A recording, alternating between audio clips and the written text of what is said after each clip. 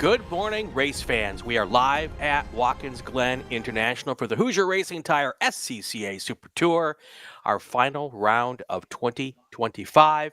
And it is going to be a big races this weekend. Cannot wait to get it started.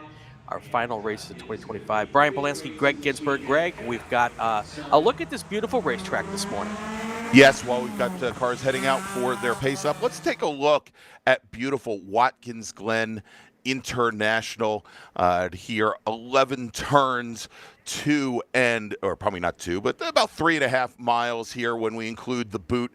And it is a track, Brian, that just asks for you to press the go pedal faster and faster. Not many hard braking zones here, and corners that are so heavily cambered. You know when you get a lap right here, you get in that groove and you carry speed, but it also makes things so difficult when trying to make passes here. Very limited opportunities to do so. Of course, watch going into the inner loop and also down at turn number 1.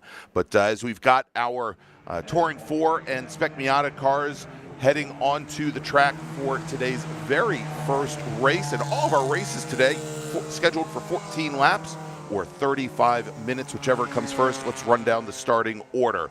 Behind pace car number 1 are going to be our Touring 4 machines. Behind pace car number 2 going to be the Spec Miatas. Starting on the front row in Touring 4 with a qualifying time, 2:12.577 in the Krug Speed Mazda MX-5. It's Jaden Lander. His teammate Aiden Rose in the number 4 machine is going to start on the outside of the front row. He's from Strasburg, New York. Mark Cephalo in the Planet Miata Mazda RX-8 will start 3rd today, with Ethan Barker in the Hoosier Mazda MX-5 starting in 4th. Then we got Connor Thomas in his Mazda MX-5 starting 5th. Then Dude Bro Brad Childs from Dude Bro Racing, he's going to start 6th in a Mazda MX-5. And then finally we've got Michael Jones in the number 69 Mazda MX-5 starting in 7th. Now we move over to Spec Miata, where Elvin Goulart in the number 72 SCDA Track Days Krug Speed Mazda will start on the pole, with John Salerno starting to his left. John is in the number 134 machine. He is out of Fairfield, Connecticut. Chris Chufo in the number 34 entry will start 3rd, and that is the Emerson Oil machine. Sean Noonan in the Kessler Engineering Krug Speed Mazda will start 4th. Starting 5th today, Ryan Maloney in the number 15 machine out of Dayton, Maryland, starting 6th. Frankie Barroso in the IAG Aero Group machine out of Miami Springs, Florida, will start 6th. Starting 7th, Travis Wiley in the number 160 machine. He hails from Mooresville, North Carolina, with North Salem, New York's Justin Ferraro starting on the outside of row number 4 in the number 17 machine. Christian Sarnecki in the Stellar Custom Jewelry MBM machine will start in 9th position, with Chuck McTudis in the Salty Dog Racing machine starting 10th. Starting 11th, Chris Allen in the number 169 Mazda out of Jenkinstown, Pennsylvania, will start 11th, with Nick Leveroni in the Flat Out Motorsports entry starting in 19th. Starting in 12th. Starting 13th today, Seth Gentry out of Hanover, Maryland, with Ren Messenger out of Bedford, New York, starting 14th. Peter Tonelli II will start 15th today, and he is in the Perry Payson Racing entry, with Zach Rosenberg from New York, starting 16th. Starting 17th, Dr. Dom Luigi in the MechSpecial.com entry will start 17th, starting in 18th. Bob Mueller Jr. in the number 60 machine. Mark Curley out of Montgomery, Texas, will start 19th. And rounding out the top 20 in Spec Miata, we've got Spencer Patterson, and Spencer is driving the number 79 Regent Square Rentals machine. As the lights are out on the pace car, Brian, and over to you for the Touring 4 start. Touring 4, our first group, Spec Miata, our second group. This was a fantastic race yesterday, and we are hoping that we get the exact same thing today. And here they come through turn 11. They'll make that little trip down to the start-finish line here. You'll see our starter there right behind the Mazda Motorsports logo here. And he will throw that green flag if he likes. Oh, no start. No start this morning. And that means that no start for our second group as well.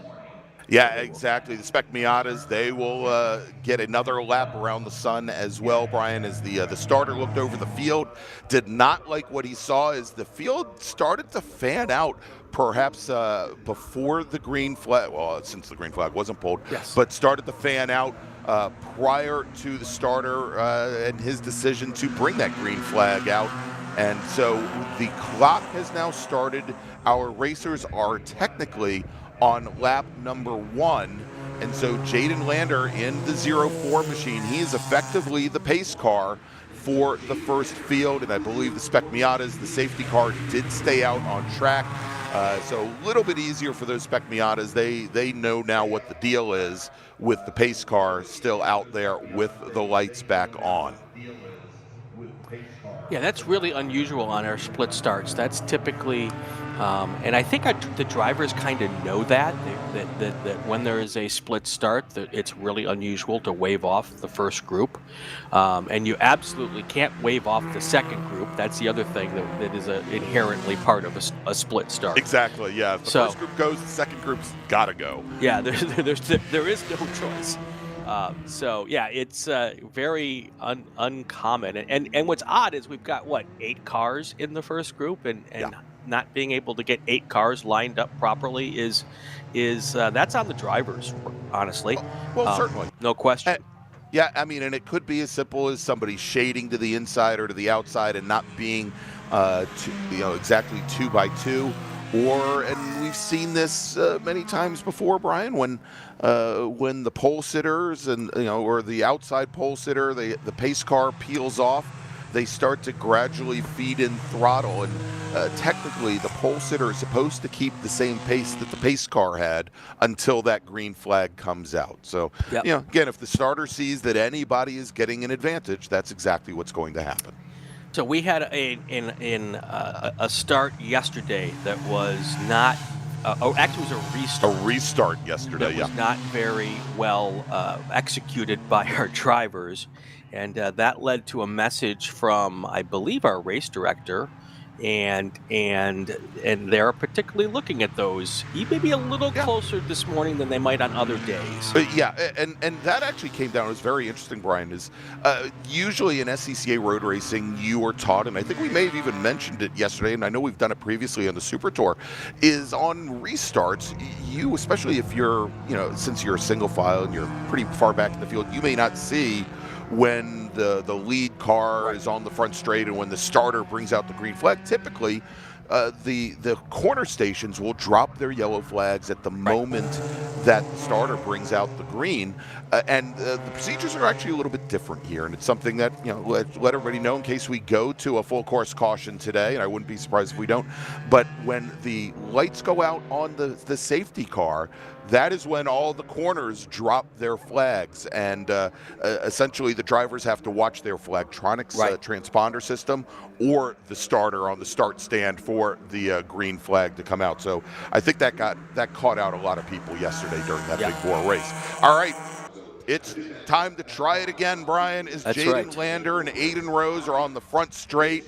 Our starter looks over the field, and now, Brian, green flag's in the air. That's right. Start part deux underway here as we get it going, and now we have our green flag. So starting lap number 2, we get the green flag here, and Mark Cephalo takes a look on the inside on that first lap, see if he can get that early lead going into turn 1. 1 car goes, 2 cars go really wide, and that is not uncommon. And Cephalo will slot into second place here. Yeah, exactly, Brian, as Aiden Rose jumps to, I believe, a quick lead here. Both Rose and Lander took that wide line, and the second car in that group had some issues rejoining safely, almost rejoined right into Mark Cephalo's fender, as they are going to go 2 by 2 into the bus stop. As our Spec Miatas now are coming out of the final corner. They'll take the green here in just a moment, but Mark Cephalo, Brian, and that's interesting. We haven't seen that much this weekend. Cephalo from the outside, from driver's left, able to get the advantage going into the bus stop. All right, green flag in the air for Spec Miata as they run down now towards turn one for the first time under full power. And here they come right up front. That, of course, is Elvin Goulart in that silver and lime green car up front. And he's got a nice early jump here on the field. Wow, look at that. Already 2 car lengths going in or out of turn one, heading towards the S's. Yeah, with Salerno and Noonan right there. Now, remember yesterday, Frankie Barroso in that red with white striped machine, the number 148 machine, he jumped very quickly up to the front and was challenging both Goulart and Noonan at the time for the lead. Sean Noonan in the 0 machine had to retire his car early yesterday after 2 laps after he had some mechanical issues. We'll see if things work out a little bit better for him here today, as for the most part the field has well, with some very few exceptions there, getting in line, going through the bus stop for the first time. I believe that was Greg Bogart in the yellow 23. Took a bunch of the dirt on that last apex of the bus stop. But Elvin Goulart now, Brian, he has managed without any real pressure going into the bus stop to open up about 2 car lengths on the rest of the field. Yes, yesterday in our race, we were side by side well through the pack for most of the first lap. Today, our cars decided single file might be the better way to go do things. Certainly less dangerous and less worrisome. And look at that. Now Mark Cephalo takes the point, it looks like.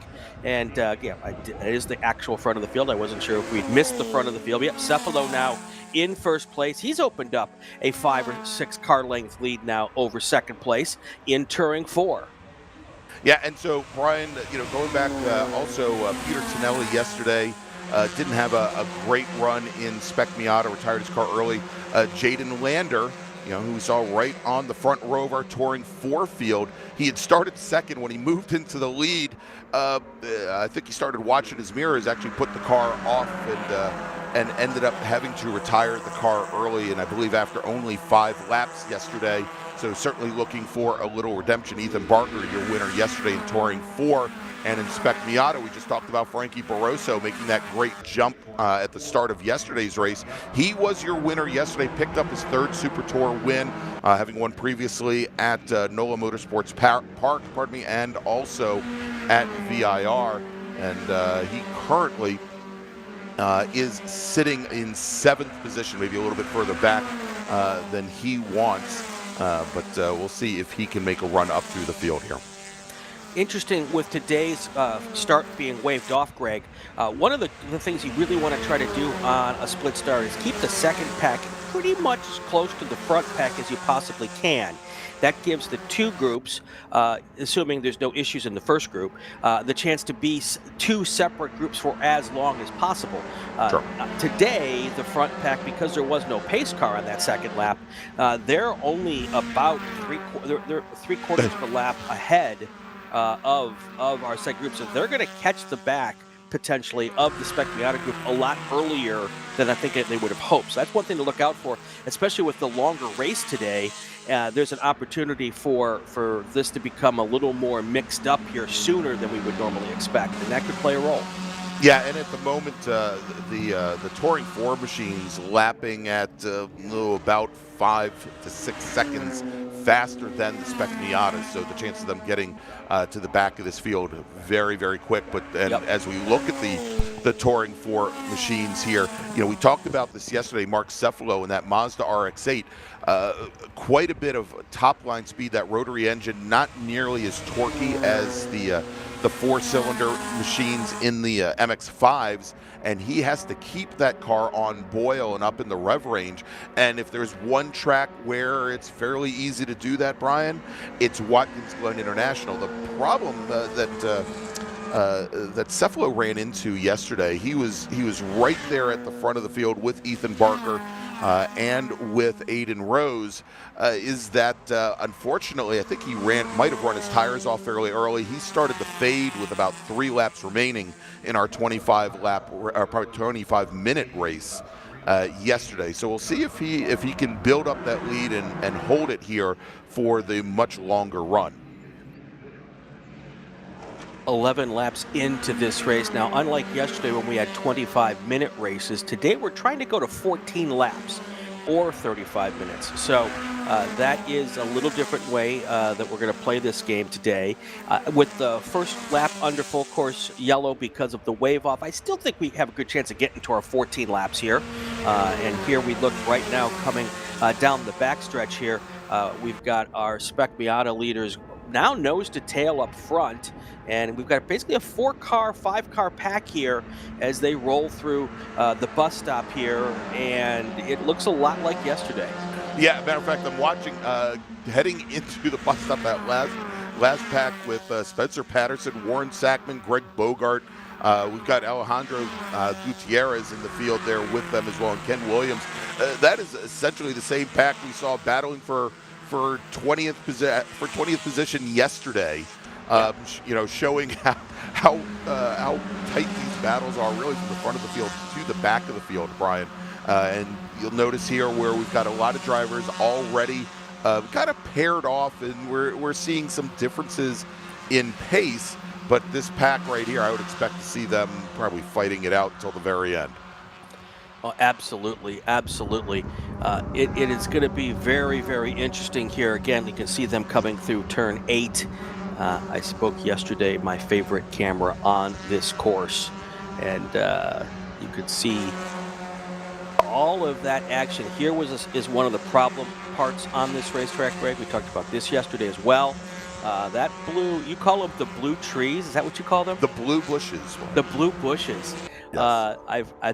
This is my first race calling here. I've never heard that before, but I love it. And yeah, those blue bushes, they sometimes the landscapers put them right in the middle of the racetrack, it appears. well, thankfully we had some cars in the middle of the racetrack yesterday. None of the Armco, thankfully, or those tires. But yeah, I mean, they loom so close to the trackside. And I mean, if there's much like a street course, it's very possible to get tunnel vision here, that you don't have a big frame of reference. But the one thing that you have to do here when you race, Brian, is you have to find a way to put that Armco out of your mind to focus on the pavement. And sometimes you have to essentially look through that Armco. One of the examples where our drivers are coming up to now, going up to the bus stop. In the last year or so at the entry to the bus stop, the Armco has actually been pushed backwards to give you a little bit better sight line in. That was done for NASCAR, I believe, 2 years ago. And the curbing there has also been reformatted. But it's very difficult there to get a feel. And talk about tunnel vision. When drivers come up through the S's, out of the 90 and up to that short chute, there is precious little that you can see. Yeah, we've got 233 people watching right now, 14 likes. That means 200 plus of you have not smashed that like button. Do that right now. It helps us with the algorithm. It helps us get this out to the rest of the world so they can find the SCCA and all the fun stuff that we do here. And maybe we get even more Spec Miatas out here or more Touring 4 cars out here. So hit that like button, folks. There you go. Want to welcome Susan to the chat, who, of course, is cheering on Ethan Barker right now and trying to wish him on to his second win of the weekend here, and as well as Mark Curley cheering on all the folks from Wisconsin as our leaders now make their way. Yes, that's right. Through Spec Miata racers, still led by Elvin Goulart. And notice that early lead that Goulart had opened up, much like yesterday, Brian, especially here in Spec Miata where these cars rely so heavily on the draft. It doesn't take long because of the not so long straightaways, but again, lots of high-speed running here to be able to essentially wipe out that lead just by sticking in the draft. And here we go. We were worried about the Touring 4 machines coming up on the back of the Spec Miata field. Well, now we've got the Spec Miata leaders coming up to the back of Michael Jones in the number 69 Global Cup car. And they're going to be coming upon him probably, well, right about now. He's going to pull to the inside there and hug that white line as the racers make it down to the bus stop, down to the inner loop at turn 5. a perfect example of a car knowing that they're off pace and deciding to just let the leaders through. And I'm sure once they get through the bus stop, he'll do the same thing. Look, just the same exact thing here, playing nice and wide to let the second pack through. A little different feeling today, Greg. Yesterday felt like it was a very fevered pitch the entire race. A lot more jostling for position up front. Today, looks like these front 5 cars decided that they'd like to take these early laps in our extended race time and just try to pull away from that second pack. And as I say that, they start to get racy. But they seem more organized today. Yeah, indeed. So as you see, Christian Sarnecki taking a look to the inside on Chris Chufo, the 44 on the 34. Indeed, I think that extra 10 minutes or extra 3-4 laps does make a difference. But you usually find here, Brian, at Watkins Glen, where the racing is very frenetic at the beginning of a race, and you see a lot of challenges for position. In many cases, because of the nature of racing here, and look, it's not pro racing, it's amateur racing, and people get things wrong every once in a while. And there is a huge opportunity for full course cautions to come out here and break up the flow of a race. And sometimes there is that wanton desire to get those positions in early before that happens. Thankfully so far, and when drivers kind of chill out a little bit, it doesn't happen. So we'll see here. But notice as Sarnecki and Chufo were fighting it out for position, that allows Elvin Goulart, who's driving his son Ethan's race car this weekend, to reestablish that gap back to second, as the 44 machinist Sarnecki now moves up. Not only got around Chris Chufo, but got around Sean Noonan in the 0 car as well. And so moves Sarnecki up to second. And Chris Chufo, who was running in third just a moment ago, he drops all the way back down to fifth after that fight. Yeah, Chufo got cycled out yesterday, and I think he may have learned a lesson by the way he managed that race yesterday, and he's really trying to stick with that top group and not get cycled back to that second group. So smart move there by him today to do whatever is needed to stay there. Interesting with Goulart running his kid's car this weekend. Obviously, a kid can't drive, Ethan, because he's under 18, and there's a whole. We went through all of that yesterday. We won't go through it today again. No. But there's rules for that in New York State. And but maybe he's getting a chance to see how good this car is and where it's good, so that he can upgrade his car, his machine, exactly, for the next race weekend. Well, and I actually ran into Ethan last night at the end of the evening, and I said, "Oh, hey man, how you doing?" And he goes, "I really want to be out here racing, but age." that was essentially the end of the conversation. We both knew. But I think that there's a lot of truth to that, Brian. Is you can have 2 cars that are built up side by side, and there are always those small little differences, and maybe a setup works for one car that doesn't work for the other car. But now we've got Christian Sarnecki back up to the back of Goulart. Should watch, though, because I think we just also saw, indeed, and now there's a little bit of a gap from Sarnecki back to our new third-place runner, and that is Frankie Barroso, who was back on the opening lap time, back in 7th position, now up in the 3rd. And that first 5 group now has been caught by that second group of 4. So essentially we now have a 9-car train up front in Spec Miata. Taking a look at our field in T4, Mark Cefalo, he has opened up a 3.2 second lead over Aiden Rose. And then Aiden Rose right behind him, Ethan Barker, Jaden Lander. That's how they're stacked up in T4 right now. So we want to give a quick update on T4. We should take a peek at that.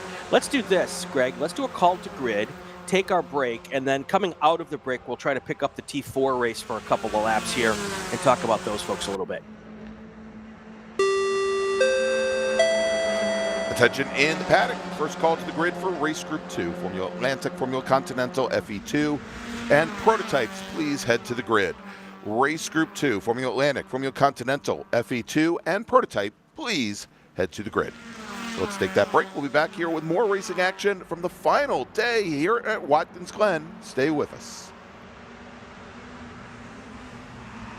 Hoosier Racing Tire is proud to be the presenting sponsor of this year's Hoosier Racing Tire SCCA Super Tour. As the world's largest race tire manufacturer, Hoosier has been at the forefront of motorsports innovation for more than 65 years. From local tracks to the global stage, Hoosier is dedicated to delivering high-performance tires that meet the demands of champions. Whether you're a seasoned competitor or an aspiring racer, Hoosier tires are engineered to help you push the limits. For more information, visit us online at HoosierTire.com or visit us trackside, and remember to connect with us on social media. Hagerty is the official and exclusive insurance partner for SCCA. Hagerty provides affordable off-track insurance protection for motorsports vehicles while in the paddock, in transit, in storage, and at the shop. They provide guaranteed value coverage and even have protection for your trailers. SCCA members can save 5% on insurance through Hagerty. Hagerty, let's drive together. Learn more at Hagerty.com. For more than 30 years, championship-winning drivers have demanded the Hawk Performance braking advantage. Now you can experience that same advanced technology on your daily car, truck, or CUV with Hawk Performance street products. With brake pads, rotors, and fluids that deliver smooth braking for muscle cars and tuners, Super Duty solutions for tow vehicles, custom-engineered motorsports friction designed specifically for road racing, autocross, drag, and everything in between, Hawk has all your braking needs covered. Visit hawkperformance.com to learn more. Hawk Performance, what's stopping you? Ready for a new race trailer? Bravo Trailers is the exclusive partner of the SCCA. Owned by longtime SCCA racers, Bravo Trailers work better, load easier, and tow better because they build them with the racers in mind. Visit bravotrailers.com to see your new trailer in aluminum or steel. Tire Rack was established over 40 years ago by an SCCA member with a passion to find the right tires, wheels, and now brakes and suspension products for racers and enthusiasts on both street and track. As official tire retailer of the SCCA since 1995 and sponsor the Runoffs Pole Award, along with the National Solo Program, National Time Trials Program, and Track Night in America, Tire Rack is proud to support the SCCA and its members as they go have fun with cars. If you like what you see today, become part of the action by joining the Sports Car Club of America. Whether you want to drive, flag, organize, officiate, have fun with cars, or meet 65,000 enthusiast friends, SCCA offers plenty to feed your motorsports obsession. Ask someone trackside how to get involved, or visit SCCA.com for more information.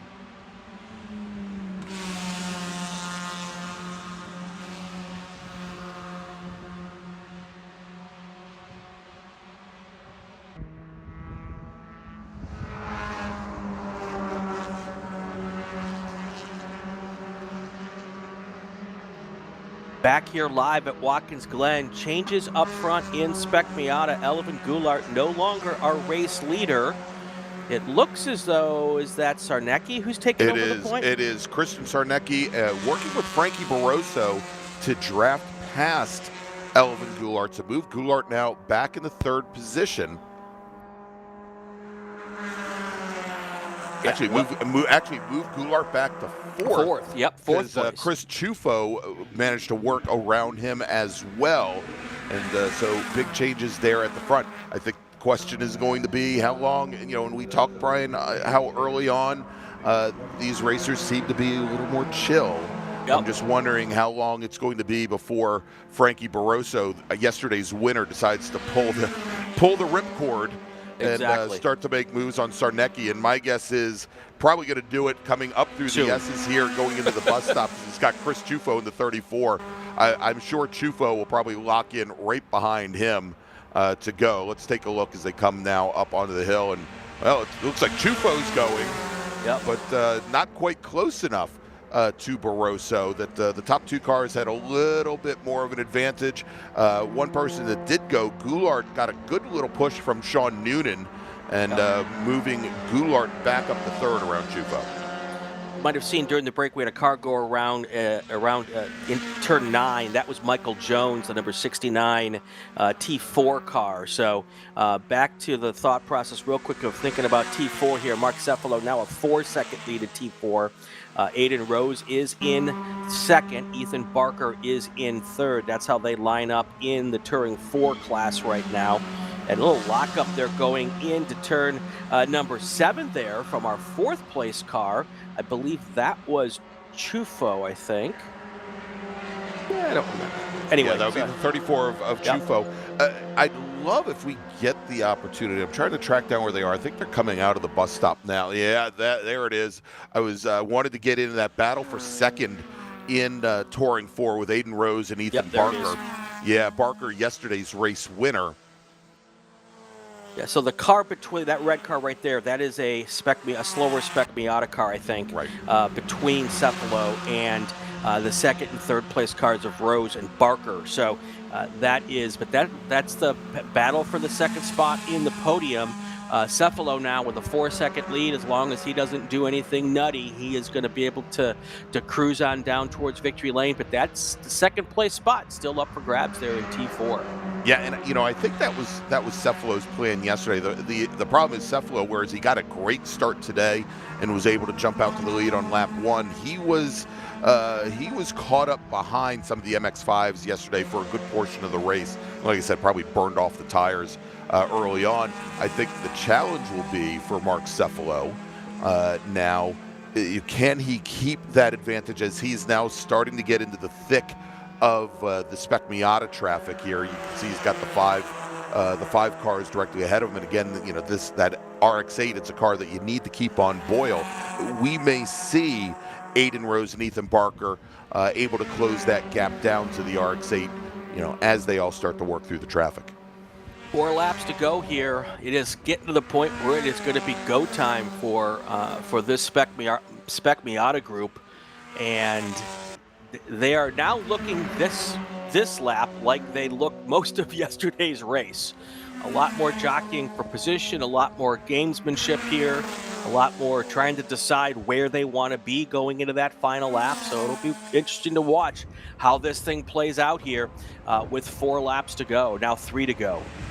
And Brian, as I was just talking about Cephalo having to deal with some of that Spec Miata traffic, he had probably the best possible outcome. He was able to use them as for draft going up through the S's, and was able to slingshot past all of them on the outside. Yesterday, if you remember, he got caught up right in the middle of like 5 of them. Right. And today, he was able to go right past, and now both Aiden Rose and Ethan Barker are probably going to come up on this group at absolutely the wrong time. They're probably going to come up on them right down, going into turn 7, going into the toe of the boot. It's going to be horrible for them. Although, again, if they could make a pass here, like for example, at turn 7, I think we're going to see that pair split up.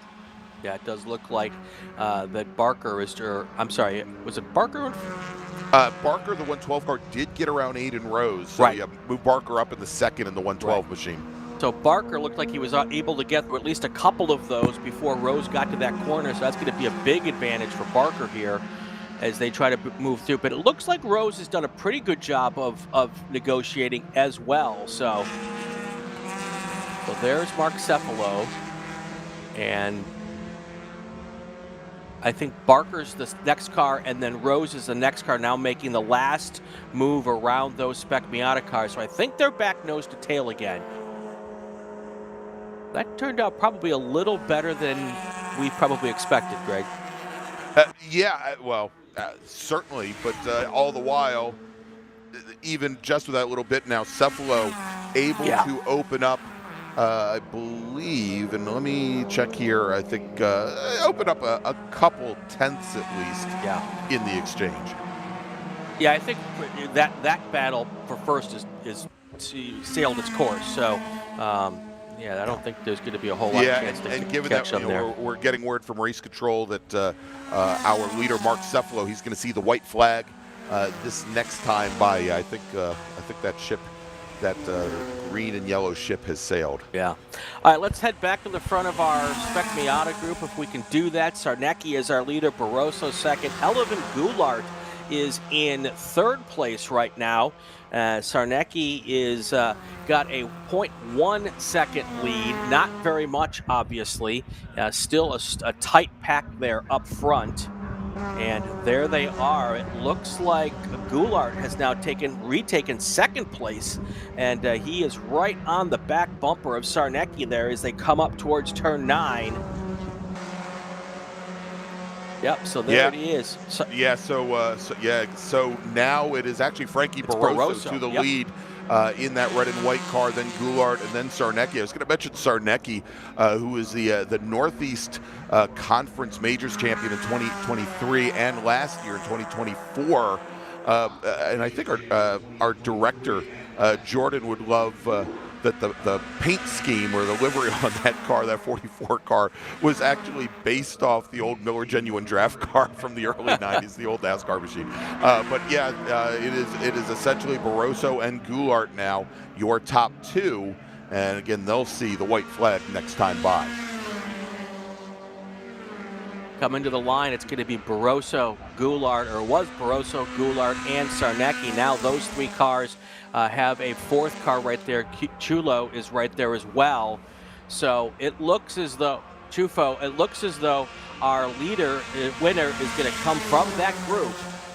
All right, and white flag, Brian, in the air for Mark Cefalo, who is now starting lap number 14, and Sarnecki with the lead. And oh wow, Barroso to the lead as Sarnecki grabs a ton of dirt on that last apex, and he may lose a position to Chufo now because he just did not get a good run out of the bus stop, and it also gives Elvin Goulart a chance here, no longer having to fight with Christian Sarnecki.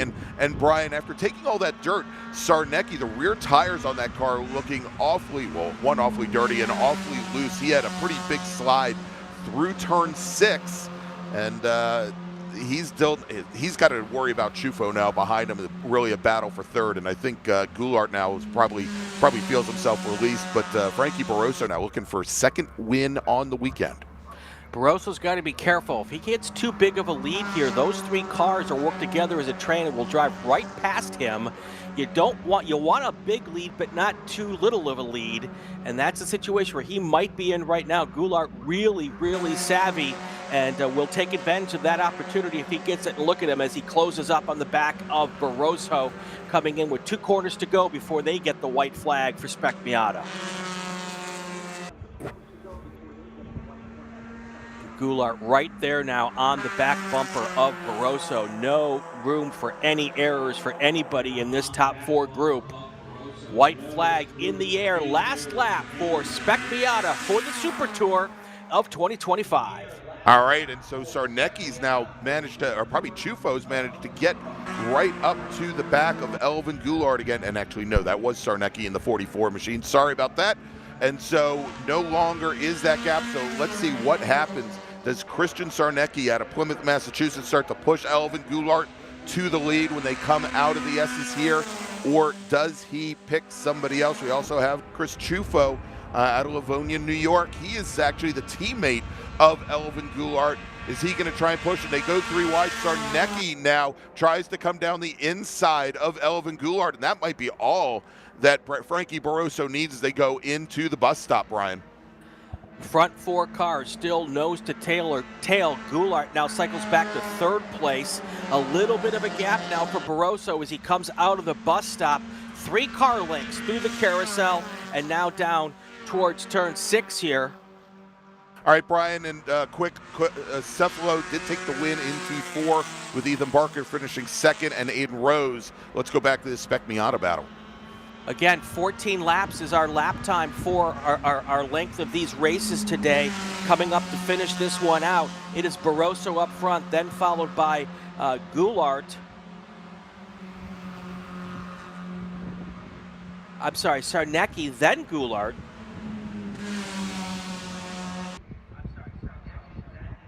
Here they come now down to turn 8 for the final time. Still very, very up in the air. Who's going to take the podium spots in this race? And Brian Chufo in 4th, runs very wide out of turn 8, actually drops off the top 3 here momentarily, giving a little bit of clearance to Sarnecki in, or probably to Goulart in 3rd as they make the run down to turn 10 for the last time. All right, 2 corners to go. Who is it going to be coming to the line? Right now it's Barroso up front.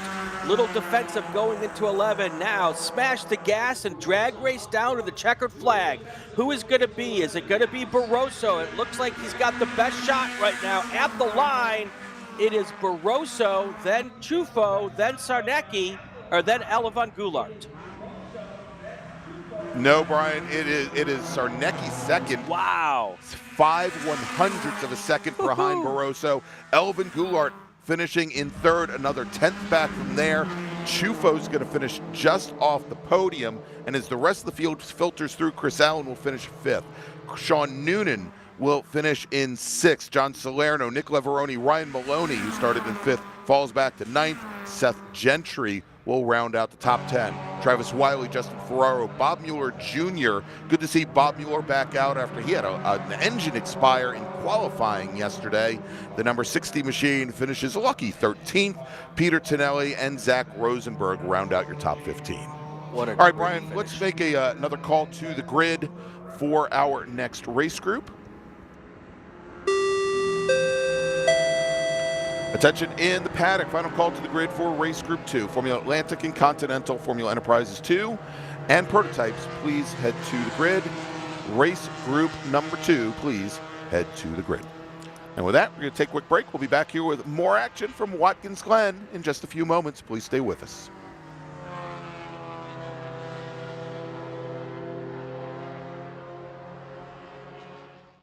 My customer experience with Mazda has been absolutely fantastic.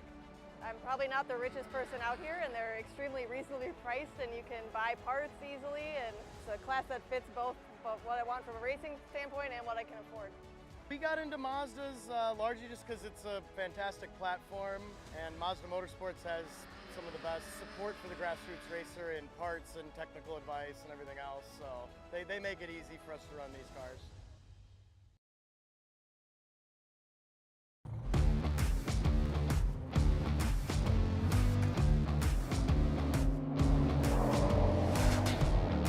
So what is the Tire Rack SCCA Time Attack Challenge? It's Time Attack at its best. It's fast, it's fun, it puts you in the driver's seat at some of the best racetracks across the country. So you might be wondering, can I do Time Attack? Short answer, absolutely. On any given weekend, you'll find everything from a novice driver in their street car to a seasoned racing professional in a mean machine like one of these, both out here to have an amazing time chasing their fastest lap. Now I know what you're saying. John, my car's not ready for this. I don't have a Time Attack car. Well, the beautiful thing is, you do. We have classes such as Sport, where it takes hand tools to bolt on some minor modifications, to Tuner, where you get to do some adjustability with coilovers and add a little bit of power. Then Max, you take that, add wings, more power for pure awesomeness, and then you get to Unlimited, which is, well, unlimited. So what's a Time Attack Challenge weekend look like? Well, that's up to you. Whether you're here to get a new personal best, maybe get on the podium, or maybe your goal is that new lap record. Either way, you're going to get 2 days on track where you can chase your fastest lap. And then we're going to take a fast lap from each day, put them together, and that's your result for the overall weekend. It's a great event. It's a great track. It's our second year here. We will definitely be back next year. We're from Dallas. It's a long drive to get here, but it's worth it. This place is great. Dude, the event's awesome. These guys are so nice. And then on top of that, like, everybody wants to help everybody. Everybody wants to see everybody improve, and it's just such a, like, the whole time you're here, you feel really good, you know. People are really nice, so I love it. If you want to go the time trial route and put a clock on the car, everybody that's your competitor is also your best friend. You'll meet a new family here. Sound like a good time to you? I know it sounds like a good time to me. So come join us. You'll find more information at timetrials.scca.com.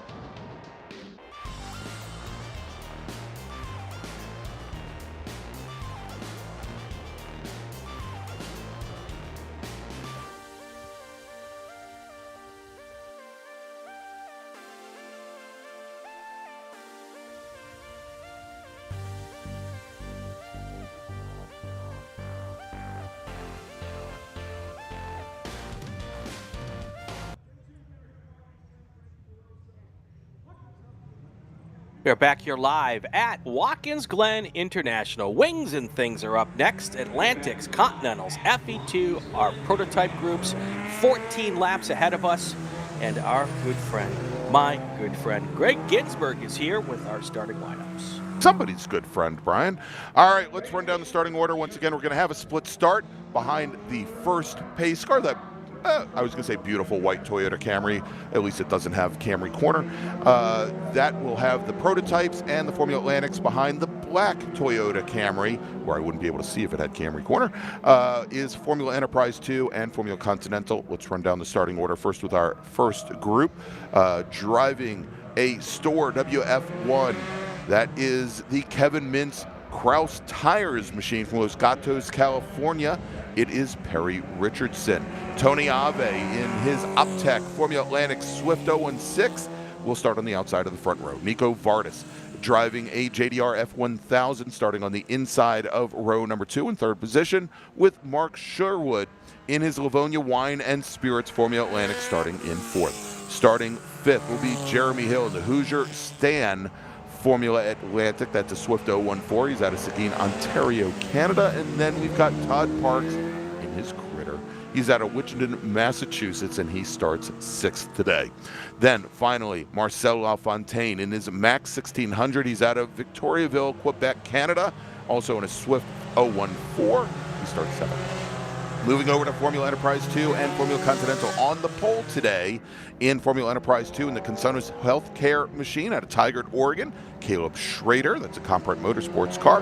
Steve Whitston in the Alliance Autosport LOA construction machine out of Georgetown, Texas, will start on the outside of the front row. Dexter Suba in the Alliance Autosports FE2, the number 89 car, will start third, with Sam Harrington in the Harper Home Services of Michigan machine. He's from Finksburg, Maryland. That's a long way to go to get a sponsor, by the way.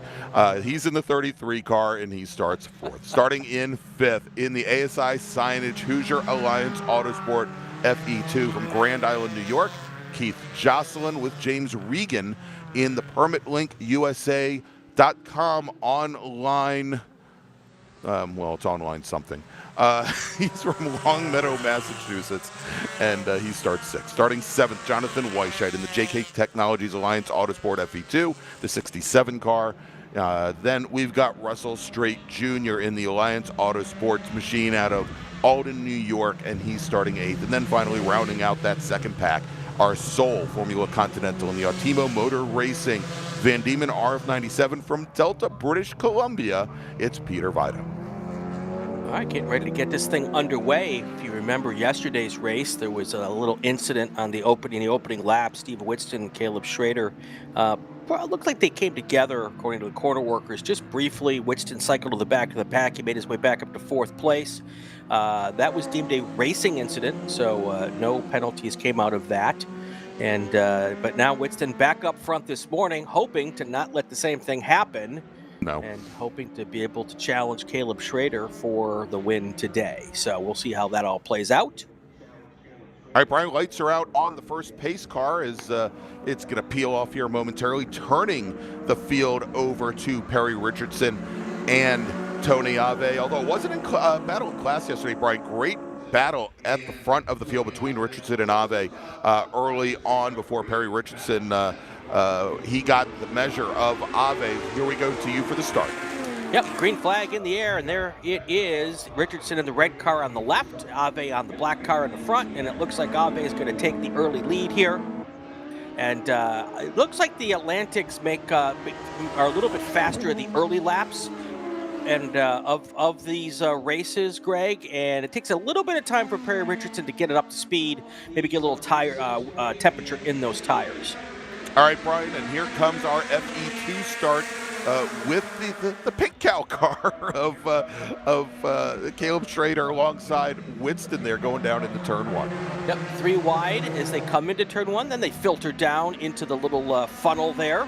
And there is the same look that we had yesterday at the start of the race with Caleb Schrader out front, Winston right behind him, the white car, as they come up the hill towards the S's. And of course, the big question, Brian, as they round turn 3, take the short chute down towards the bus stop. are 2 cars going to come out of this time instead of just one?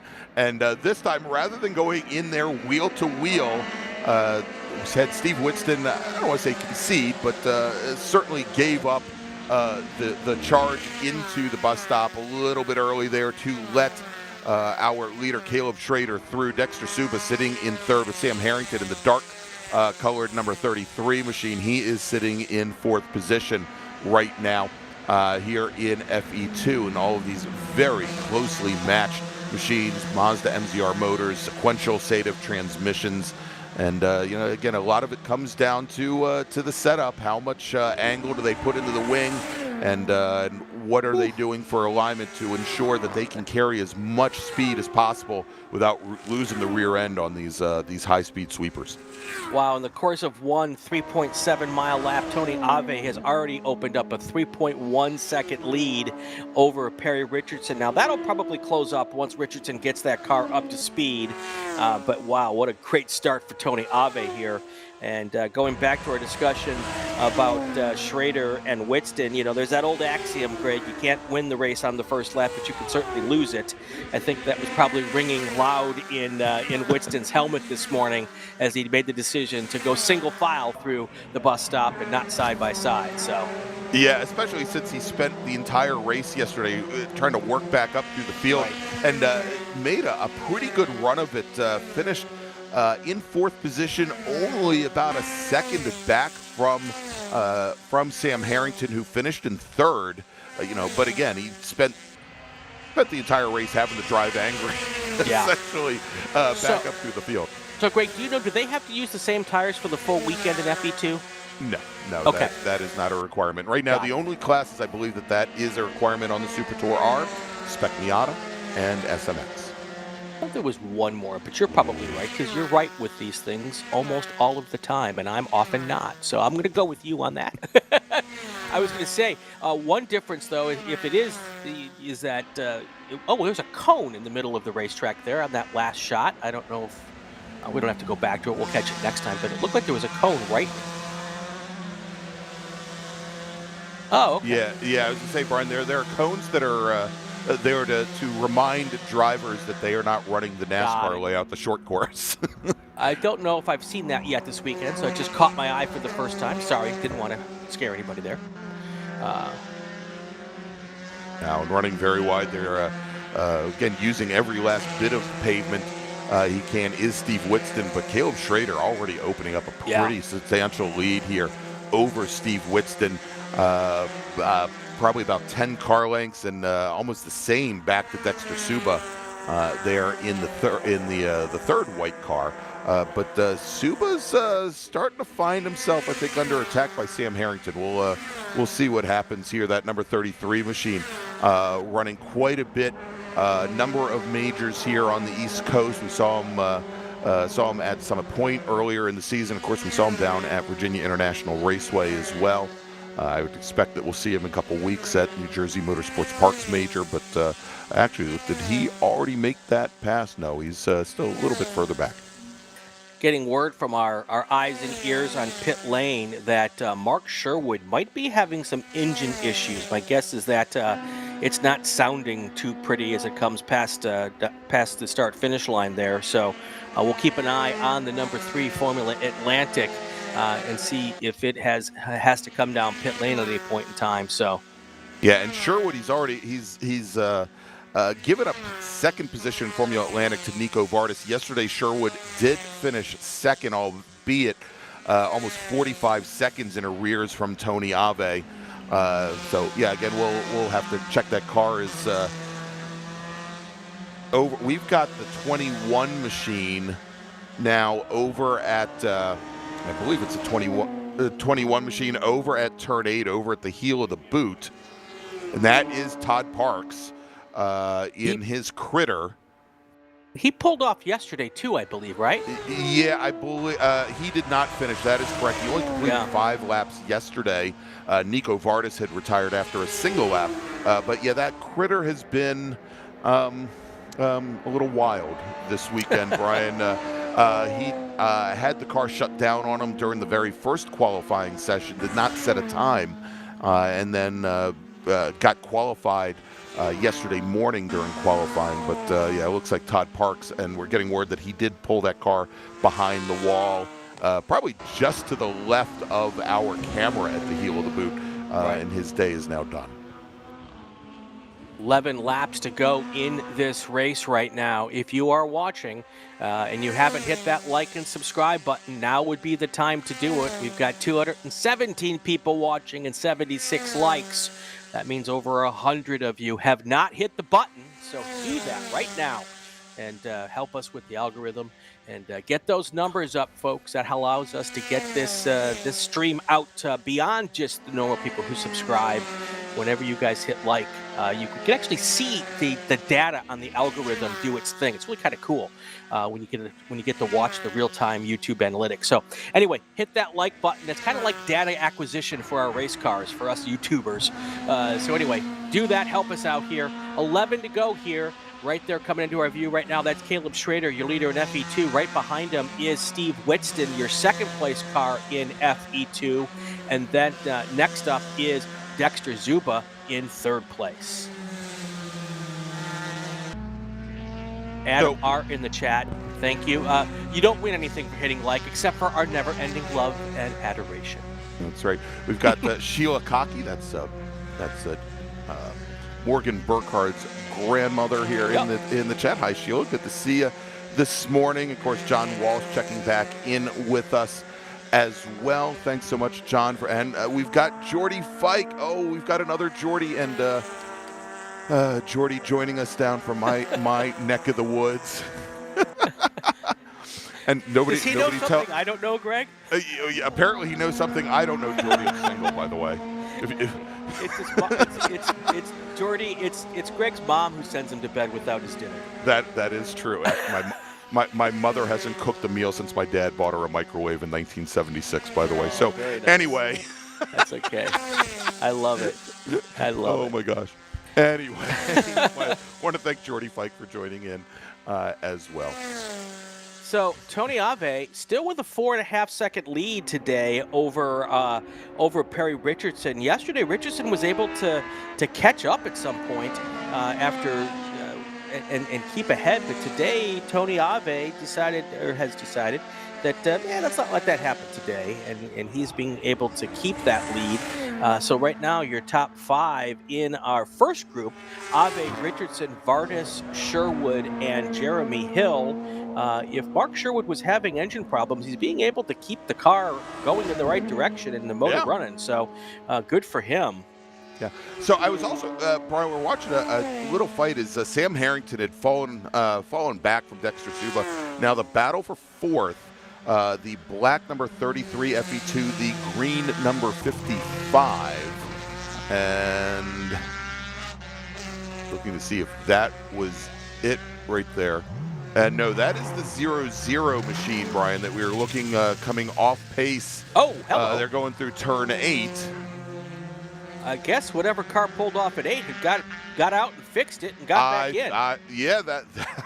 So we'll get to that. So Jeremy.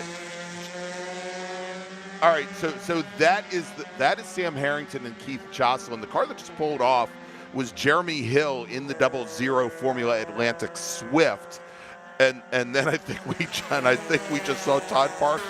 I told you that critter was wild, Brian. I think it may have just decided to leave from behind the wall and take Todd through the gravel trap, whether he wanted to or not. Yeah. All right. Well, a little action here in our. I would say, Brian, we're getting word that the flaggers down over near the 0-0 machine. They feel that the 0-0 car is quite exposed. So we may see something more than a local caution here in just a moment. We'll see what happens. Well, we'll keep an eye on that as we go there. They've got right now a local standing yellow in turn 9, and hopefully they can cover that car up since it's exposed and get it out of the way enough. But we'll see what happens here. Now they've got a backup, looks like a backup flag in turn 8 as well. Yeah. To give them a little bit of extra protection there as they try to get to that car and maybe push it to a more safe location. Done a pretty good job of keeping our cars, and I hate to put the announcer's jinx out there, keeping these races green this weekend. We've had some pretty good work by our corner workers and our safety crews to push things and get things in a safer spot so that we can keep racing. So good on them for that. Perry Richardson has chopped away at the lead of Tony Ave now. 2.3 seconds is the lead now between first and second overall. Caleb Schrader in FE2, he's opened up a 5-second lead over Steve Whitston. And then Dexter Zuba is in third place. Yeah, and Brian, back. So getting word now that Jeremy Hill is out of the car, and it's parked in a fairly safe position. Oh, well, I thought it was, but we are going to a full course caution here at Watkins Glen. So apparently race control did not feel that car was in a safe position. And you see the white Camry safety car ready to deploy there from just past turn 1 as we look to pick up our leaders. And Tony Ave just now passing the start-finish line. And so the safety car will deploy from there by turn 1 in just a moment. And you can see that hopping out onto the racetrack there. There is your race leader now going through turn 1. And now the white flag is waving. Now in this situation, folks, if you're not used to the SCCA, that white flag probably shouldn't be waving. But a white flag at the corner indicates that there's a slow-moving vehicle on the racetrack, either an emergency vehicle or could even be a slow race car. But that's the indication to the drivers to keep an eye out for something that probably isn't at the pace you're used to. So yeah, and I'm looking to see if other than the safety car, and this is great, Brian, on our Flagtronic system. Yep. We actually can see the speed of the safety car, and he is right at 35 or 36 miles an hour currently. But I think that was the slow-moving vehicle at the moment, as we are seeing now some of our emergency services teams deploy from turn 8 that they're going to head up and try to get the 00 machine out of the way. So let's take this opportunity, Greg, since we are in the middle of our first yellow caution period of this race, and hopefully our last. Let's do a call to grid, take our break, and we'll do that while we're slowed down so we can get as much green flag action live for you as possible. Attention in the paddock, attention in the paddock. First call to the grid. Race Group 3, E Production, F Production, H Production, and B-Spec. Please head to the grid. Race Group 3, E Production, F Production, H Production, and B-Spec racers, you may start heading to the grid. Let's take that break, Brian. We'll be back here with more, hopefully, racing action from Watkins Glen International. It's a 2025 Hoosier Racing Tire SCCA Super Tour. Please stay with us. For more than 30 years, championship-winning drivers and teams have demanded the Hawk Performance braking advantage. Now you can experience that same advantage technology on your daily car, truck, or CUV. With brake pads, rotors, and fluids that deliver smooth braking for muscle cars and tuners, Super Duty solutions for tow vehicles, custom-engineered motorsports friction, designed specifically for road racing, autocross, drag, and everything in between. Hawk has all your braking needs covered. Visit hawkperformance.com to learn more. Hawk Performance, what's stopping you? Summit Racing is a proud partner of the SCCA and its nearly 70,000 members. Get more bang for your buck at summitracing.com. Choose millions of in-stock parts from over 1,500 name brands, parts for racing, street performance, trucks, plus tools, accessories, and more. Shop anytime, anywhere with the Summit Racing app. Ready for a new race trailer? Bravo Trailers is the exclusive partner of the SCCA. Owned by longtime SCCA racers, Bravo Trailers work better, load easier, and tow better because they build them with the racers in mind. Visit bravotrailers.com to see your new trailer in aluminum or steel. For more than 100 years, Sunoco, SCCA's official fuel partner since 2001, has been fueling victories on and off the track, which is why Sunoco has trusted the fuel over 50 series of racing, driving, and winning, including the SCCA National Championship runoffs, SCCA Pro Racing, Trans Am, and NASCAR. To find race gas near you, visit SunocoRacefuels.com or call Sunoco at 800-RACE-GAS. Mazza Vineyards is the exclusive sparkling wine for podium celebrations at the Hoosier Racing Tire SCCA Super Tour, SCCA Runoffs, and Tire Rack SCCA Pro Solo. Celebrate your racing weekend with Mazza Vineyards and learn more at enjoymazza.com. Did you know SCCA members can save $20 on every track night they sign up for? That's right, Track Night in America, driven by Tire Rack, now hosting 150 events at more than 30 tracks across the country. It's the easiest and most affordable way to get you and your friends on track in your street cars all year long. Visit tracknightinamerica.com to learn more and get yourself on track. It's the 2025 Hoosier Racing Tire SCCA Super Tour, the premier amateur road racing series bringing together top SCCA road racers from across the country. The Hoosier Super Tour visits some of the greatest tracks in North America, showcasing each of our 23 car classes. From production to GT cars, prototypes to Formula cars, the Hoosier SCCA Super Tour packs a ton of wheel-to-wheel racing action into every event.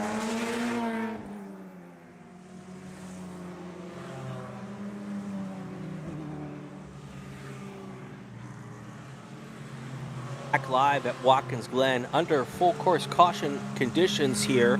You probably just saw it on the screen. We had a car head off in turn 9. It is now under the toe of one of our track crews, and right here heading to pit lane. As soon as that hits pit lane, I think we'll be in good shape to be able to go back to racing, Greg. Yeah, just waiting to hear the word from race control, but does not appear as though there was any cleanup needed, no fluid put down. When the 00 machine of Jeremy Hill out of Seguin, Ontario, Canada expired. It gave up the go. Yeah, exactly. And yeah, there we go. Pace car drivers, safety car drivers have just been told, and the rest of the field has been told, that we will be going back to green flag racing this next time by. So still about a mile and a half, and we'll have those green flags out. And again, Brian, we talked about this. The procedure's a little bit different than what we're used to in SCCA racing, that once the lights are extinguished on the safety car, all the corner stations, they'll drop their yellow flags, but the racers will not be able to start racing until the green flag is displayed at the starter stand, at which point the little in-car display units, the Flagtronics units that all of these racers are required to run, will then display the green flag, and then the racers will be able to go. I think it takes some of the fun out of this. It used to be, you sit and as you watch the corner stations and you wait for the corner to drop the yellow flag. Sometimes you could catch racers unawares. You could also catch racers where they may have just passed the corner station, and wouldn't have the next corner station in their eyes for for a couple hundred feet, and you had a definite advantage and a way to pick off, maybe make some easy positions there. But now literally every racer knows at the exact same time when the track is green again. Well, and the Flagtronics units also can mark the speed of each of the cars. So if one car or a couple of cars decide to start speeding up before that happens, that'll alert our people in race control, and they can take care of that situation appropriately as well. So yes, maybe taking a little fun, but certainly making it fair now, and no one gets that famed unfair advantage. Interesting here, Greg. Perry Richardson now caught up to the back of Tony Ave, right? And let's see if if he's able to put a little charge on here at the front of the pack here as we get ready. We're going to be 5 to go when we go back to green. And Brian, what are you saying? I'm watching our Flagtronic system. Pace car at 60 miles an hour. Tony Ave, our lead car, at 53. So a little bit of a difference there. As the pace car now onto the pit lane, turning things over to Tony Ave as our racers come onto the front straight. Let's look for that green flag, and there it is. We're back underway. Yep, green flag in the air, and Ave jumping out to an early lead. And actually, Richardson with some pressure from behind from Nico Vardis. Richardson slowed down. The whole field's going past him, Greg. Yeah, I was going to say exactly. That prototype car, not only did he not get a good start, he is now certainly off pace as our FE2 field are working their way by. Maybe you want to make it a good clean fight there with Todd Parks and the Critter, as well. Todd Parks has now gotten around him as well.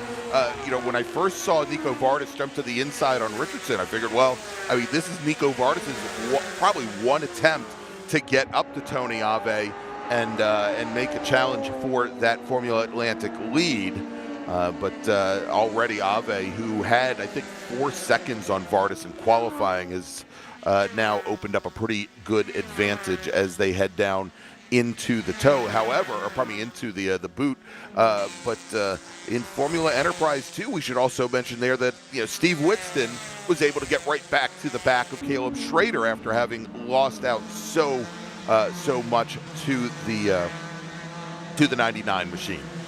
Yeah, but it looks like Dexter Zuba has been able to get around Steve Whitston here on the restart as well. So we'll keep an eye on that as we go. One thing to note with the difference between Tony Ave and Nico Vardis, Ave is in what we would consider the more traditional Formula Atlantic, a Swift 016. Nico Vardis is in one of the new school Formula Atlantics, which is it's a Formula 1000 car. So motorcycle engine in that car, very different way that those two cars operate. And Brian, we did have the 67 machine. That's Jonathan Weisheit have a bit of a moment at the heel of the boot, spun the car. He has now rejoined, but he now falls to the back of the FE2 field.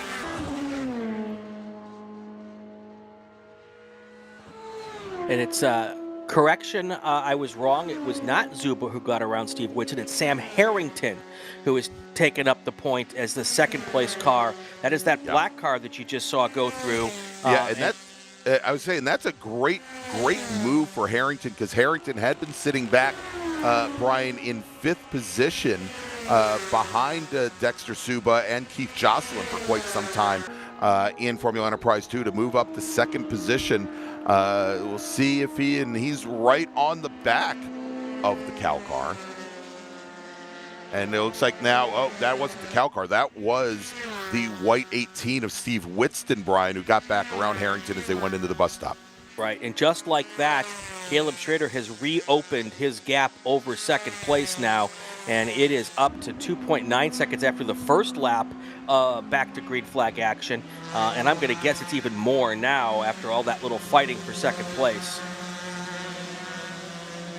Perry Richardson was in 2nd place. We saw him fall back at the start. He has gone into the pits. It looks like there's a broken suspension part on that car, and that's why he could not get up to speed.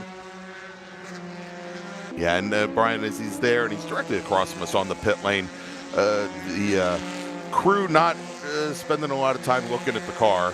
Right. Actually, they are looking towards the rear of the car, maybe at the under tray, but yeah. Looks like obviously his day is now done. All right, next time by for Tony Ave will be 3 laps to go here. Probably do another call to grid, Greg. I'm sorry, Brian? We should probably do one more call to grid. Yeah, we could do that because this race is going pretty quickly. So yeah. Attention in the paddock, attention in the paddock. Second call to the grid for race group 3. E production, F production, H production, and B-Spec. Race group 2, please head to the grid. All right, Tony Ave now with a 6.9 second lead over Nico Vardis. There's Ave coming through your screen right now, and then Vardis, the next black car here.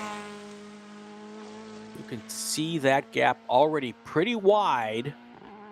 Yeah, it was almost 4 seconds when they completed the last lap. Quite a bit more than that now. Actually, I think closer to 8 seconds at the line. Pardon me. Probably true. Yeah, you can see it there. There's Caleb Schrader as well, with Steve Whitston right behind him as they come through turn 6. And then right behind Whitston there in the black car is Sam Harrington.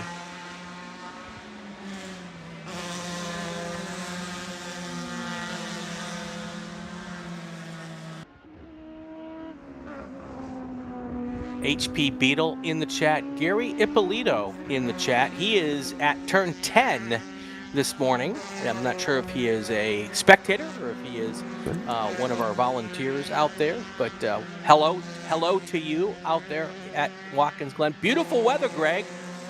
Yeah, absolutely, Brian. Very, very different than what we've seen the last 2 days. Also, getting word real quick, next time Tony Ave, who just turned in the fastest lap of the race, next time he crosses the start-finish line in about 3.5 miles, he will get the white flag. So we're on second to last lap right now, working lap number 13. Right now, your top 5 in FE2, Schrader, Witston, Harrington, Dexter Zuba, and Keith Joslin.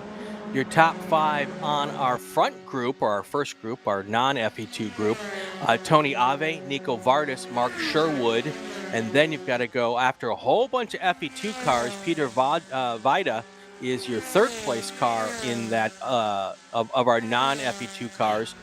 Todd Parks back on the racetrack. He is now in 4th. Yeah, you know, Brian, I was going to mention that as far as, you know, Todd Parks had pulled that critter off over at the heel of the boot early on in this race, and then seemingly rejoined at just the right time, as he's now showing us a lap up from Perry Richardson, who is also in the pits. If he had stayed down there, I guess he would have been qualified as second in the race. And there he is right there, and it definitely appears to be back up to speed. Of course, he's a couple laps down from a lot of our racers right now, and showing in 13th position, 3 laps down from our leaders. But again, he bought himself a win. There we go. White flag in the air. Tony Ave, 3.7 miles to go here to take his win here at the Hoosier Racing Tire SCCA Super Tour. Last Super Tour race of 2025 for these cars. Some other racing action that they can do throughout the summer, but a lot of these cars will be with us at the SCCA National Championship runoffs coming up late September, early October at Road America. There was Caleb Schrader crossing the line for the second to last time. Now he has another 3.7 miles to get to his second win of the weekend in FE2. If he can keep it on the racetrack, it'll give him back-to-back wins. Another sweep for him at another Super Tour. Yeah, and Schrader about 7/10 off of the track record. I figured, you know, Brian, it was pretty cool here today. Still only about 66, 67 degrees, fairly dry. And of course, the track in very good condition with the sun not really beating down this early on. And I thought he might stand a chance to reset the track record that Russ Turner set 3 years ago, back in 2022. Well, let's do this, Brian. Let's jump over to the bus stop, because that battle for third in FE2, Sam Harrington and Dexter Suba. Suba has closed things back down on Sam Harrington. Yeah, definitely. So Harrington's the black car, Zuba the white car here with about a half a lap to go for this final podium spot here in FE2. We'll see if Zuba has anything left in that car to make that final push. Checkered flag is in the air for Tony Ave. We'll stick with this battle for second place, or third place in FE2. That is the only real battle for position, podium position left on the racetrack. And here it is, Zuba trying to be really big in the mirrors of Harrington. And Brian, for a few moments there, it looked like Keith Jocelyn might enter the chat as well, as Zuba tries to come underneath Harrington at 9. Yep, no chance there, but he's really pushing him. Let's see, looking for Harrington to maybe make a mistake. 2 corners to go, and then the drag race down to the checkered flag. Looks like Harrington's going to be able to hold on here. And here is the checkered flag for the podium, last spot, and it will end up being on that podium, Sam Harrington.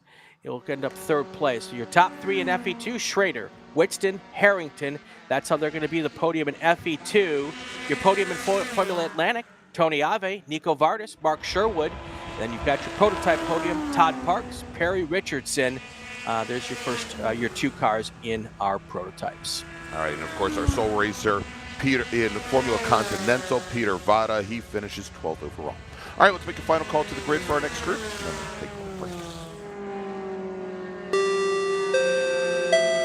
Final call for E Production, F Production, H Production, and B-Spec Race Group 4. Please head to the grid. Your race starting in just a few moments. All right, we'll be back in just a few moments with our last race of the morning here from Watkins Glen International, the 2025 Hoosier Racing Tire SCCA Super Tour. Please stay with us.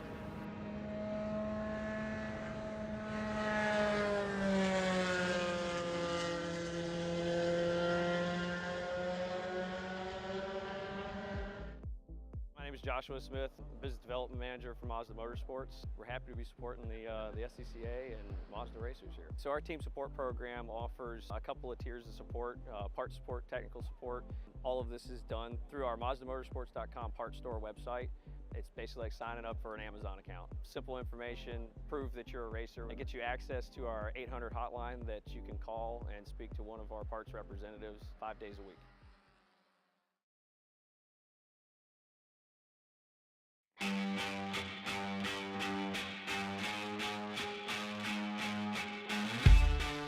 You're coming up on your first track day, and no doubt there's some anxiety about how it's going to go, how you're going to do, and wanting to make sure that you have the best time you can.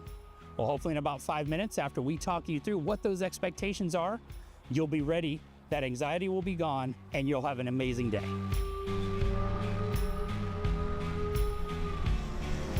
So the car is ready. Tires are good, brakes are bled, your tote is packed with your air gauge and your water and your snacks, and it's time to go to the track. Well, let's talk about what that's gonna be like and how you're going to have a good day. The first thing you wanna make sure you know and understand is the day's schedule. There's gonna be a rhythm that you're gonna get into of what meetings you need to go to, when you're gonna debrief with your instructor, when you need to check your tire pressures, when you need to drink some of that water, and then when you get back into the car and get to grid.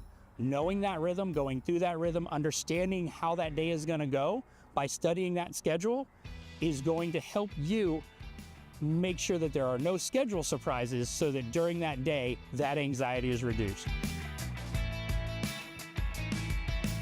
When you get to the track, one of the best things is that you're not there alone. You're part of a track community. You have coaches, instructors, officials, on-track teammates that you're gonna share the track with. Every one of them is a resource and a friend that you can lean on to have conversations and to ask questions when something comes up. If you have like, well, why did the car do this? Or how do I do this corner? Ask the people around you, build those relationships. Those conversations you have are not only gonna help you, they're gonna help them, and they're gonna build the rapport that makes for the community, that makes this environment such a good one to be a part of. When it's time to go on track, there are a few building blocks that you really want to be aware of and understand to make that track day go smoothly and make your sessions go successfully. The first thing is understanding the flags. Watch some of our flag videos, study those flags, and then when you get on track, you're looking for the corner stations and the flag stands where those workers are going to be that will communicate with you so that when you need to see a flag, you know where it's going to come from. You also want to get in the habit of looking in your mirrors. Practice looking up multiple times, seeing when those cars are coming up so you can give those big point buys for your on-track teammates when they're coming up behind you. When you're on a track, particularly when we say things like, oh, I'm going to the racetrack today, we can have a tendency to believe that we have to be going as fast as we can all the time. The beauty of a track day is it's really not about that. Yes, it's faster than the interstate, but it's about driving as fast as you're comfortable driving. There's no magic, I must be going this fast. And driving on track is really more about awareness. The speed is the reward for getting everything else right, not the thing you go for first at the expense of everything else. So what we're talking about is being aware, getting in the rhythm of checking your mirrors, getting in the rhythm of checking the corner stations, getting in the rhythm of navigating the track. Doing that consistently will build the speed that you came here to do. The biggest mistake a lot of people will make at a track day is pushing themselves beyond their comfort level, and that's when the mistake comes. If you work on consistency, the speed will come naturally. If you work on speed, that's when discombobulation, awkwardness, and mistakes happen that make the day less fun than it could be. So remember, when you're out there, if you're not comfortable, You can always bleed that speed off a little bit, get comfortable at the speed you are, and then add speed later. Comfort's first, speed second. We know you're probably still nervous, but the bottom line is understanding those points is the key to having a good day that is less stressful and more fun. So remember, understand the schedule and the rhythm of the day, lean into your community and the people you meet at the track to understand what's going on, and work on comfort and consistency first, speed second. Thank you, and we'll see you at the track.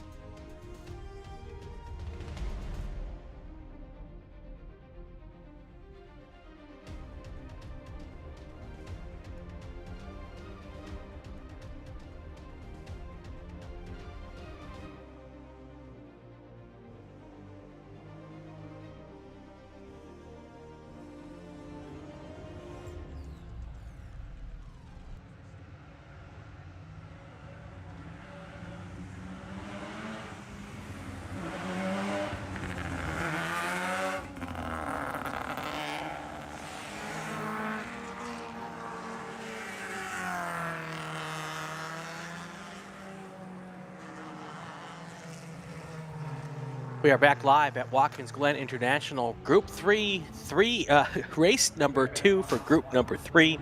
E, F, and H production, B-Spec, 14 laps ahead of us, the final Super Tour race of 2025 for these cars. And Gregg Ginsberg has our starting lineups. Thank you very much. Starting on pole today, and again, we're going to do a split start.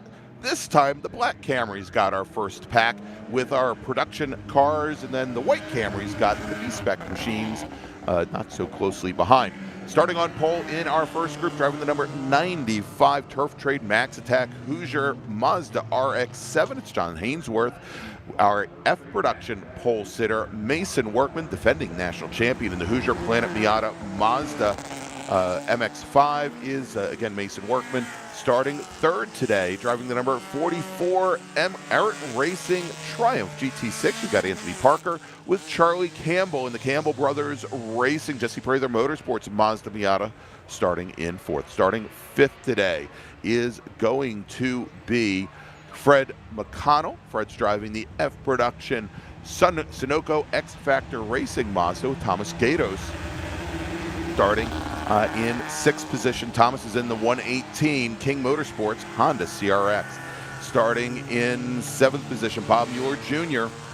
In the Street Side Classics Mazda Miata. He's out of Mooresville, North Carolina. And starting eighth is Jack Bana. Jack is in the number 7 H production Volkswagen Cabriolet. Starting in ninth position, James Gregorius in that former GT Light machine. It is now an F production Mazda RX-7, the number 9 car, starting ninth.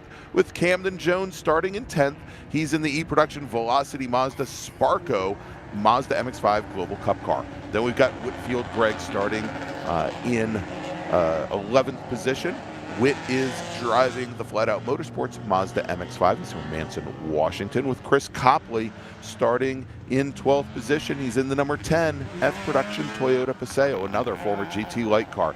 Then we've got David Colby starting lucky 13th today in the number 154 F production Acura Integra, having moved from a Honda CRX, with Vincent LaManna starting in 14th position. He's in the number 84 H production Volkswagen Rabbit, starting 15th, driving the number 39 F production Volkswagen Scirocco, the Jennifer McAllister sponsored machine. Scott McAllister, I think that's his wife. Then we've got Paul Saltanis. Paul is starting 16th in our first group today. He's in the F production Country Organics Incorporated Nissan Sentra. Let's move over to B-Spec now. We're starting on the pole, driving the number 1 machine in the Ratsport RP Performance Mini Cooper, the defending 2-time national champion, Rich Roman. Starting to his left will be Dan Conway. He's the Ratsport teammate in the Ratsport Bronnen Foot and Ankle Mazda 2. Starting on the inside of row number 2 in third, driving the number 40 Bill Black Autosports Chevrolet Sonic, it's Stuart Black with Eric Yeagle. In the Yeagle Exchange, Sid Handman Honda Fit. He starts fourth. Starting fifth today, our 2022 national champion, driving the number 12 Honda Fit, the TriPath Purpose Energy machine of Steve Introne. Alex Ratcliffe will start sixth today. And Alex is in the 2007 Ratsport by RP Performance Mini Cooper with Tom Tremper starting 7th. Tom is in the number 33 Mini Cooper. He's from Painted Post, New York. Then we got Josh Schmidt driving the number 19 Babyface Fabrication Chevy Sonic. He's out of Kannapolis, North Carolina, with Zach Introne.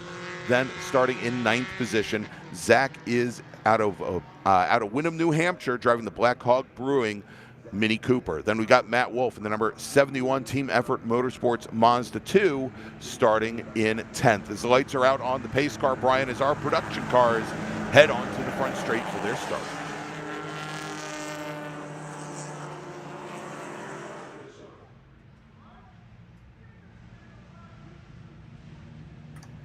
All right, as our racers are coming to the line, green flag is in the air and jumping to an early lead in that open top E production Mazda RX-7's John Hainsworth, the F production Mazda of Mason Workman sliding in the second, trying to hold off his competitor in class, Charlie Campbell, in the white number 89.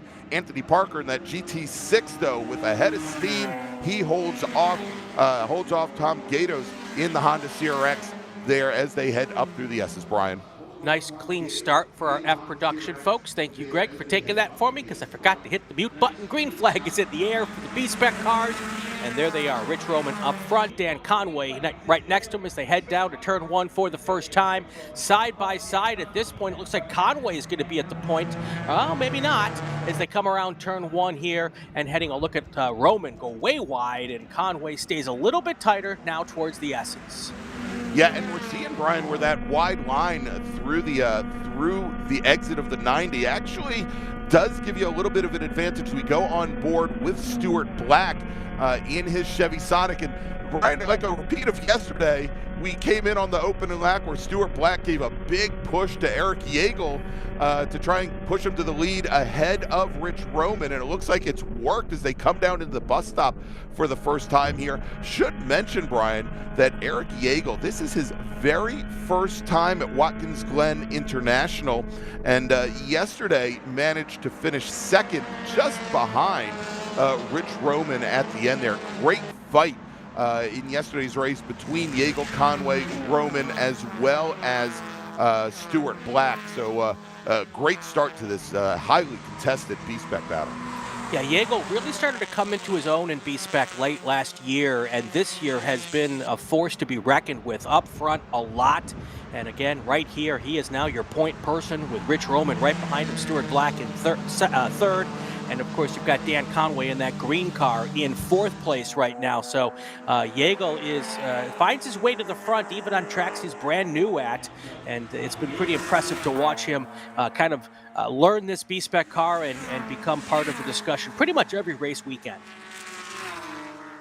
All right, Brian, and we've got a driver that is pulled off just before the heel of the boot. That is the number 50 Volvo 240 of Dan DeBell. He had some issues with that car yesterday, and unfortunately not going to complete a single lap here in our feature race. Again, 14 laps or 35 minutes, whichever comes first. Also, wanted to make a quick correction. I said something yesterday about one of our B-Spec racers, Brian, about Max Lux Ramos in the white Mazda 2, probably not white Mazda 2, white Mini Cooper, who's coming into our view here momentarily.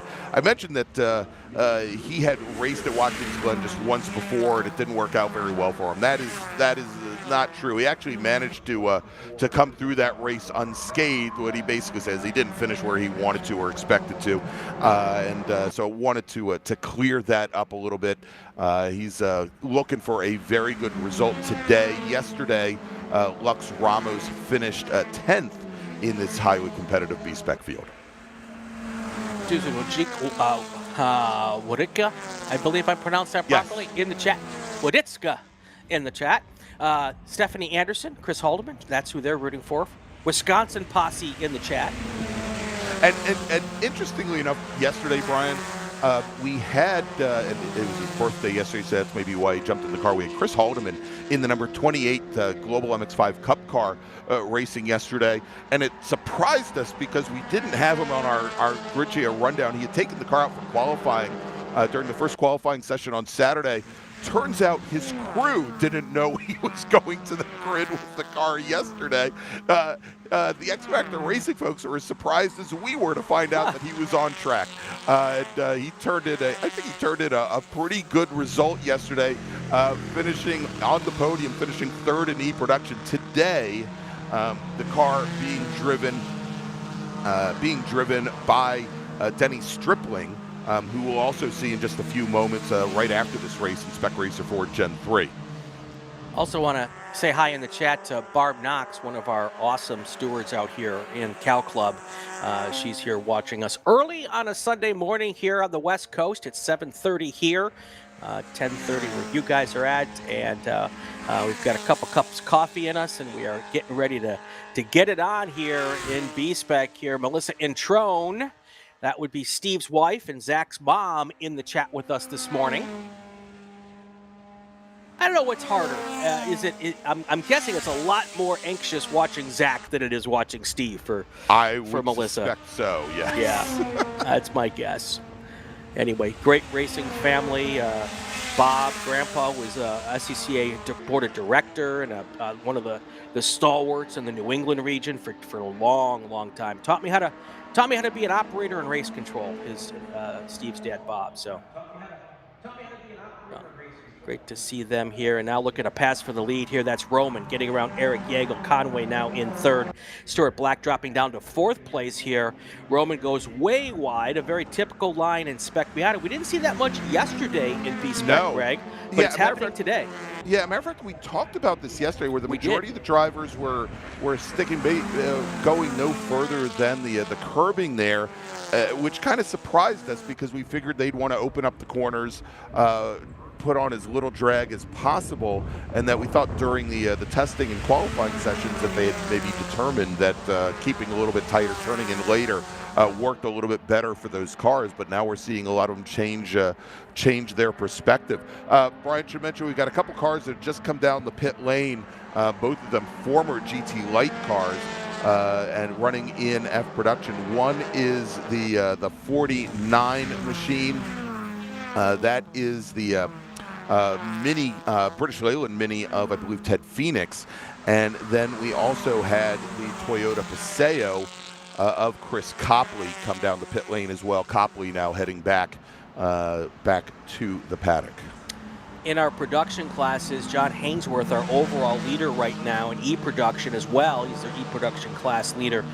He's got a 8-second lead over the second place car, which is your first place car in F production, Mason Workman. Maiden Workman in the chat, rooting Mason on this morning. Second place.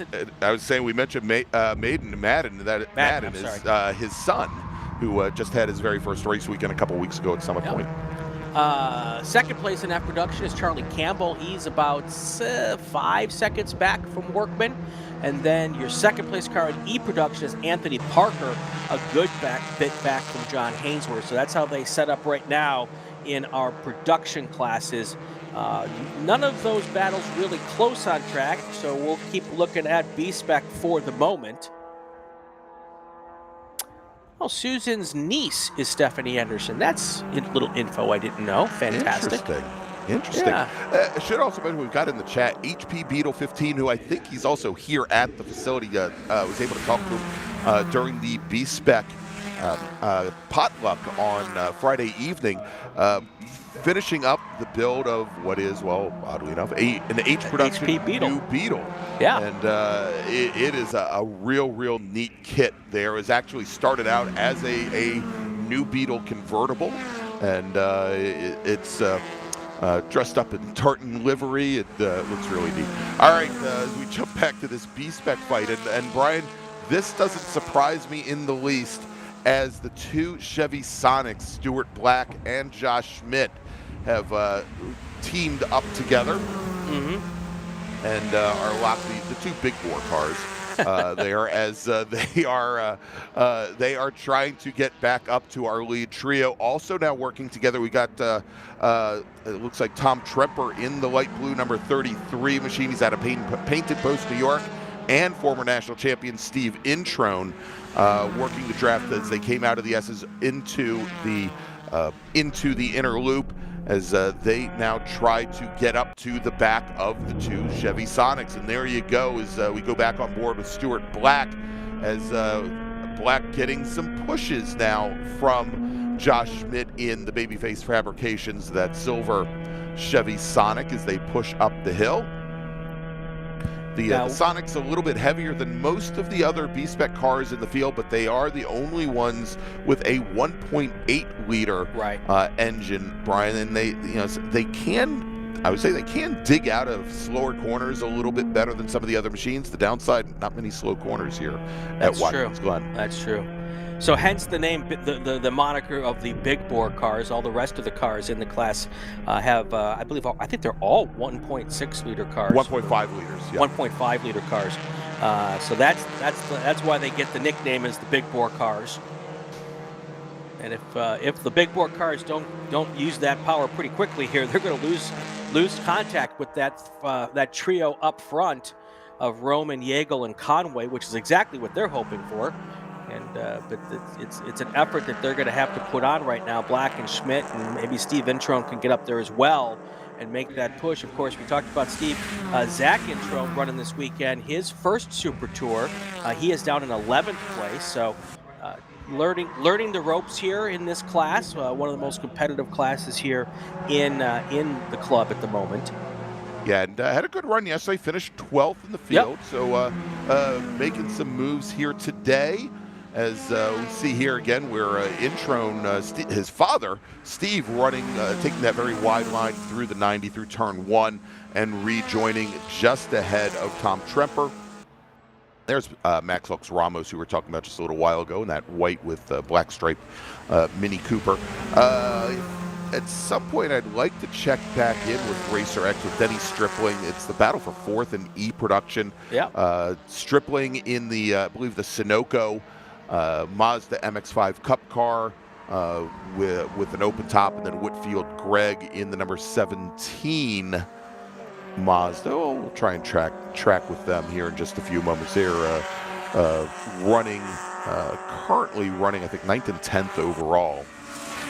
Of course, we're used to seeing Denny Stripling in a Spec Racer Ford, and he races other cars in other series. But seeing him here in an E-Production Mazda, that's pretty cool. All right, and there is there is the MX-5 Cup car, the Sunoco car that is being driven by Denny Stripling, and he's now opened up a pretty good gap to Whit Gregg. I think Whit had some issues on that last lap, went from being about 4 car lengths behind Denny Stripling to now, well, not 40, but probably a good 20 car lengths behind. And I think that Whit Gregg's car, I believe that's his STU car that he's running in E-Production. They're not the same car, right, Greg? Or they are the same car? So that is, we'll double check. I think that might actually be the car that was built for him to run in Spec MX-5 last year. Got it, okay. Brian. Coming up on 9 to go here.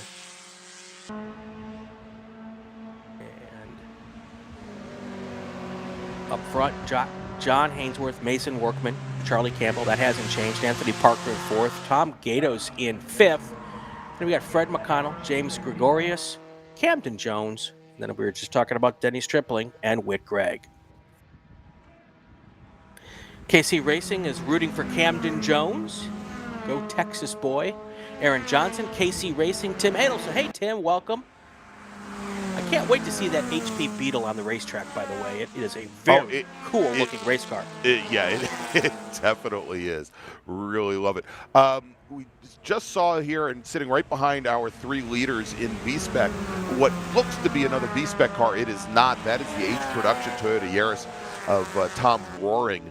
And Tom had been running for years, been running a Triumph Spitfire in F production, and or probably in H production, and was hoping to not spend as much time having to wrench on race cars on race weekends by going to this Japanese machine. That has not turned out to be the case this weekend, Brian, as over the weekend they've had to replace the cam sensor, which was throwing a code. Right.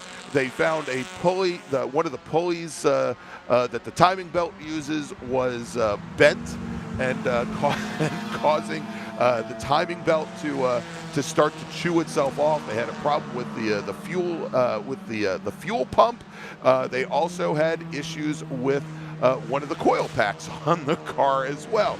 And so Tom, who just for once would like to get through a weekend without grease and oil all over his hands, unfortunately, now finds himself in the same position. His wife Carolyn says that it feels oddly Spitfire-ish here this weekend.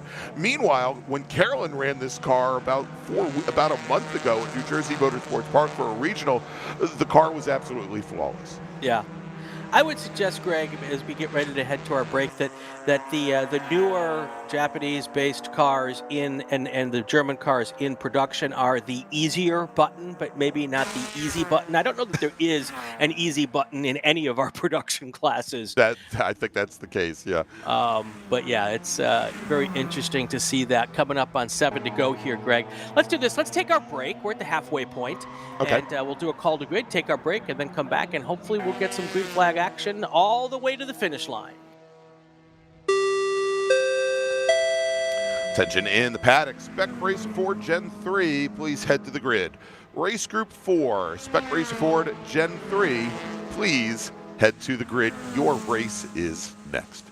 So we'll take that quick break. We'll be back here in just a few moments from Watkins Glen International. Stay with us. Hoosier Racing Tire is proud to be the presenting sponsor of this year's Hoosier Racing Tire SCCA Super Tour. As the world's largest race tire manufacturer, Hoosier has been at the forefront of motorsports innovation for more than 65 years. From local tracks to the global stage, Hoosier is dedicated to delivering high-performance tires that meet the demands of champions. Whether you're a seasoned competitor or an aspiring racer, Hoosier tires are engineered to help you push the limits. For more information, visit us online at HoosierTire.com or visit us trackside, and remember to connect with us on social media.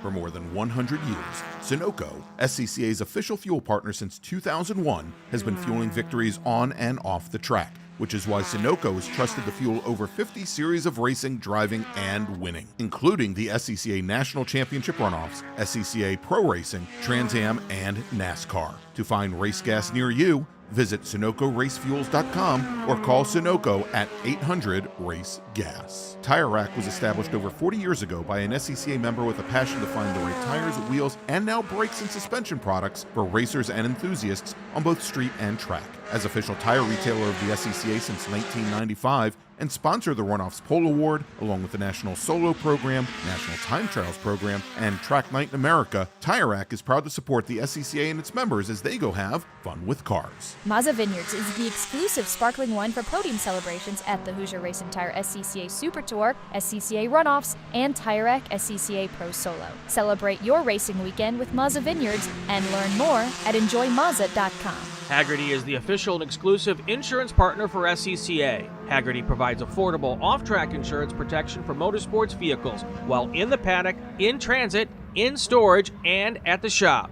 They provide guaranteed value coverage and even have protection for your trailers. SCCA members can save 5% on insurance through Hagerty. Hagerty, let's drive together. Learn more at Hagerty.com.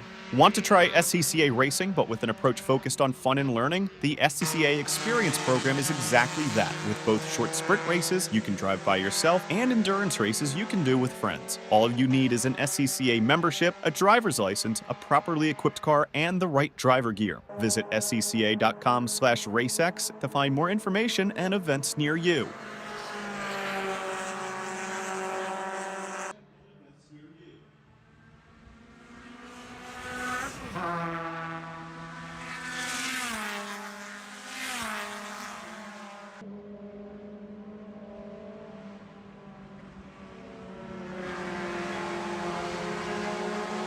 Back live at Watkins Glen. 6 to go here in our production and B-Spec race. And real quick, want to say hi to Jesse Prather in the chat. He is a multiple production car national champion and builder of the motors on a lot of these cars out here. So hi, Jesse. Welcome to watching us today. And so, Brian, we're watching a battle start to form here. The two MX-5 Cup cars. Denny Stripling in that Sunoco livery number 128 machine, and Camden Jones in the black 03 car. They're running 7th and 8th overall, but that is the battle for 3rd at the moment here in E-Production. And last time by, Camden Jones was, well, actually, I think Stripling got around Jones. The last time by was about 2 seconds difference between them.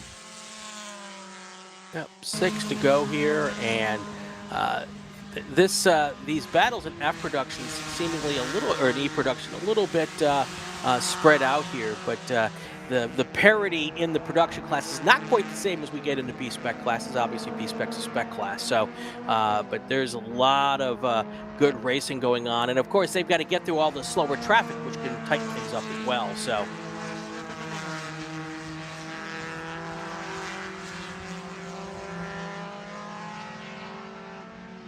Up front in overall, we've got John Hainsworth, the production leader and the overall leader.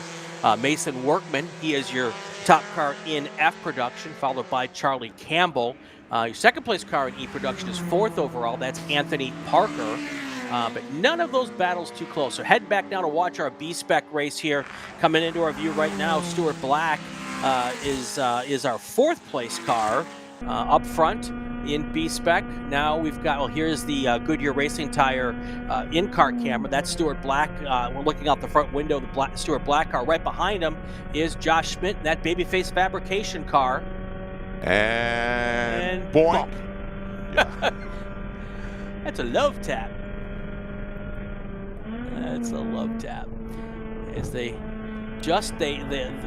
don't stay so close going through the bus stop. That's probably really smart. Don't want to do bump trapping through the bus stop. That'd be a bad idea.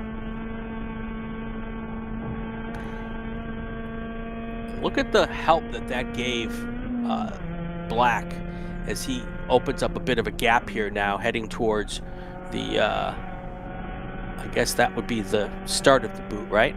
That is coming down through the chute, down to turn 6. They head down towards the toe now. Correct. Brian, real quick, as they do, since we were just talking about him a moment ago, Tom Roaring driving the number 5 Toyota Yaris. He has brought his car down the pit lane. He's going to retire from 2nd in H production.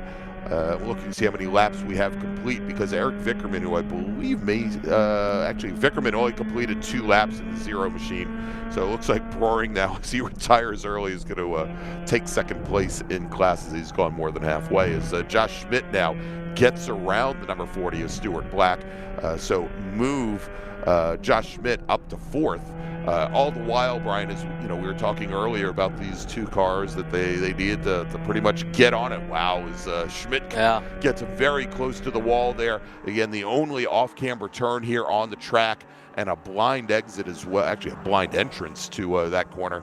But Roman Yeagle and Conway now almost 8 seconds ahead of a big pack that is actually forming up now behind the 2 Chevy Sonics. There are your leaders right now. Roman pulling away from 2nd and 3rd place. Eric Yeagle and Dan Conway. They're in danger of not being able to catch your race leader right now. They're just probably maybe at the tail end of being able to use a draft there. But Roman's pretty close to breaking the draft. As the rest of our B-Spec field, they're coming up now. They were coming up on some slower traffic on the 118 Honda CRX. As they get by that car, all the while Fred McConnell's Mazda F production car coming up on this whole B-Spec field as well.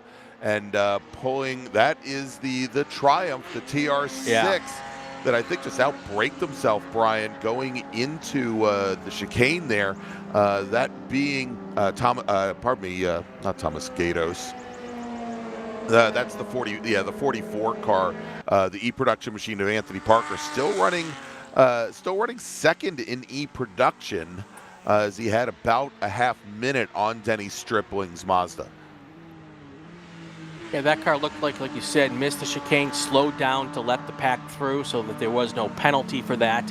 I don't know if that's the official rule of the weekend, but that's typically how it works when you blow a chicane.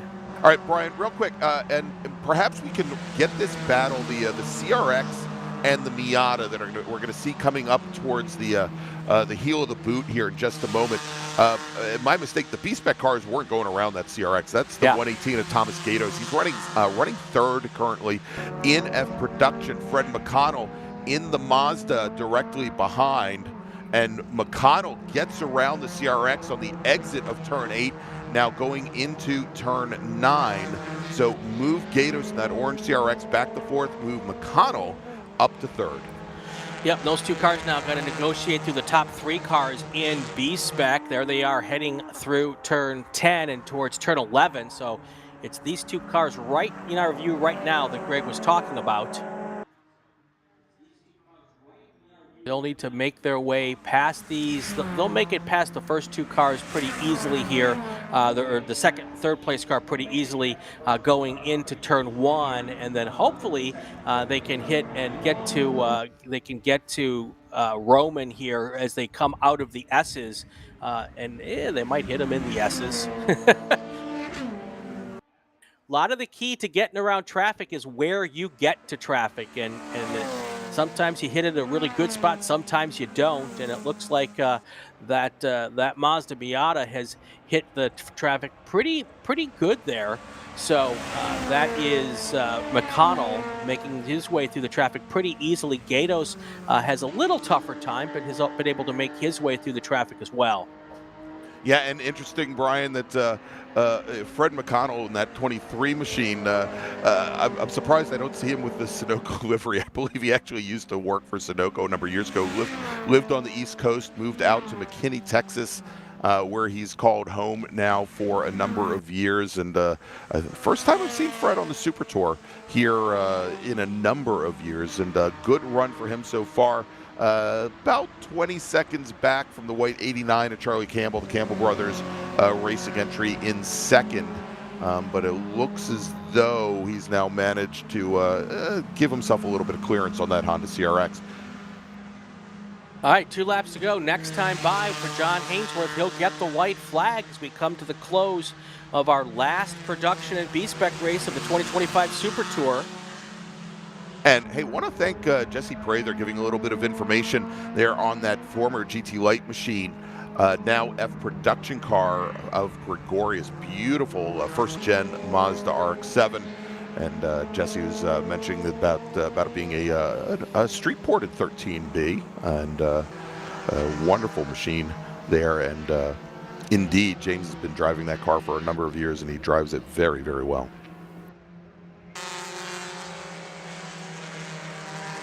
Still, that battle for second place in B-Spec, I think, is not quite settled yet. Roman has checked out, so that is pretty much done as far as that goes. But that battle for second place between Yeagle and Conway. Conway is right there looking for the right time to make the move here. Yeah, and he popped out for a second trying to follow Denny Stripling in the turn 1. And as soon as he did, Brian, he hits that big wall of air and says, I'm not going to be able to make it in time. He slots right back behind Yeagle. He's going to try to make a slingshot, I think, here as they come up through the S's, as you mentioned. Next time our leaders go by, they'll see the white flag with 1 lap to go. So about a lap and a half now left in the B-Spec battle. There's Rich Roman. Like and subscribe to the channel if you're enjoying what you're watching. Smash that like button right now. Hit the subscribe button. White flag in the air. That is your race leader right there. John Hainsworth has gone under the start stand. So he's got 3.6 miles to go now to get to the checkered flag. And want to see Brett DePedro from RP Performance in the chat. Of course, he loves a ported rotary for many, many years before jumping on the Spec Miata bandwagon. I don't want to call it a bandwagon. Brett's been working on 12As and 13Bs for almost as long as I've been alive. And he is one of the sponsors of many of these B-Spec cars, including the Rat Sport cars of Rich Roman and Dan Conway. Less than a lap to go here as we round out this race. 1 more to go before lunch, so don't go anywhere, folks.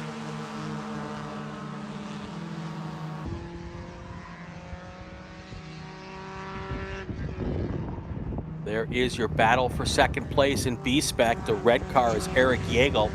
The green car right behind him, Dan Conway. That is our closest battle for podium position on the racetrack right now.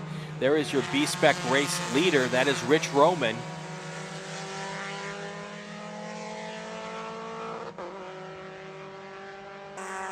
Looks like they're going to get 1 more lap here, so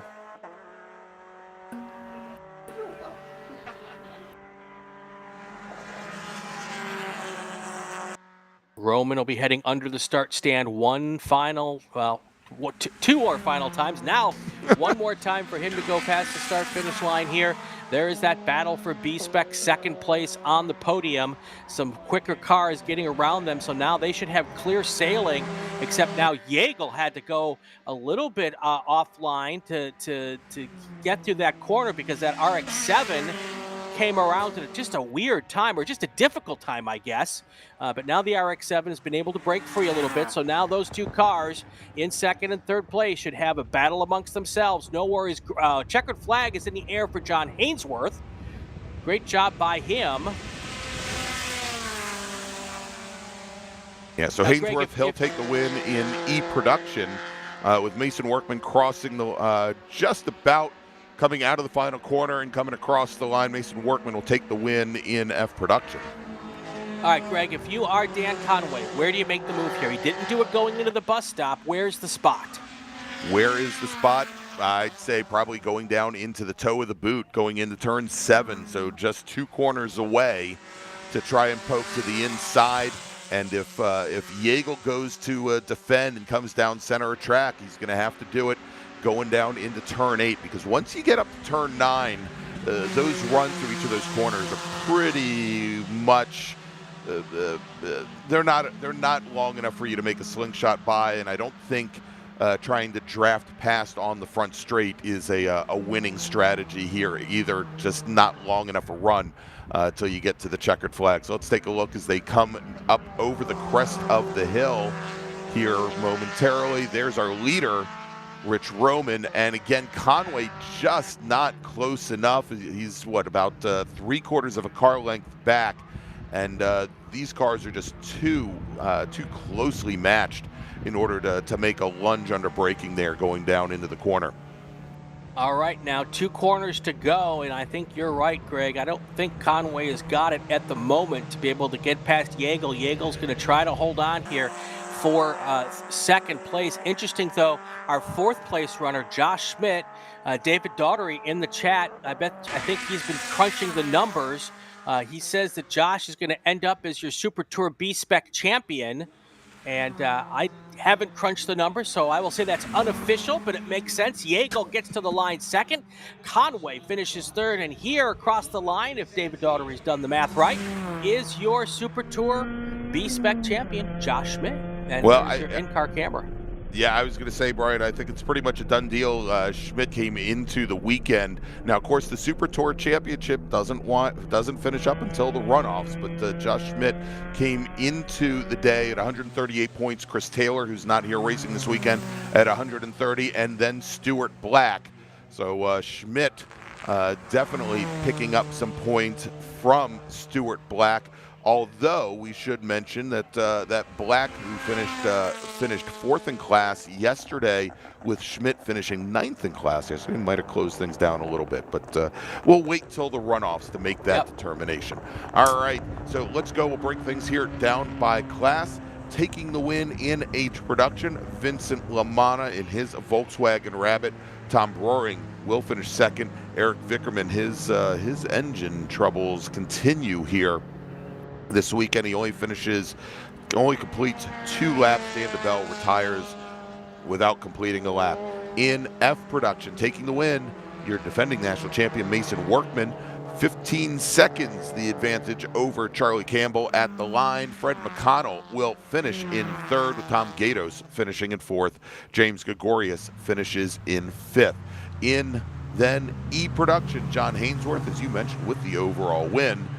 Anthony Parker in his Triumph GT6 finishes 2nd, and Denny Stripling will finish 3rd, with Camden Jones finishing just off the podium in 4th. And then finally in B-Spec, Rich Roman, Eric Jägel, Dan Conway, your top 3, Josh Schmidt and Stuart Black rounding out the top 5. All right, so let's make a final call to the grid for our, this time, Brian, I can say with authority, the last group before we break for lunch. Attention in the paddock. Final call for Spec Racer 4 Gen 3. Please head to the grid. Spec Racer 4 Gen 3. Race group number 4. Please head to the grid. Your race starting in a few moments. So let's take that break, Brian. We'll be back here in just a few moments with more racing action from Watkins Glen.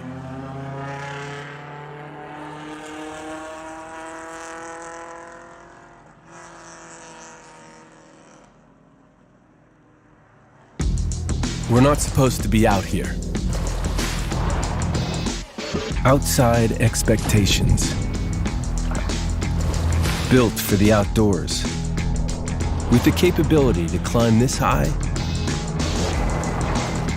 we're not supposed to be out here. Which is exactly why we are. The off-road ready Mazda CX-50. We're looking for outsiders. Picture your perfect garage. How many cars are in there? Great, great. Now picture reality. How many cars can you actually have? Me too.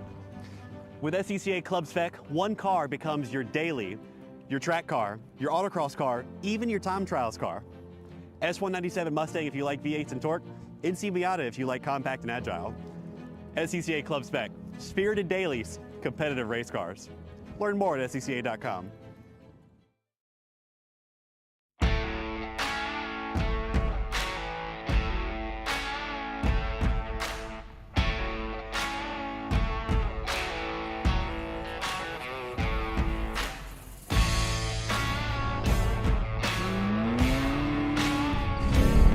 Solo Nationals is the ultimate test of all of the hard work that you've put in up until that point. I look forward to Solo Nationals every year. I want to be here because it's an intense competition, it's a great community, and just so much fun. Solo Nationals is probably my favorite and only event that I would do for the rest of my life if I had to pick one. There's a combination of the agility that it takes to drive the car through the course in autocross that you don't get anywhere else in motorsports. You only get 3 chances at it. It's the national championships, which all of us care a lot about. And it's people I've known for 20 years at this point. So, and I've grown up with these people. I love it over there in paddock. I love it out there on course. It's really a chance for everyone in the nation to really come out, have a great time together. The camaraderie is amazing, but also have the best competition that you can really find. Let's go!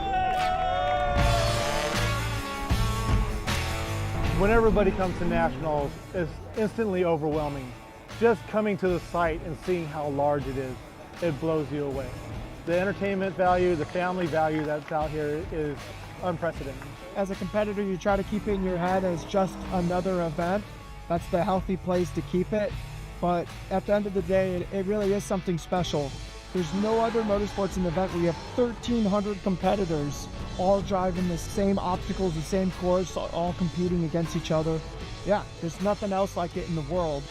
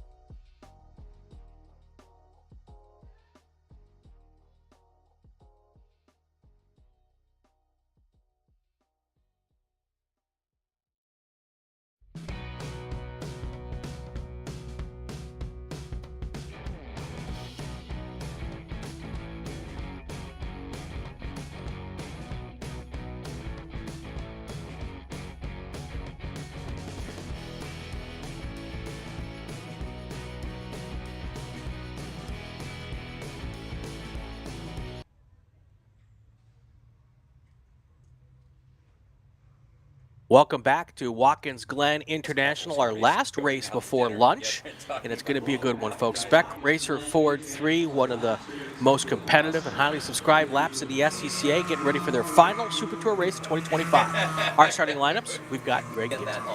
All right, Brian, let's run down the starting order here. Your winner from yesterday, he's your pole sitter today, driving the number 99 Consonas Healthcare Comfort Motorsports machine from Tigard, Oregon. It's Caleb Schrader. Starting on the outside of the front row is his teammate, driving the Flat Out Racing number 17 machine from Olympic Valley, California. It's John Black. Russ Turner, who finished second yesterday in the PCS machine out of Montpelier, Virginia. He's your defending national champion. He's going to start on the inside of row number 2 in third. And his teammate, Denny Stripling, in the Lightspeed Motorsports entry, will start fourth. Sandy Satullo, the third, in the Crown Eagle Racing machine out of Hillsborough Beach, Florida, will start in fifth position, with Morgan Burkhardt in the Doggone Racing Apple Motorsports entry from Charlestown, West Virginia, will start in sixth place. Then we've got starting seventh, Jim Goffrey. Jim Goffrey is driving the number 68 machine. That's the Motion Dynamics entry out of Jupiter, Florida, with Michael Odell scheduled to start eighth. He's in the number 197 machine, and that's the Page Construction entry out of Riverview, Michigan. Bobby Sack driving the number 19 car, the Further Motorsports entry, scheduled to start in ninth position, with Gianclaudio Angelini, GC, driving the number 6 machine. He's out of New Haven, Connecticut. He rounds out your top 10. Mac Harrison in the number 30 entry out of Washington, D.C., starts 11th today alongside Jeffrey Lehner. Jeffrey is in the Johnstown Auto Parts entry out of Gloversville, New York. Bruce Myers in the 111 car. He starts lucky 13th today in the double clutch machine. He's from Greenland, New Hampshire. Then we got Michael Perotti starting 14th. Michael's in the 01 Perotti Fitness Spec Racer Ford Gen 3, with Craig Chase starting 15th. Craig's in the number 15, probably the number 42 car. He's from Darien, Connecticut. He's going to start alongside Dexter Suba. Dexter is in the number 89 car, the Alliance Autosport entry. The second time today we've seen Dexter. He's going to start just ahead of Tom Burt. Tom's in the number 45 machine out of Shoreline, Washington. Then we got Tom Riley starting 18th.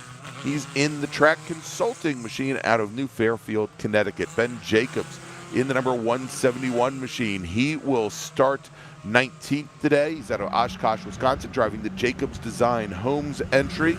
David Dickerson starts 20th. David's out of Wall, New Jersey, in the Performance Orthopedics machine. That's the number 38 car. Jeff Valentino going to start 21st. He's in the 168 machine. He's out of Cortland Manor, New York, with Andre Pera in the number 77 Zenva Sensors machine out of Government Camp, Oregon, starting 22nd. Starting 23rd, driving the number 04 Subway for the racing entry. From Lancaster, Ohio, it's Greg Miller. Sean DeCold starting 24th. Sean's driving the number 56 Comfort Motorsports Spec Racer Ford Gen 3s out of West Union, South Carolina. Then we've got Ethan Bentnick Smith from Duxbury, Massachusetts. He starts 25th, with Russ King driving the number 12 SRG Autosport entry. He's from Minneapolis, Minnesota. He'll start 26th. Starting 27th, Scott Ross, the number 65 Alliance Autosport machine from Nashville, Tennessee. And starting 28th, it is Chris Pluta. Chris is from Lansing, New York. Then we got Kenneth Riley in the number 47 car. Ken starting 29th. He's in the Motion Dynamics entry, with Mike Fino starting 30th. Mike's in the number 94 Euro Tire machine. He's from Tawaco, New Jersey. Then we got Andrea King in the number 31 entry. She is in the 08 SRG Autosport machine, with J. Mark Wendling starting 32nd in the number 32 car. That's the number, probably starting in the number 3 car, the Doggone Racing entry. And finally, Mark Silverberg in the Motion Research Associates entry will start 33rd. Green flag is in the air, and here they come. All 35-plus cars heading down to turn 1 for the first time here, and we'll see how they sort themselves out here as they funnel down into that little turn 1 area. A lot of wide space to go off to the left if they need it. Some of them use it, some of them don't. Up front, off the top, Caleb Schrader, teammate John Black right behind him. Well, Brian, actually, John Black has dropped fallen back. He had dropped back to fourth position behind the white 07 of Sandy Satulo. That is the 23 of Russ Turner. Now jumping to the inside alongside Caleb Schrader as they make the run down towards the bus stop the first time. Yesterday, John Black, pretty disastrous start for him after lap 1. He went from the front row all the way back to 7th. He manages to mitigate the damage, sitting now in 3rd position. Here as he's managed to hold off that attack from Sandy Satulo. Morgan Burkhardt, Jim Goffrey now right behind. Russ Turner takes the lead with Schrader behind him. John Black right behind there. So that's your top 3 right now. I believe that's Bobby Sack in 4th place. And Brian, Black. as quickly, John Black now pulling that car off the track, and that is going to allow a great start for Bobby Sack, who started 9th today, as he now works his way up through the field. Bobby was involved a little bit in that big incident that we had during qualifying yesterday morning, and has had a small penalty been assigned to him. Didn't affect his starting position here for this race, and I think he's looking to start this race on a strong note here. As again, it's Russ Turner, Caleb Schrader now coming through the final corners here, coming through turn 9. Also, Morgan Burkhardt, who started this race today in 6th position. He was up as high as 2nd yesterday, had a run-in with the final wall and actually the safer barrier over at turn 11. We talked about it yesterday where it knocked the toe out of the rear of that car. He managed to limp it home in 13th. He's looking for a little bit better run here today as well. Yes, either he or his mom posted on Facebook last night that they found out how not soft the walls are here. So here they came across the line first time. Your top 10, Russ Turner, Caleb Schrader, Bobby Sack, Sandy Satulo, James Goffrey, Denny Stripling, Mac Harrison, Morgan Burkhardt, Gianclaudio Angelini, and Michael Odell. That's your top 10 after 1 lap at Watkins Glen. Here comes Caleb Schrader looking to make a move on Russ Turner as they go down the backstretch going towards the bus stop. Looks like Schrader able to make that stick. Turner will slot into 2nd, and then you've got that group with Bobby Sack and Sandy Satulo right there trying to stay in touch with the leaders. And Caleb Schrader, who was our 2023 Super Tour champ in Spec Racer 4 Gen 3, 3-time Western Conference champion in Spec Racer 4 Gen 3. Also, we saw him a little bit earlier today take the win and run the table in FE2. He was a 2-time FE2 Conference champion as well. Brian, he said he knew he wanted to start racing when he was young, much younger than his current 21 years, that he used to draw racetracks on cardboard. I guess while the rest of us were playing with Matchbox cars, he was actually the modern-day Herman Tilke. I love it. I love it. All right, so those front 2 cars, Schrader and Turner, and you've got a 3-car pack of Sack, Satulo, and Goffrey trying to work together to stay in touch with those front 2 cars. As long as there's a little gap between Turner and Schrader, that's going to help the second pack, which now that second pack is 5 or 6 cars. And Brian should mention John Black did manage to limp the number 17 car back home behind to the pits. And, of course, he's now had that car taken back to the paddock. Yeah, unfortunately, in this class, or all of our classes, with these short 14-lap races, if you have to go to pit lane, your day is done. So that is he'll live to fight another day, but not the result that he was looking for. All right, and much as we saw yesterday, Brian, Russ Turner and Caleb Schrader starting to break away from the rest of the field. And as we talked about during yesterday's race, it was Caleb Schrader taking the win. Russ Turner, Sandy Satulo managed to stay with that lead pack as well in that white 07 machine with Bobby Sack, Denny Stripling, and Jim Goffrey quite a distance behind. But, again, you can see the effect of the draft and how it works up through the S's here at Watkins Glen, leading you into that short chute. Whereas both Russ Turner and Caleb Schrader had, maybe 8 or 9 car lengths on our 3rd place runner at the time, Bobby Sack. Now Sack falls back Sandy Satullo and Denny Stripling, who just ran the fastest lap of the race, managed to get by, and they are now within striking distance of our lead racers. Denny Stripling, and I think one thing for us to look at here is Denny Stripling in that number 4 machine. He is Russ Turner's teammate. Yep. There, and so Russ Turner, he's going to have some help here in just a few moments in his fight with Caleb Schrader. Schrader, whose teammate John Black had to bow out early, going to kind of be left for his own devices here as he currently sits in second place.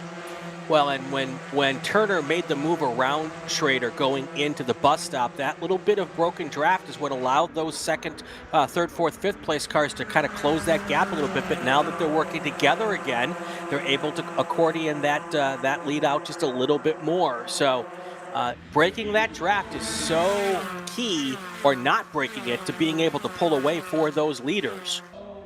All right, I want to say hi to Russ Lundberg, RGL Motorsports, joining us from the left coast, from near Portland, Oregon, before he heads to his autocross as he goes to have fun with cars.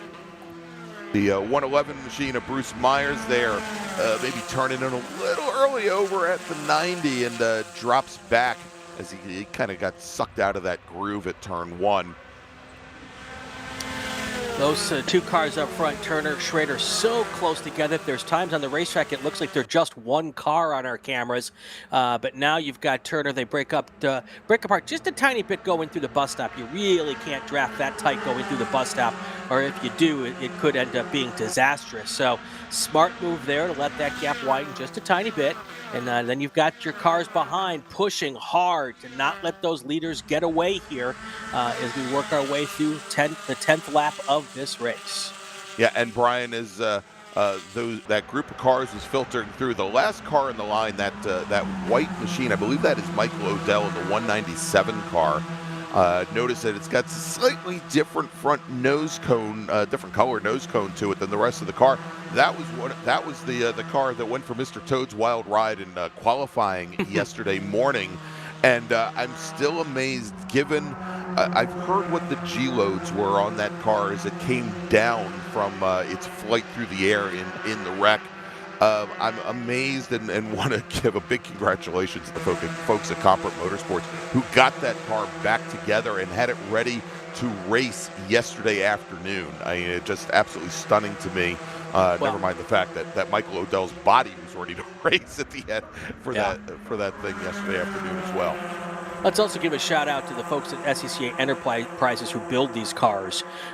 They're built like tanks, and that helps with that situation as well. So that helps. And there are your leaders not pulling away from that second, third, and fourth place car group, and then that pack there is doing a pretty good job of staying somewhat within striking distance, and which is not what happened yesterday. Yesterday the leaders pulled away pretty quickly. Brian, a little bit past our leaders here. Mac Harrison, who started today's race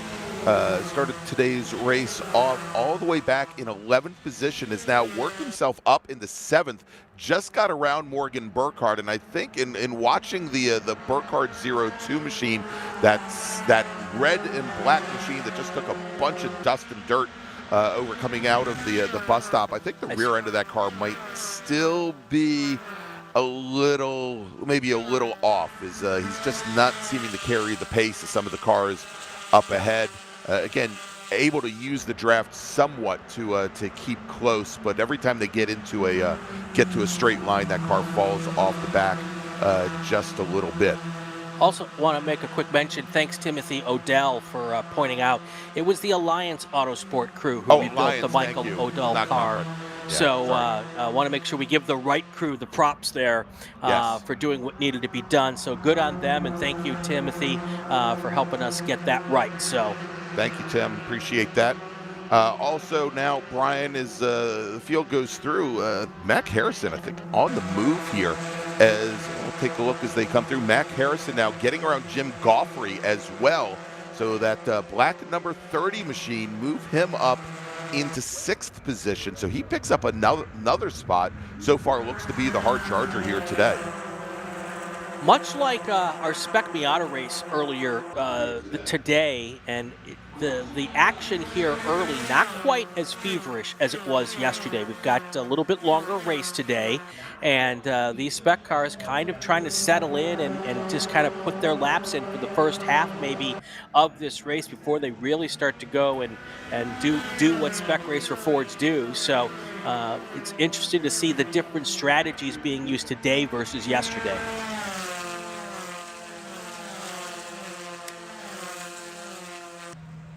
Russ Turner on the point there in that blue number 23 car. Right behind him in his shadow, Caleb Schrader. All right, and Jim Goffrey now jumping to the inside. Brian trying to make a pass on Bobby Sack as they come into the bus stop. And it's not just Jim Goffrey. He's got Michael Odell there in that 197 machine as well. I believe Mac Harrison is, for as many positions as he picked up, Harrison now drops back into 10th position. So getting with Odell Angelini and Morgan Burkhardt getting by once again. There's the black number 30 at the back of that or dark gray number 30 at the back of that line. Yeah, and it looks like Denny Stripling is slowly closing that gap to the leaders now. It was 0.8 seconds the last time by the line. I'm very interested to see what it is this time by. I'm thinking it's going to be closer to half a second, maybe even a little closer than that. Stripling doing a great job. The question I have, Greg, now you mentioned it earlier, Turner and Stripling are teammates. So is Turner trying to back up Schrader to get Stripling up there with him? That might not be a bad idea, but I don't know if I want Stripling with me when it comes to the final lap of the race. Well, good question, Brian. I don't know. I'm not in the car, but I would think that it would certainly help out the 23 car having the number 4 right with them, and it would certainly give the 99 of Caleb Schrader something to think about if he's getting teamed up on there. Certainly, so definitely something to watch there. All the while, Bobby Sack starting to close things up a little bit, but Sack's got that whole group behind him. We'll see if Goffrey can help push him forward just a little bit. But again, much like we saw yesterday, 2 distinct packs forming up here, and then forming up fairly early, as we're only working halfway through this race, lap 7 of 14. Since we are coming up on lap 7 of 14, Greg, let's take our break, get that in and out of the way. Look at Denny Stripling right there now on the back tailpipe there of Caleb Schrader. Let's do this. Let's take our break, and then we'll hopefully have green flag action all the way to the checkered flag.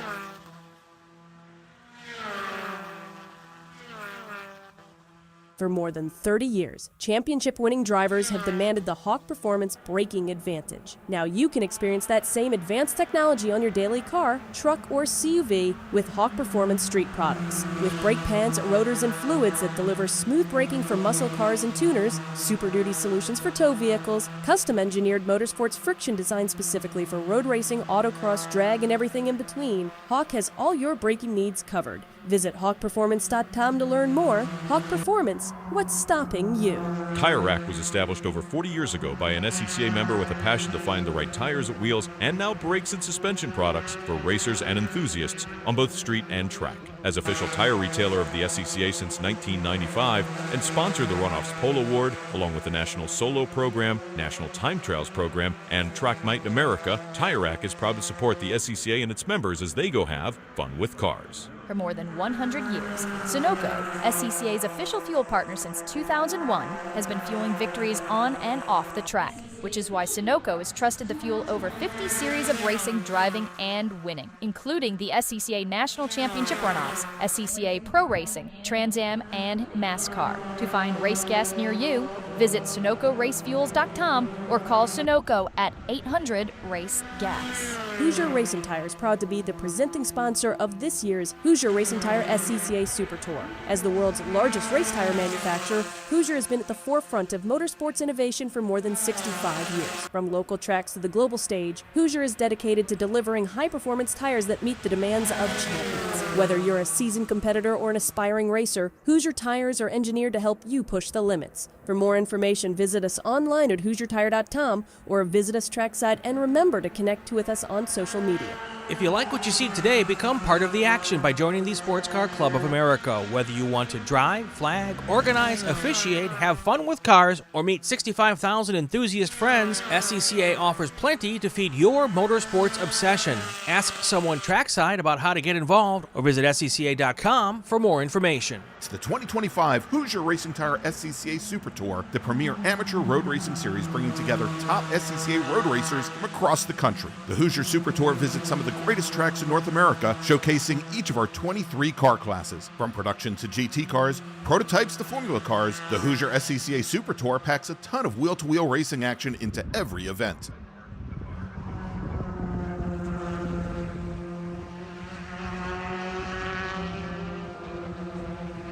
Back here live at Watkins Glen, we've got 450 people watching, 164 likes. That means a whole bunch of you need to press that like button right now and help us out as we get the SCCA word out to the rest of the YouTube world. So hit that like button.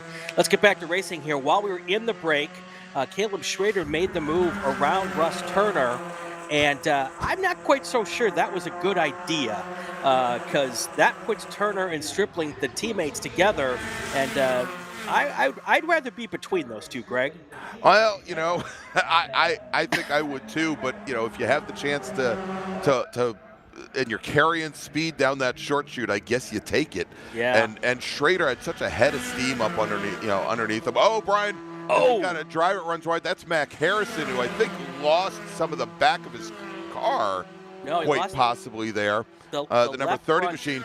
Should also mention on that last lap, talking about getting up ahead of steam, getting absolutely freight trained was Bobby Sack as Jim Goffrey, Sadie Satullo, and Morgan Burkhardt drove right by the number 19 machine, and they're going to give that 19 machine every opportunity to get back in the fight as they're 3 wide going into the bus stop now.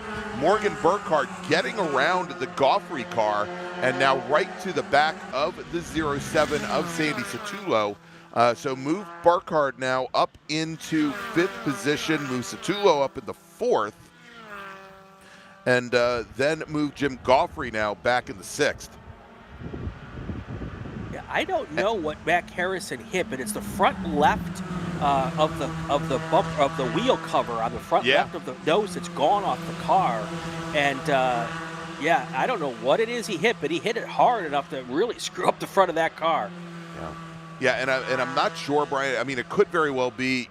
Again, there is such a pronounced lip on the outside of that bowl at the 90, and if he got forced wide and couldn't turn in, he may have rolled right over it and probably rubbed the front corner. But no, I wouldn't expect to see a breakage like that. It was pretty dramatic. Yeah, I went back and watched it, and there was no car near him, so it wasn't like he accidentally hit the back of a car in front of him or anything. He wasn't close enough to anybody to hit anything, so very interesting.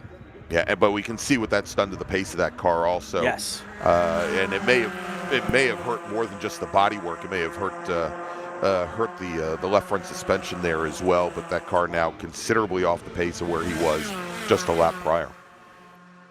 All right, we've got 6 laps to go. It'll be 5 to go when they cross the line right now. Our top 10, Caleb Schrader, Russ Turner, Denny Stripling, Sandy Satullo, Morgan Burkhardt up to 5th place now, James Goffrey down to 6th. Then we've got Bobby Sack, Michael Odell, Giancarlo Angelini, and we were just talking about him, Mac Harrison. He's that car with the damage in 10th place.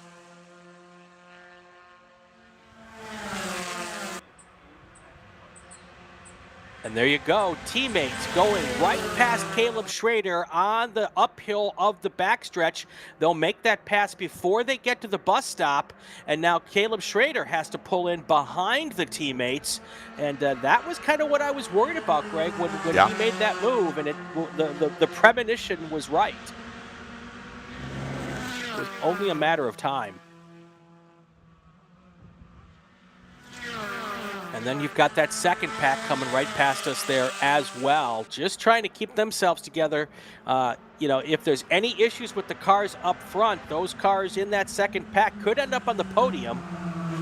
Yeah, and change of position there, Brian, as Jim Goffrey gets around Morgan Burkhardt. So move Goffrey up into 5th position now.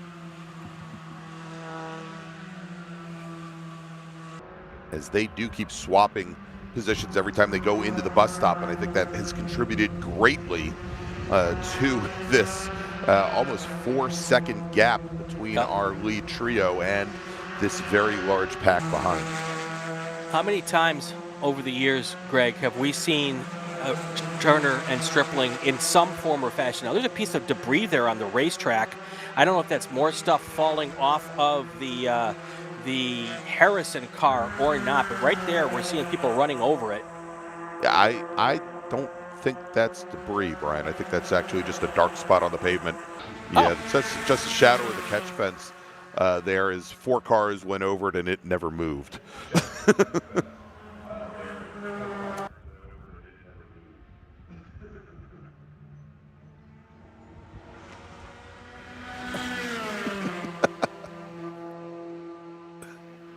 All right, look at this group, the 707 car. Sandy Satullo doing a great job of leading this crew here as they come up the hill.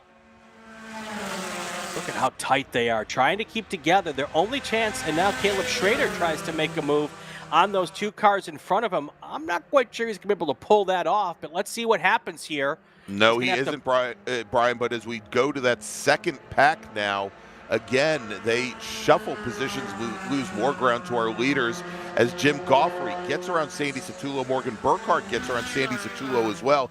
Burkhardt, though, with a late move, had some issues with exit from the bus stop, and that's the opportunity for Satullo to perhaps come underneath him here at the chute. Not quite close enough to do it, does not make the move. Bobby Sack holding station in 7th, and Michael Odell in that 197 machine.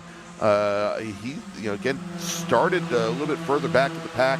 I think started 10th. He's up into 8th position with that lead pack, and that pack followed up at the tail end of it. Gianclaudio Angelini in that black or blue and orange machine, just kind of holding station there. Hasn't attempted a move. I think he's just waiting for somebody to do something maybe not so bright ahead of him. It's coming. We know it is.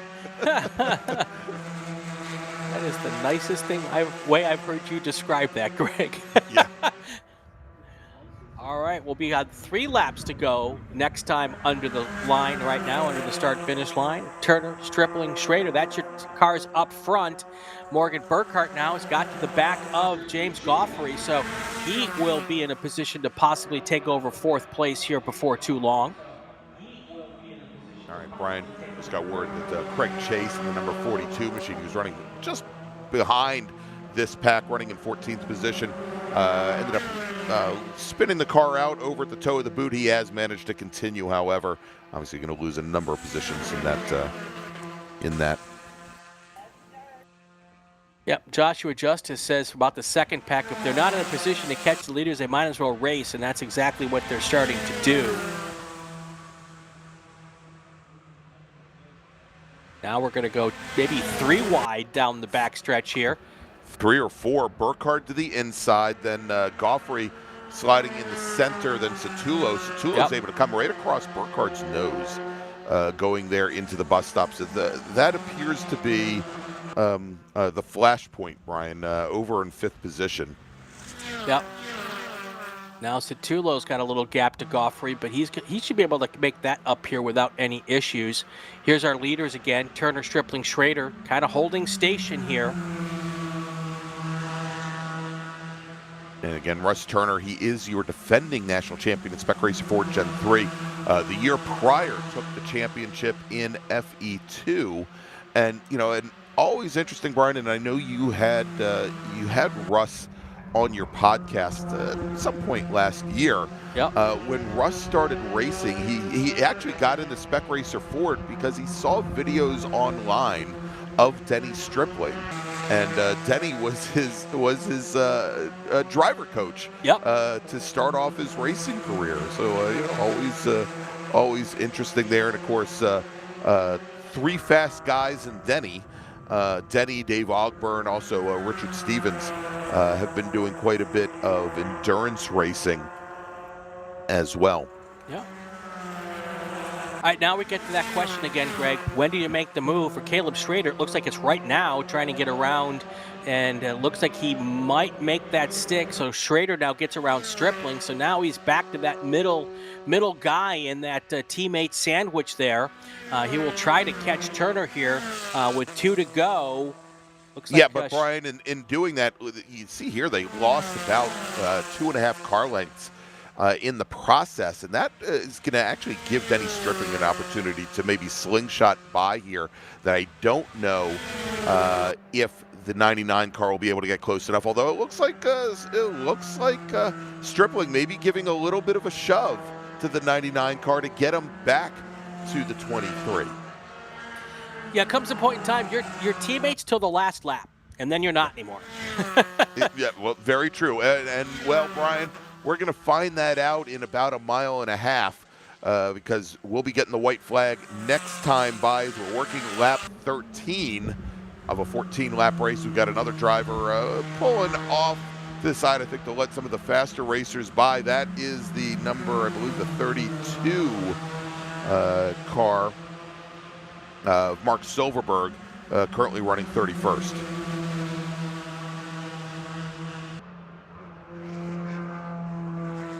See our leaders pop over the hill here, coming into turn 8. And there they are. They've gotten around that slower car without any issues. 3 corners to go until they get the white flag here. There is our big pack racing for 4th place in this race. Looks like these guys may catch that other slower car on the front straight, which would be very good for them. Yeah, that is just ahead. That is, I believe, Andrea King in the Gulf Livery 08 machine out of Minneapolis, Minnesota. Now, the one thing I don't think will happen is I don't think Stripling will push Schrader past his teammate. So, you know, if Schrader's going to make the move, he's going to kind of have to do it by himself. And here he goes, trying to make it move happen right now. And he is going to finish it going into turn 1 on the final lap. White flag is in the air.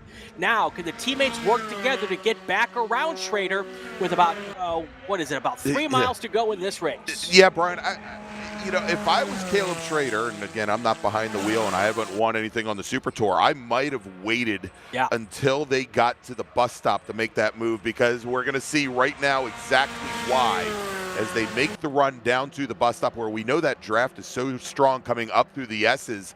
And I think we are going to see, and yeah, indeed, perfect timings are coming up on Andrea King as the 23 machine and the 4 get by Caleb Schrader. But Schrader now, with that slower car, going to try to shove the car underneath Stripling and cannot get that done. So, yeah, I mean, that was such great timing for both Turner and Stripling. I'm very surprised that Schrader took the move at turn 1. Yep, and now it looks like Russ Turner's got a nice little lead. Now the question is, will Caleb Schrader push Stripling right past his teammate to get the lead on the final lap? That's still a possibility here. We'll see what happens. All right, in that battle for 4th, Brian, I don't want to even see who figured that. It's like we've got like 6 cars in 4th place right now. Morgan Burkhardt got back around Bobby Sack, was taking a look to the inside of Sandy Satullo, and they're about 12 cars wide going into turn 4. Into turn 8, pardon me. 3 corners to go here as we get to the end of this race. Your podium will probably be Russ Turner, Caleb Schrader, Denny Stripling. The question will be, in what order will they be? And then that battle for 4th rages behind them. Right now it's Turner up front, followed by Stripling and Schrader onto the final lap. A drag race to the checkered flag. It is going to be, looks like Turner up front. Stripling will come in 2nd, Schrader 3rd. Who's going to come in 4th, Greg? All right, and coming to the line, that is our slower car. It is going to be Sandy Satullo, followed by Morgan Burkhardt, and then only 26 one-thousandths of a second separating Bobby Sack from Jim Goffrey, finishing 6th and 7th. Michael Odell works his way up to 8th. Gianclaudio Angelini, I guess nothing goofy happened ahead of him, and so he will hold station in 9th, where he spent most of this race. and Mac Harrison manages to bring that damaged number 30 home. He will finish in 10th position, but I'll tell you, Brian, it was close. Bruce Myers in the 111 car, that orange number 111, he made up over the course of the entire race about 6 seconds on Mac Harrison. Such was the damage on that number 30 machine, and he finishes just outside the top 10. In 11th, Michael Perotti will finish 12th, Ben Jacobs 13th, Dexter Suba 14th, and David Dickerson rounds out the top 15. What a great way to finish the Hoosier Racing Tire SCCA Super Tour season for our Spec Racer Ford cars. Some awesome, fast, lots of lead changes, clean racing here, and just a great way to finish the season here. Obviously, they still have the runoffs, but the main bulk of the Super Tour is in the books for Spec Racer Ford. All right, Brian, we're waiting to hear from Race Control. Actually, and as I look at the clock here, I think we are still on schedule. Actually, we are. Yeah, we're right on schedule. So we are going to be getting back underway with our next race of the day at 12:55 p.m. We have 3 more feature races remaining. Next up is going to be SMX and Touring 3, but you're going to have to wait about an hour for that. So have a great lunch, everybody. We'll see you in just about an hour to wrap up the 2025 Hoosier Racing Tire SCCA Super Tour for this 2025 season.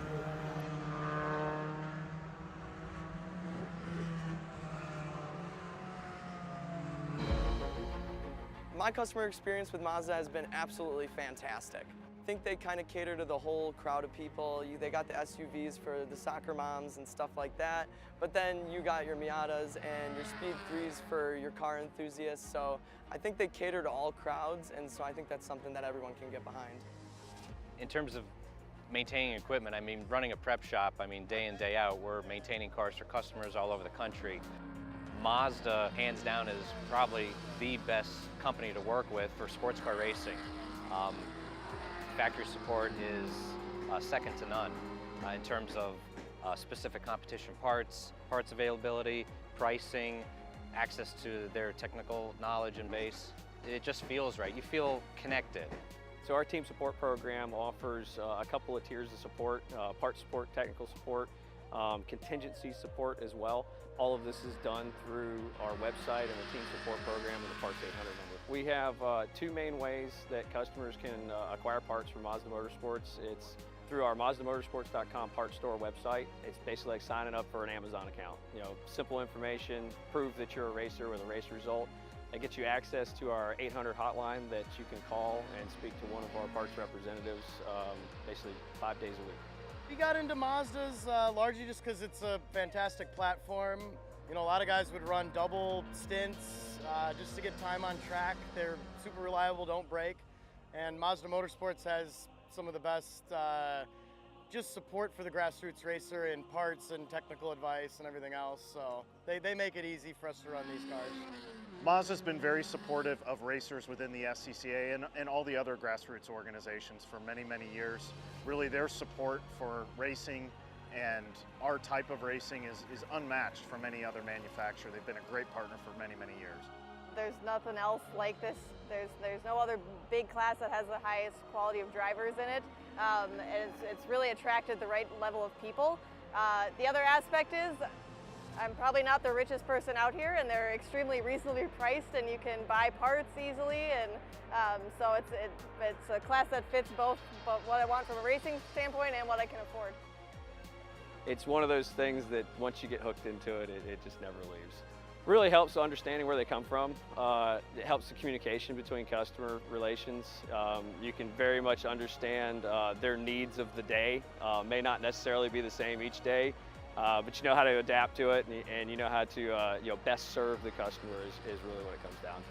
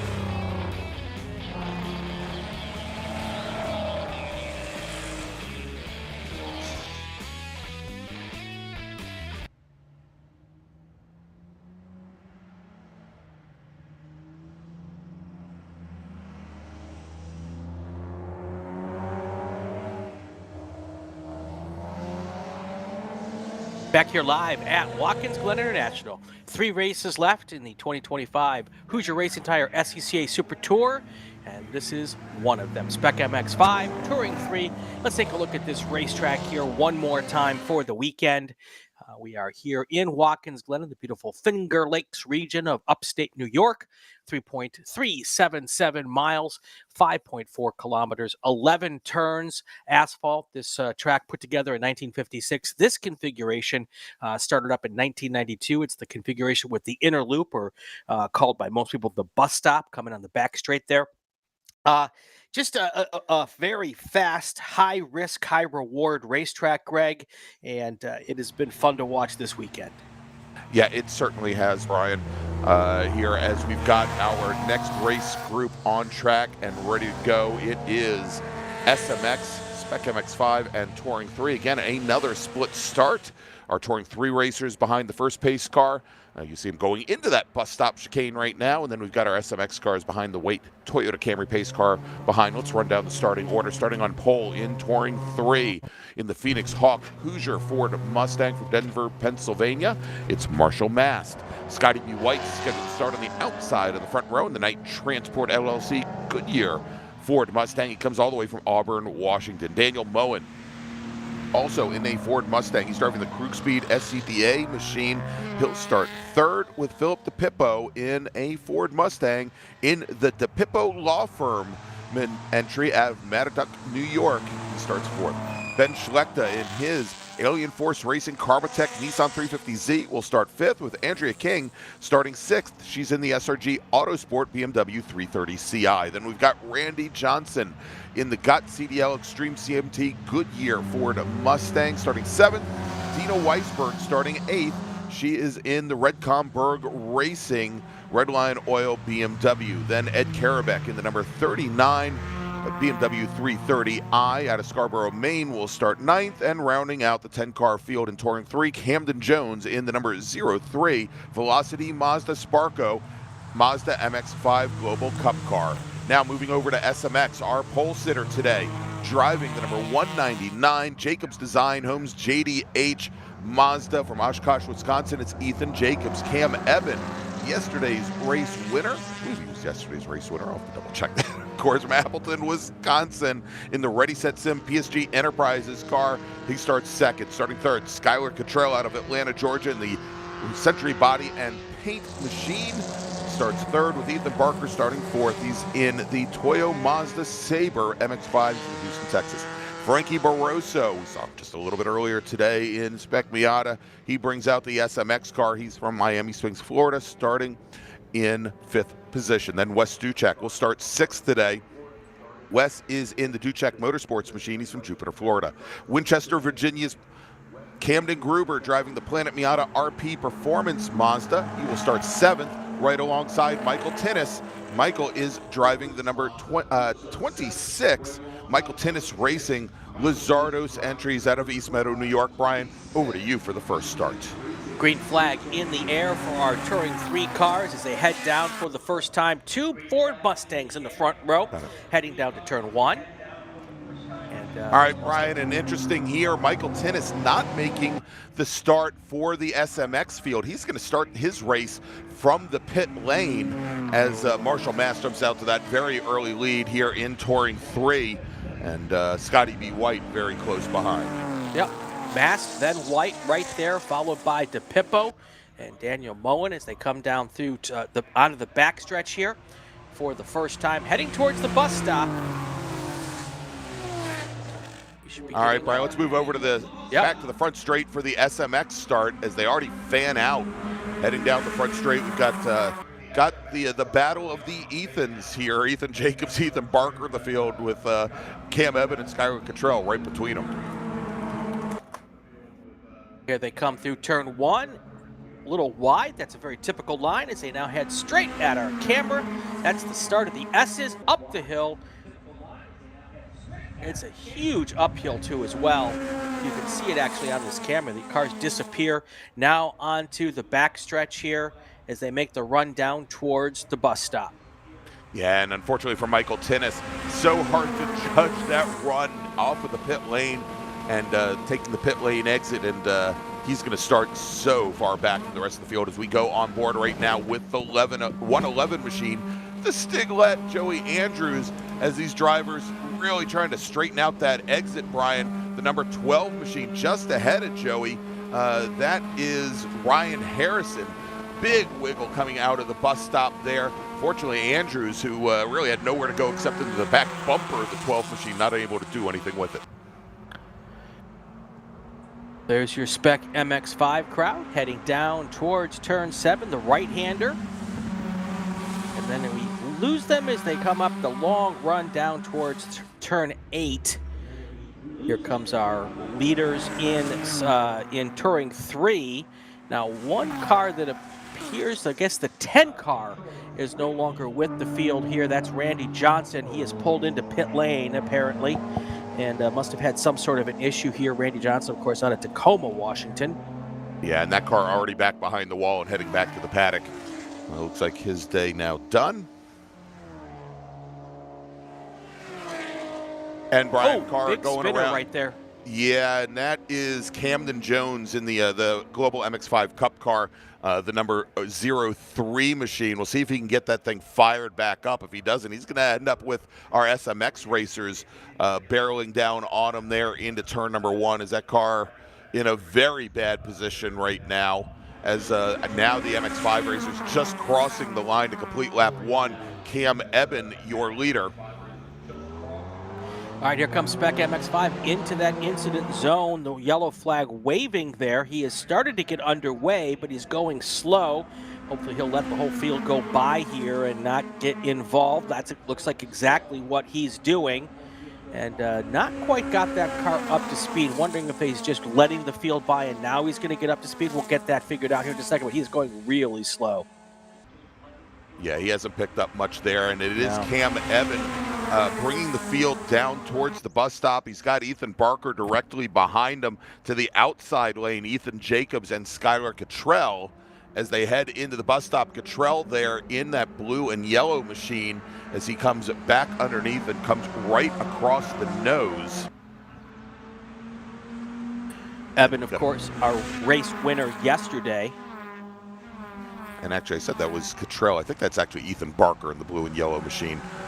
They're going and taking the point with Cottrell in the pink machine in the number 9. Car's going a little bit wide there, but no problems as they continue on. Eben now drop back to 3rd place with Ethan Jacobs there right next to him in that green car. Back on board with Joey Andrews here. Yeah, and Andrews still not able to do anything with the number 12 of Ryan Harrison. Maybe just content to sit back right now in 10th position. But I'll tell you, Michael Tinnis in the 26 machine. Can't really see it in the camera right there. Well, there he is. So Michael Tinnis in that 26 car, the driver that started from the pit lane, he is starting to close down that gap, Brian, and come up to the back of Joey Andrews. Now, there is the trailing car of Tinnis. Yep. Definitely making haste. There is that slower car that was spun earlier, doing a really nice job of staying out of the way, trying to get back to limp back to pit lane. Clearly something wrong with that car. Well, Brian, almost gave palpitations to some of the MX-5 drivers. It looks like the number 10 actually used the cut through, right? Took the NASCAR route and almost rejoined the MX-5 field that had just passed him about 8 turns earlier. That's one way to make pace. That exact new lap record. New lap record, exactly. Exactly. I do love that camera angle as they come out of turn 1 when they use the wide line there. They're coming literally right into our living rooms. That is so cool. All right, and so Michael Tinnis, who again started from the pit lane. Tinnis, who qualified today in I think 7th position in SMX. He's now gotten back around both Joey Andrews and Ryan Harrison, so move him up now in the 9th position. Up front, you've got Barker, then Cottrell, then Eben, Ethan Jacobs here coming out of the carousel. And then you've got Ethan Jacobs there in that green car right on the back bumper of Cam Eben. If those two get hooked up together, they could go right to the front here.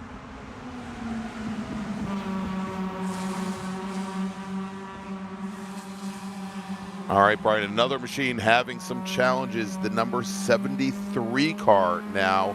Another one of our Touring 3 machines. That is Daniel Moen in his Ford Mustang. And he just made his way out of turn 9. I suspect that he's going to probably bring that car down the pit lane. So 2 Mustangs down, and I think 3 remain in Touring 3. I don't know if you saw that wave from Joey Andrews to the car behind him, and he did a little wave, and right after that wave, there was the bump. And as they try to keep in touch with this whole pack here.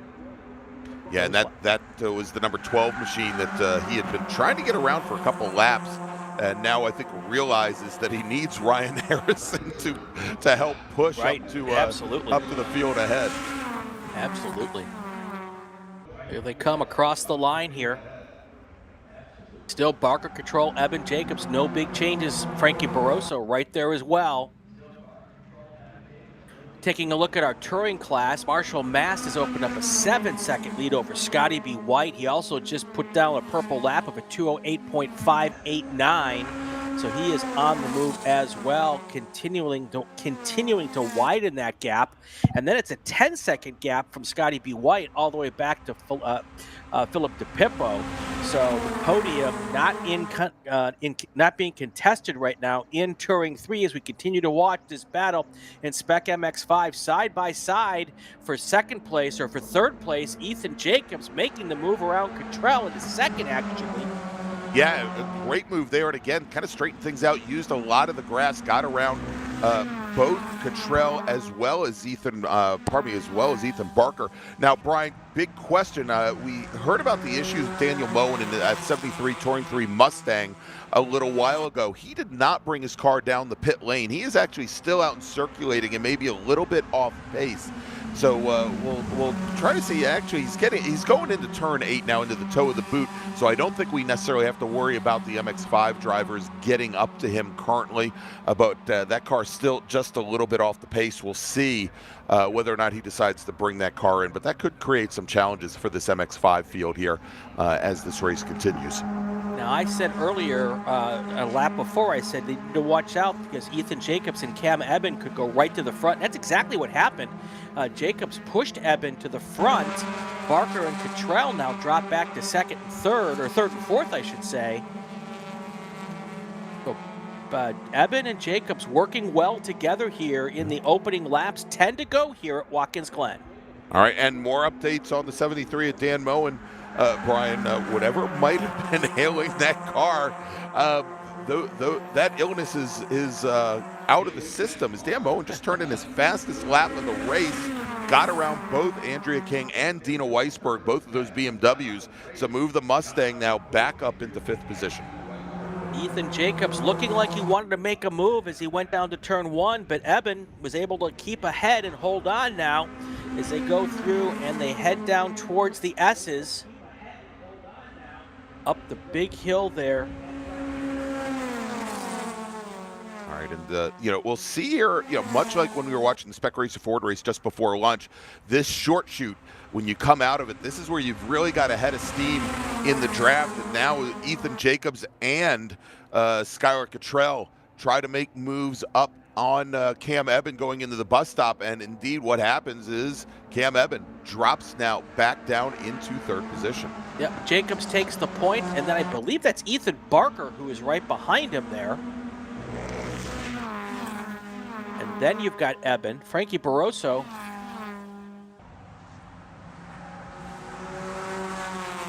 I believe he's in the yellow and blue car there. Yellow and blue car, yeah. Yep. So lots of jockeying for position, and that's keeping this front 6, 7 cars all together here, not letting any of those leaders start to pull away.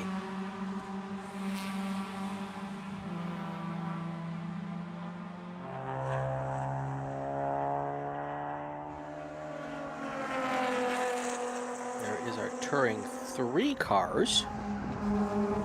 There we go. There's our Spec MX-5 field again. No battles for position in turning 3 right now, which is why we're keeping these cars. The Spec MX-5 is what we're watching right now. 12 seconds between first and second in turning 3, and then another 20 seconds back to the Pippo. So.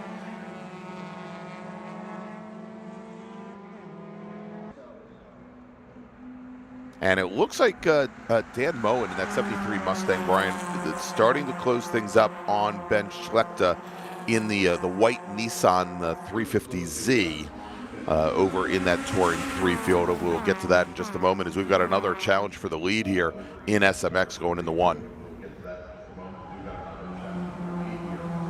And Barroso taking a quick look to the inside.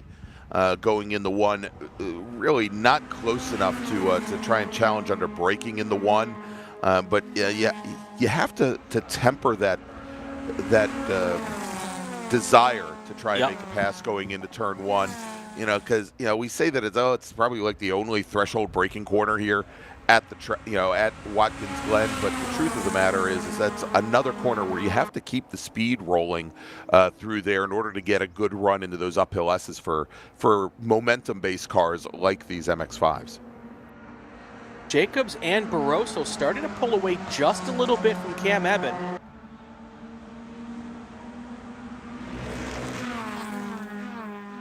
Eben trying to get Skylar Cottrell to hook up so that they can start moving, hopefully at least stay close to the front. Gonna need to have a partner to make moves here.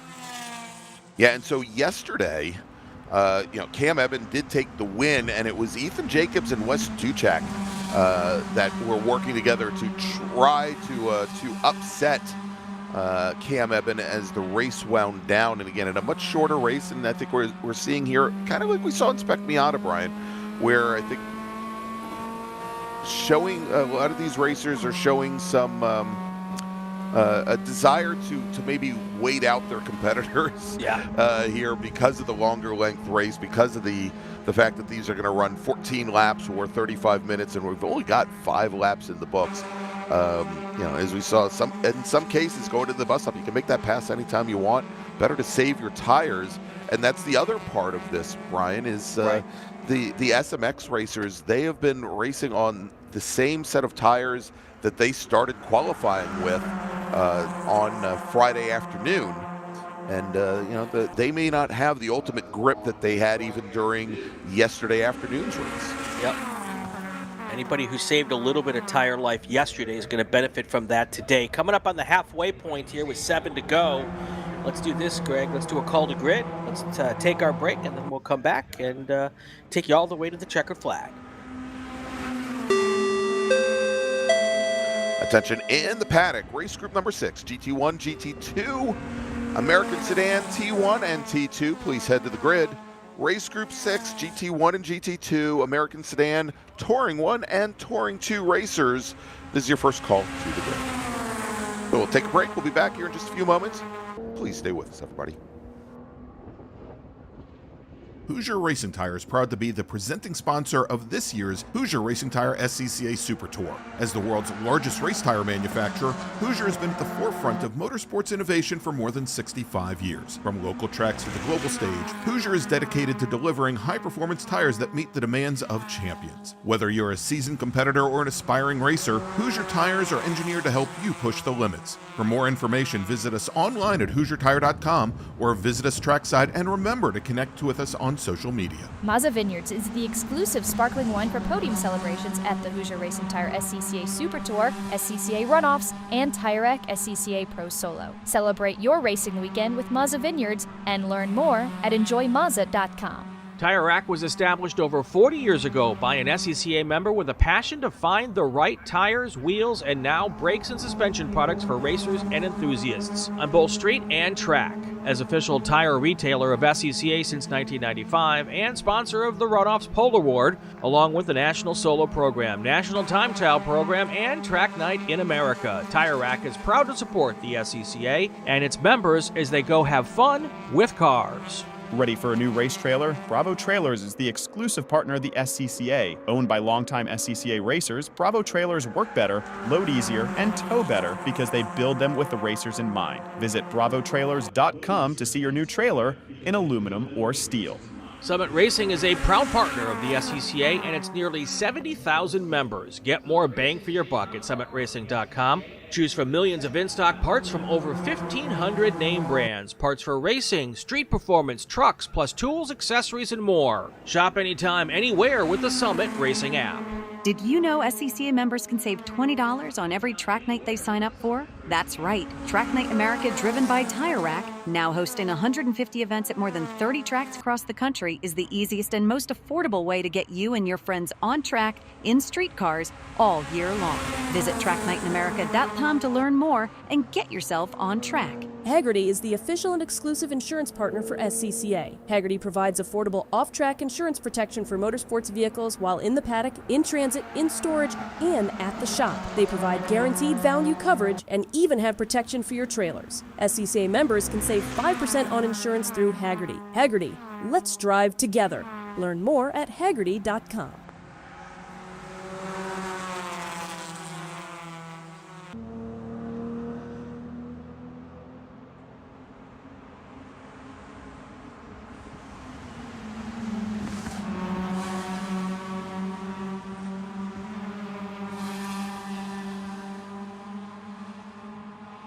Back live here at Watkins Glen. 6 laps to go. Next time by 5 to go here in our Spec MX-5 Touring 3 race. Right now in the touring class, Marshall Mast, he is basically putting on a clinic. He's got a 22-second lead over Scotty B. White, and then a whole nother 24 seconds back to the third place car, Daniel Moen, who's kind of on the move. He's taken over third place, but not fast enough to be able to probably make a difference here at the end. What we're watching, though, Greg, is what's been a fantastic race in Spec MX-5.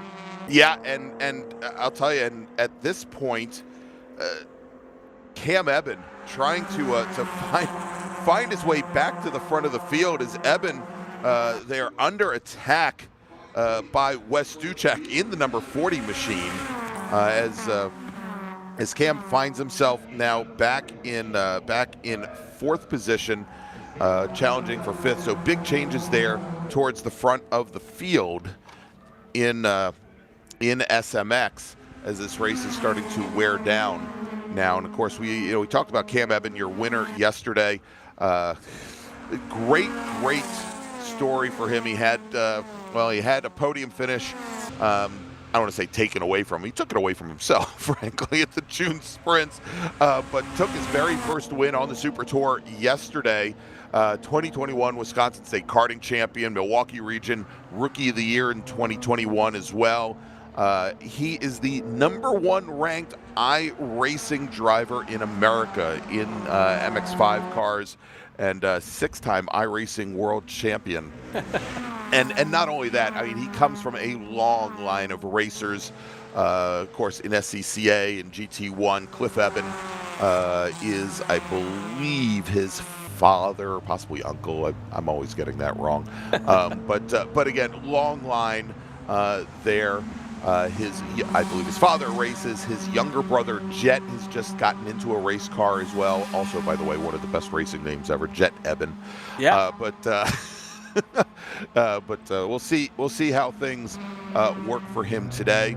Also, we've got in the chat Mateo Naranjo. Want to thank him for popping in. He was the 2024 FRP 1600 champion and had moved over to MX-5 or Spec MX-5 here last year, and unfortunately things didn't work out very well for the TKG driver here during qualifying. That did a lot of damage to the car. Just was not able to race today. We should add, although, in that Scotty B. White, running in 2nd place today, has unofficially clinched the T3 Super Tour Championship by completing this race today. So, of course, all those numbers going to get crunched in the end, but good for Scotty B. White. Appreciate it. And that includes the runoffs, of course, Brian. Yep. So, I mean, if he's locked it up already, that would be pretty notable. So that comes from one of his crew members, putting a little info in my on my text messages.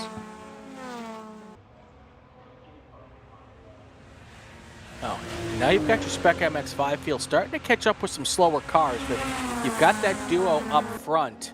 That, of course, is the duo of, and I've lost my timing and scoring in front of me. That is Ethan Jacobs and Frankie Barroso working really well together. And 2 cars getting around slower cars easier than a whole pack of cars. So hopefully they can manage their way around these. Skylar Cottrell, of course, would rather them not manage the slower traffic well, so that he can catch up. Yes, as Skylar, Cam Ebbett, and Ethan Barker there. And Brian, we talked about where these MX-5 cars, they've been running the same tires all weekend long. Yep. And this corner here at turn 6, I think is one of those corners downhill. Yes, it's cambered, but if you miss the apex by much, you can see what the effect is, where the rear end, that right rear, ends up getting scrubbed quite a bit with a huge slip angle there. That can complicate things for these racers, as they still have, another 5 laps to go, or 4.5 laps to go here in these machines. And it looks as though that is really starting to affect the 28 machine of Ethan Barker. As our MX-5 Cup leaders now coming up to the back of the T3 BMW. I believe that's the 39 of Ed Karabek that they are meeting.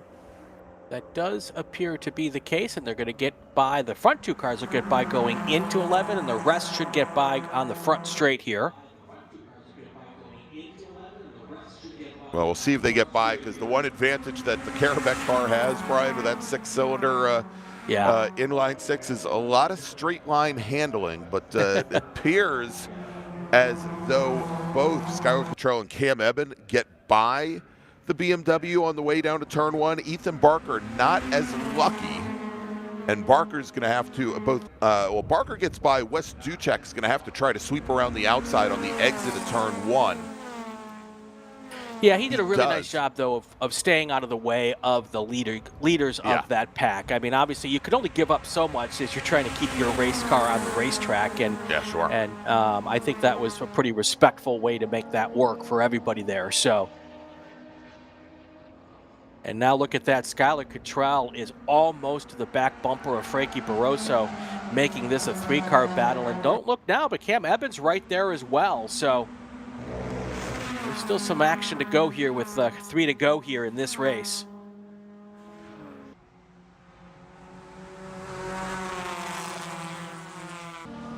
Still no changes up front in our T3. It's still Marshall Mass, Scotty B. White, Daniel Moen. That's your top 3 there. Ben Schlechter, Dina Weisberg, and Ed Karabak are your 4th, 5th, and 6th place cars there.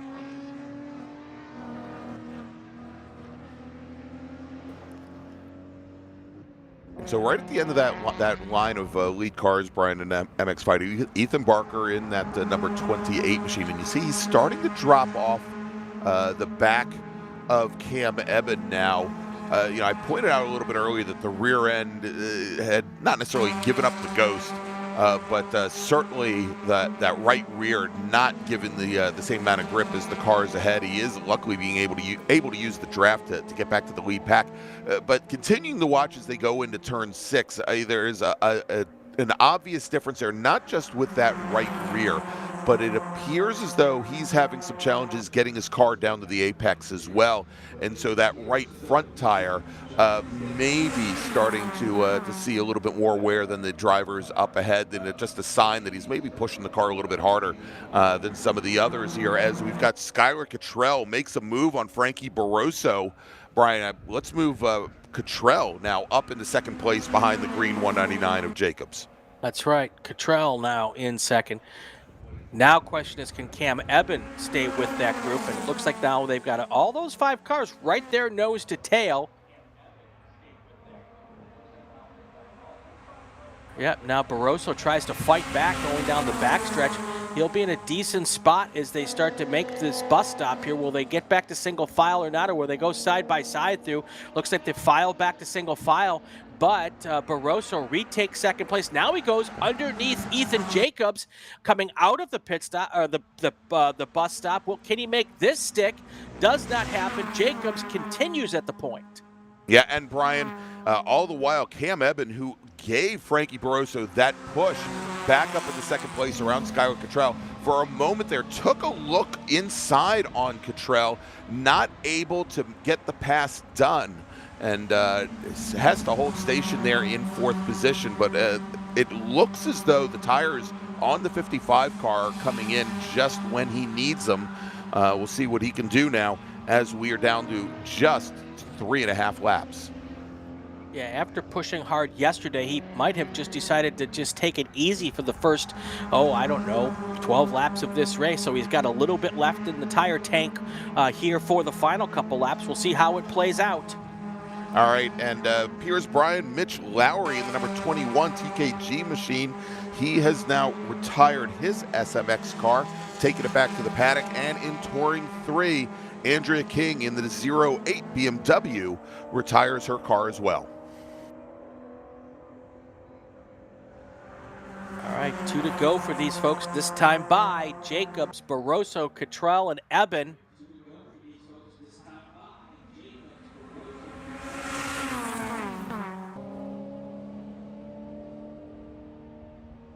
They'll stay in single file here. They should get the white lap this time by. Look at now, not single file anymore as they all fan out coming out of turn 1. And who's going to cycle through here? We've got Cottrell on the inside going up towards the S's. That is going to put Barroso on the inside as they come into the S's. And while all that's happening, Ethan Jacobs just starts to pull away just a tiny bit. He would love to see them get real racy and give him a little bit of a gap.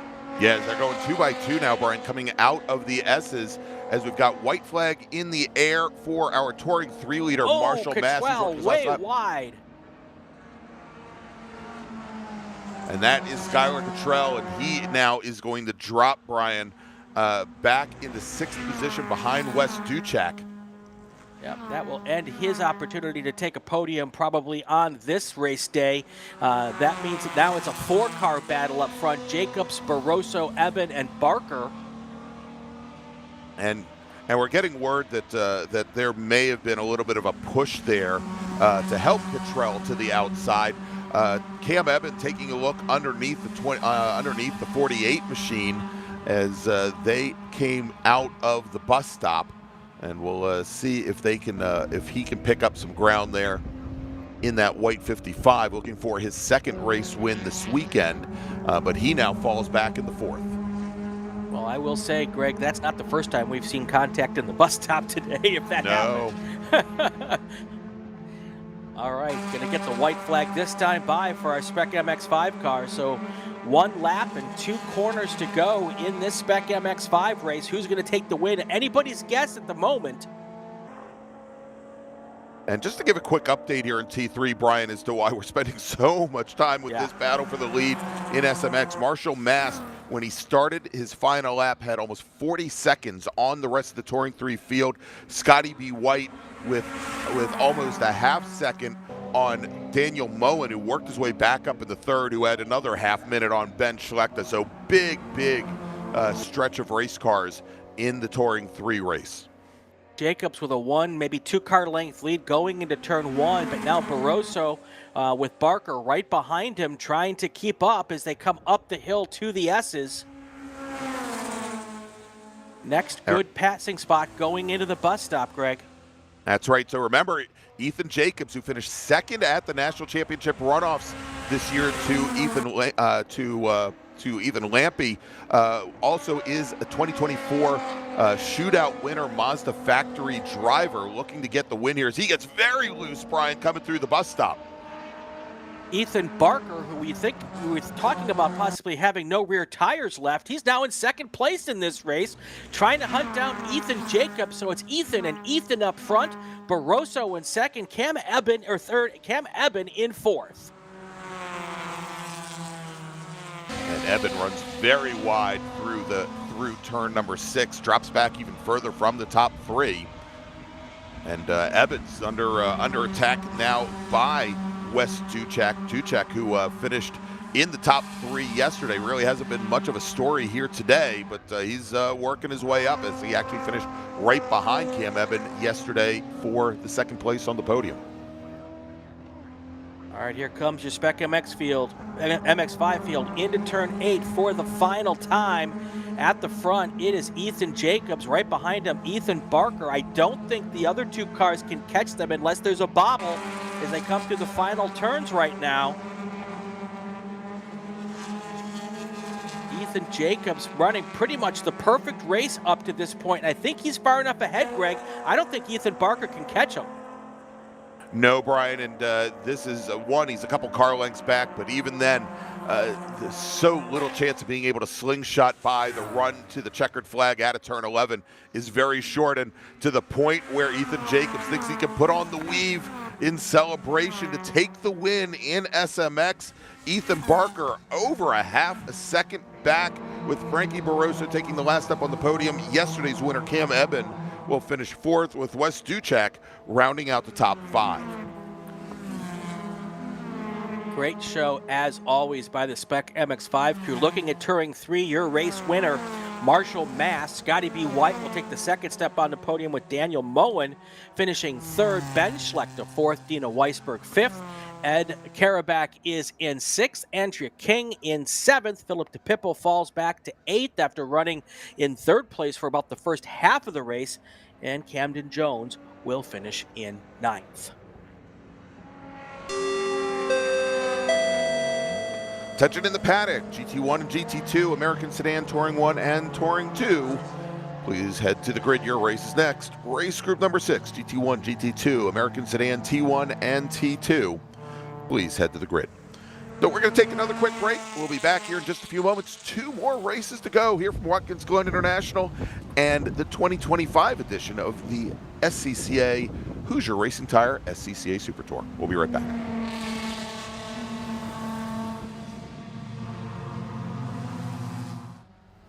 Mazda's been very supportive of racers within the SCCA and all the other grassroots organizations for many, many years. Really, their support for racing and our type of racing is unmatched from any other manufacturer. They've been a great partner for many, many years. Mazda, hands down, is the best company to work with for sports car racing. Factory support is second to none. It just feels right. You feel connected.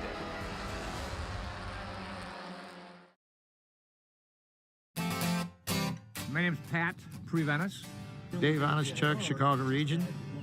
I'm Tiffany Bingheim, and I'm with Milwaukee region. So my name is Carter Kundinger. I'm a part of the Milwaukee region, and I have been doing this for 3 years. Since about 88, so 30-some years. I've been doing this for 50 years. 2009 is when I started, so I don't remember a year how long. What makes you keep coming back? It is honestly, it's one of those, the cars and the racing are great, but you stay for the people. It's come for the racing, but stay for the people. Racing and, good people. Oh, it's not only the racing, but it's the people too. I mean, I can't go away from that. I've met a lot of my very close friends here, and just connections that you make with your fellow workers, even drivers, safety crew, just about anyone is honestly just something that, it just keeps me coming every single year, every single weekend. Because both my son and my daughter and my brother also flag, so it's a family thing. Well, there's a lot of excitement. There's a lot of excitement. If you're a race fan, there's no better spot. There's been a lot of great memories, a lot of friends, a lot of racing friends. It's a great group of people. Everybody cares for one another, helps each other out. Those are probably the biggest memories, more than just the racing. I mean, it's fellow workers, the drivers. It's been amazing. I've met my best friend here. My husband. So it's really a family event. I mean, it's great. I came out here when I was a high school student as a spectator and kind of fell in love with the place. And during my college years, I joined as an SCCA member and started working corners right away, and I've been doing it ever since. This is the best seat in the house.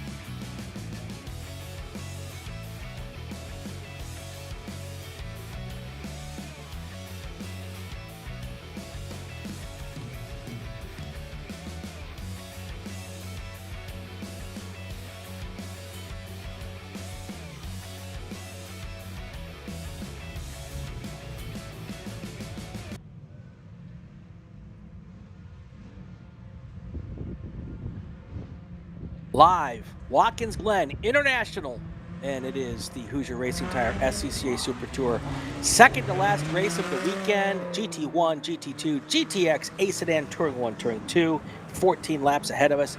I'm Brian Bielanski. Gregg Ginsberg's in the house with us, and he has our starting lineups. Well, Brian, I almost have our starting order because our pole sitter for our first group, which is our GT1 and GT2 cars, not on track. It was scheduled to be Tony Ave out of Maiden, North Carolina in his Chevy Camaro. He does not take the grid today, meaning Michael McAleenan in his Lamborghini Huracan GT3 Evo is your pole sitter. Alan Cohen in the GT1 Ford Mustang, scheduled to start third, so I guess he's starting second, with John Weisberg in his TA2 Chevy Camaro. He's your GT2 pole sitter. He'll now start not in fourth, but in third. Then we've got Lee Saunders in his Dodge Viper competition coupe in the number 84 machine, with Tiger Tom Patton driving the number 50 Sunbeam Tiger. Next, we've got we've got the other Tony Ave.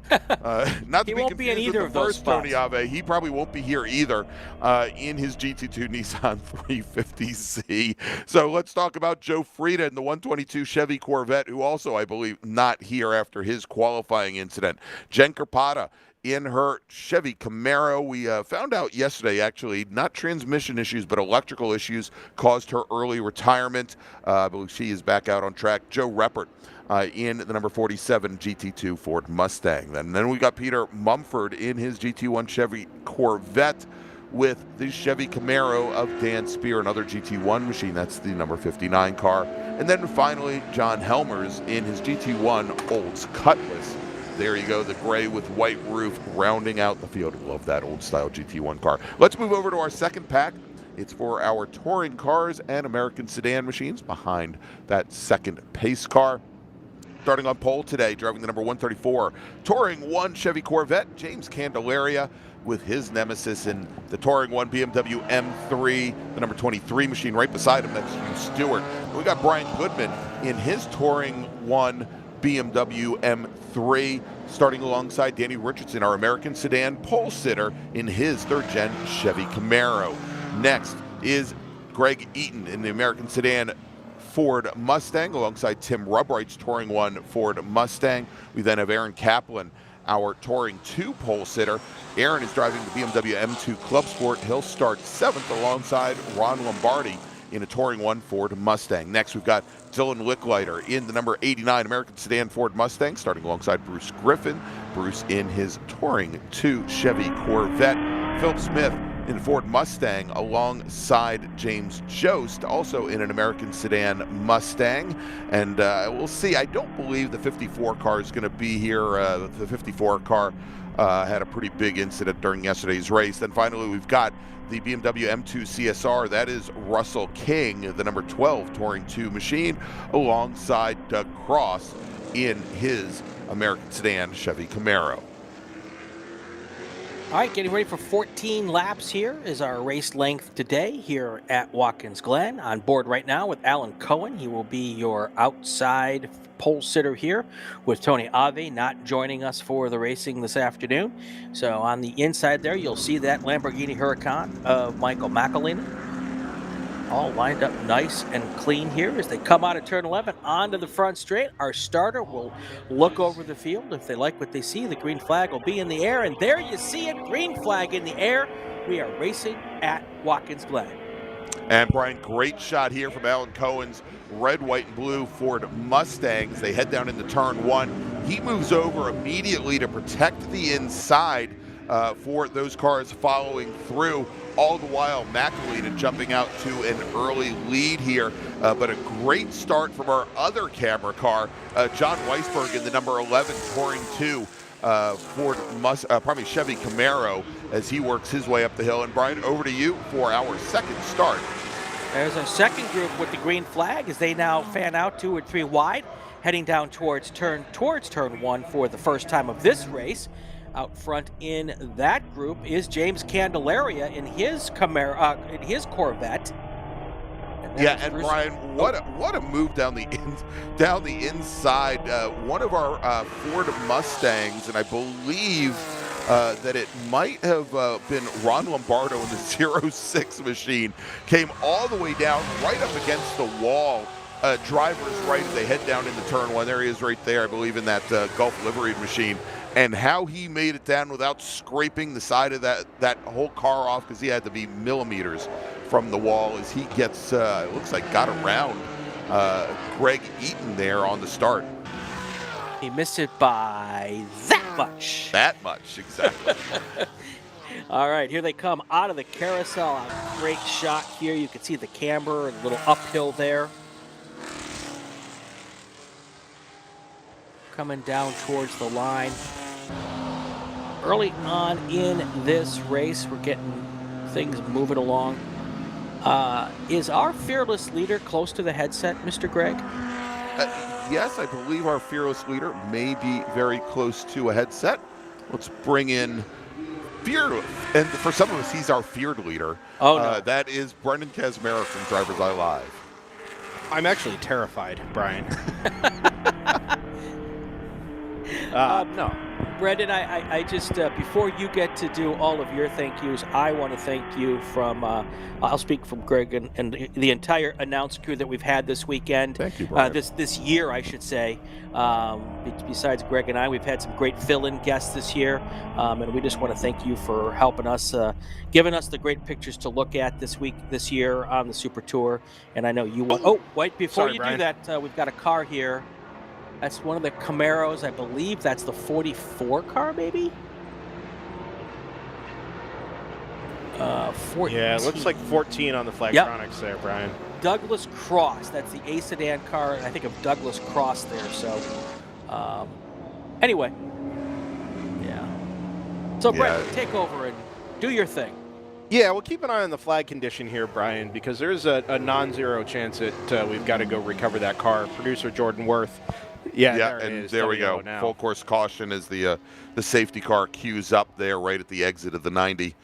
Why don't we take care of the regular housekeeping items here now that we've got a break, and then we can handle the niceties afterwards, Brian. All right, so let's do our break. Too early for a call to the grid, but let's do the break and get that out of the way now that we're under full course yellow, and then we'll talk about the other fun stuff when we come back.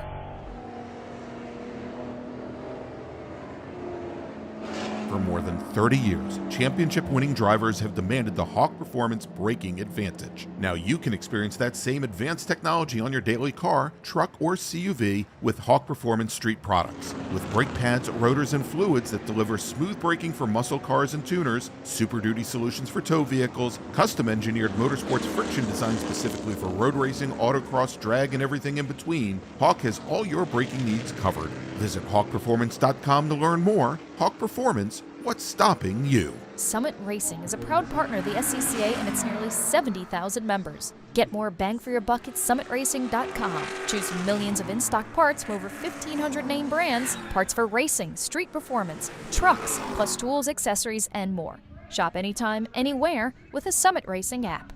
Ready for a new race trailer? Bravo Trailers is the exclusive trailer partner of the SCCA. Owned by longtime SCCA racers, Bravo Trailers work better, load easier, and tow better because we build them with racers in mind. Visit bravotrailers.com to see your new trailer in aluminum or steel. For more than 100 years, Sunoco, SCCA's official fuel partner since 2001, has been fueling victories on and off the track, which is why Sunoco has trusted the fuel over 50 series of racing, driving, and winning, including the SCCA National Championship runoffs, SCCA Pro Racing, Trans Am, and NASCAR. To find race gas near you, visit SunocoRacefuels.com or call Sunoco at 800-RACE-GAS. Want to try SCCA racing, but with an appropriate focus on fun and learning? The SCCA Race Experience program is exactly that, with both short sprint races you can drive by yourself and endurance races you can do with friends.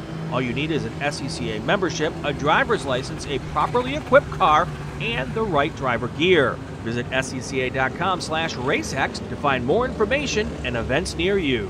It's the 2025 Hoosier Racing Tire SCCA Super Tour, the premier amateur road racing series bringing together top SCCA road racers from across the country. The Hoosier Super Tour visits some of the greatest tracks in North America, showcasing each of our 23 car classes. From production to GT cars, prototypes to Formula cars, the Hoosier SCCA Super Tour packs a ton of wheel-to-wheel racing action into every event.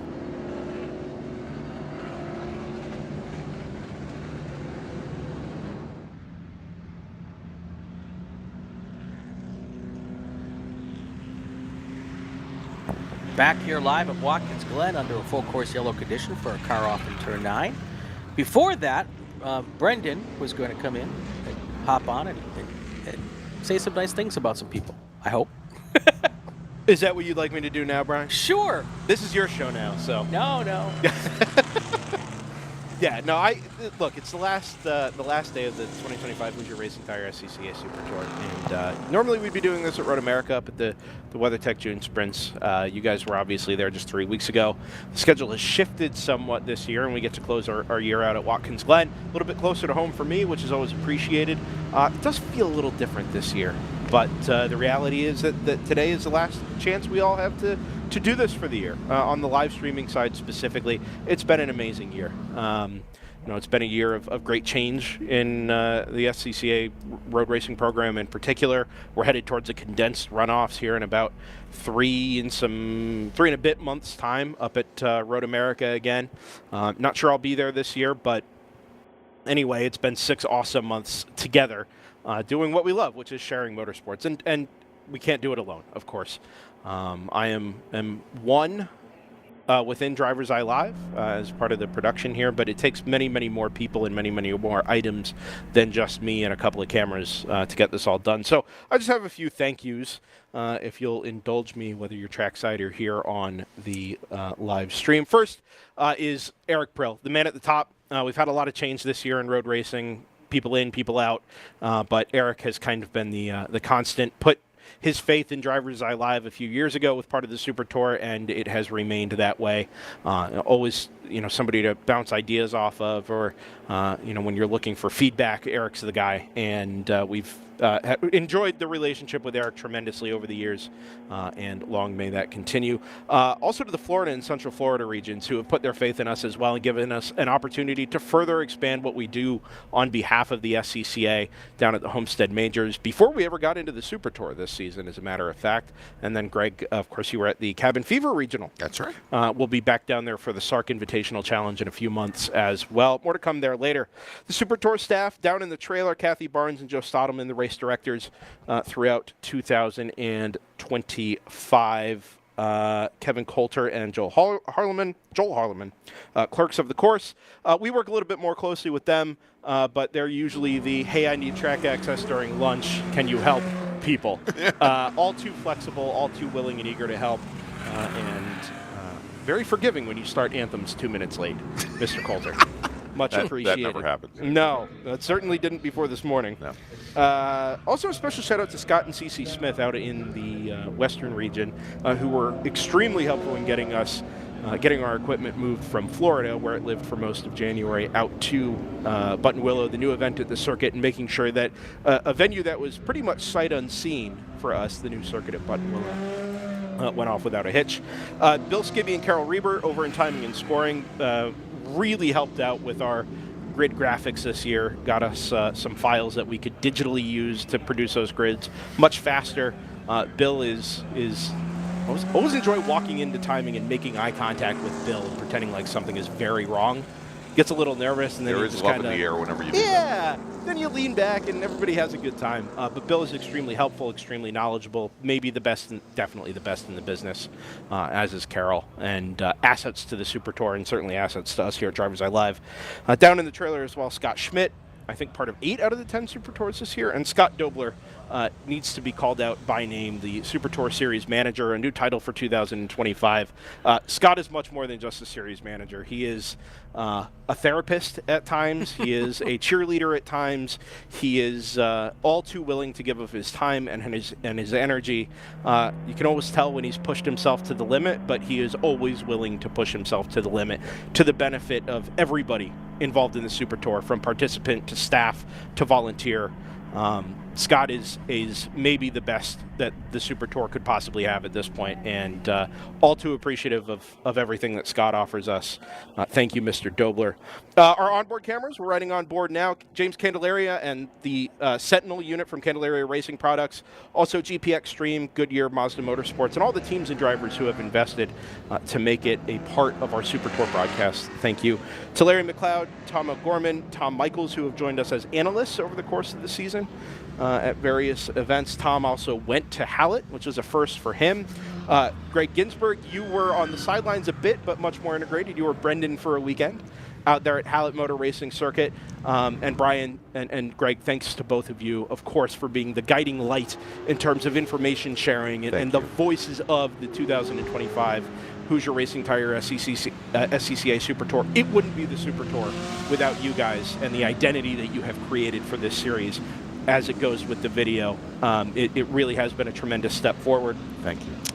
To Ryan West, who was part of the Super Tour at various events while I was away on other duties. To Jordan Worth, who I think I'm right in saying has produced all 10 Super Tour weekends this year on the buttons. The Professor. It does not get better than Jordan Worth. At Bottom Split over on Twitch, he is both comedic relief and a total pro behind the buttons on VMix. To my wife, Layla, who has put up with me being away for about 18 weekends over the course of this part of the season as we get ready to come back to green. To the volunteers who are trackside, thanks to all of you. And finally to the fans. 3 years in, 663,000 views, and the SCCA streams over on YouTube have appeared 7.7 million times on search results, homepages, and the like. The goal for us here at DriversEye Live is to make you say, I wish I were there. Hopefully it does, and hopefully that compels you to come out and join us. Thank you, thank you, thank you to all of you who make the Super Tour and the SCCA what it is. We are a club, we do this together, and it is a true honor to share it all with you. Let's enjoy these last two races the same way we started the season, guys, together. Thank you. All right, Brian, pace cars on the pit lane, and thank you, Brendan. We really appreciate everything that you do for these broadcasts. Brian, over to you for the restart. Back to green flag action here. 11 laps to go. It'll be 10 to go now that they've crossed the line.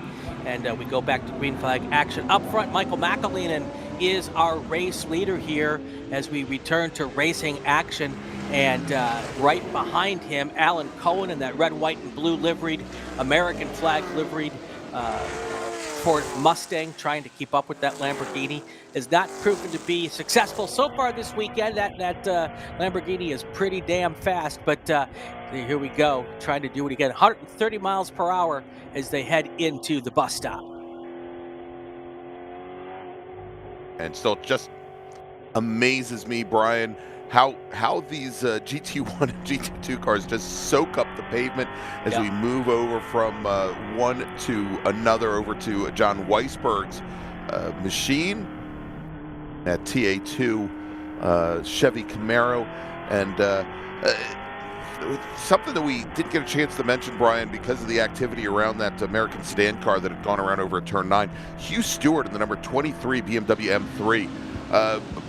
Pretty horrible start for him as he fell all the way back to the rear of the field, and he now tries to work his way through. He is the last of these cars right here, that black, red, and white BMW M3. Remember, he started on the front row of our second group right alongside James Candelaria, and now he's got about 9 cars that he would have to work through in order to get back up to Candelaria.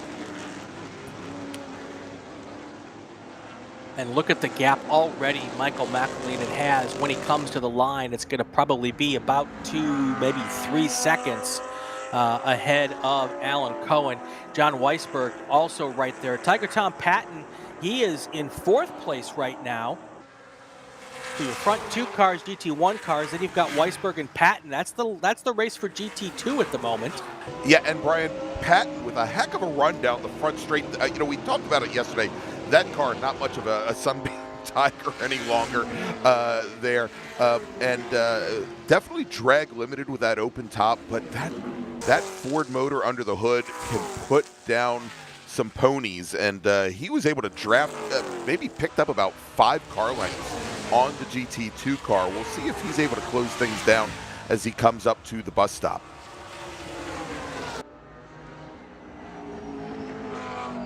The gap at the line between McAleenan and Cohen, 3.2 seconds here.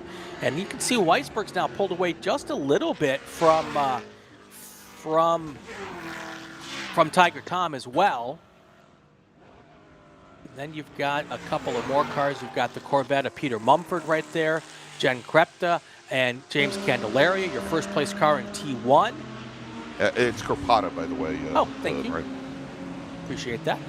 And good to see Jen able to get that car back up and running. We saw where that car pretty much gave up the ghost over at turn 1. About 3/4 of the way through yesterday's race. We all thought it was a transmission issue, as she's had constant transmission issues with that TA2 machine. Turns out, we're not going to say the brand of the ignition box, but it's 3 letters, and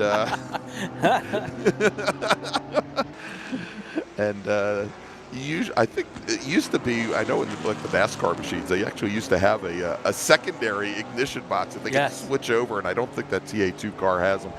But they've got that car obviously running pretty well here today. Yep.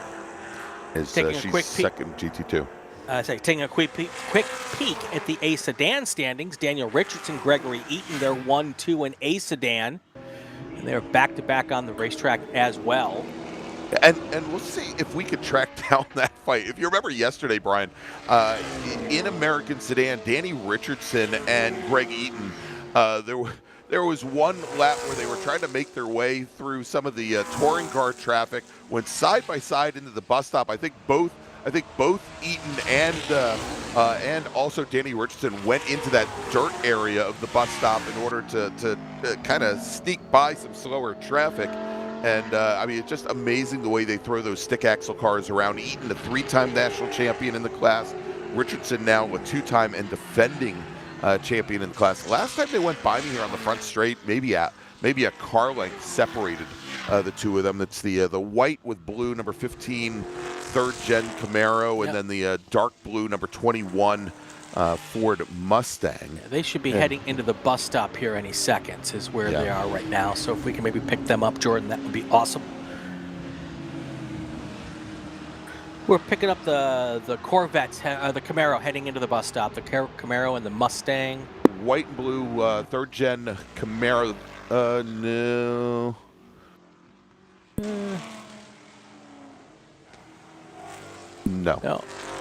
No, not that one. It's the older 1980s. That's them right there. There it is, right there. Yep. And it looks like Greg Eaton has gotten around him. If I saw that quickly, I think you're right. We'll watch as they come into turn 8 again. They have had some amazing battles over the years.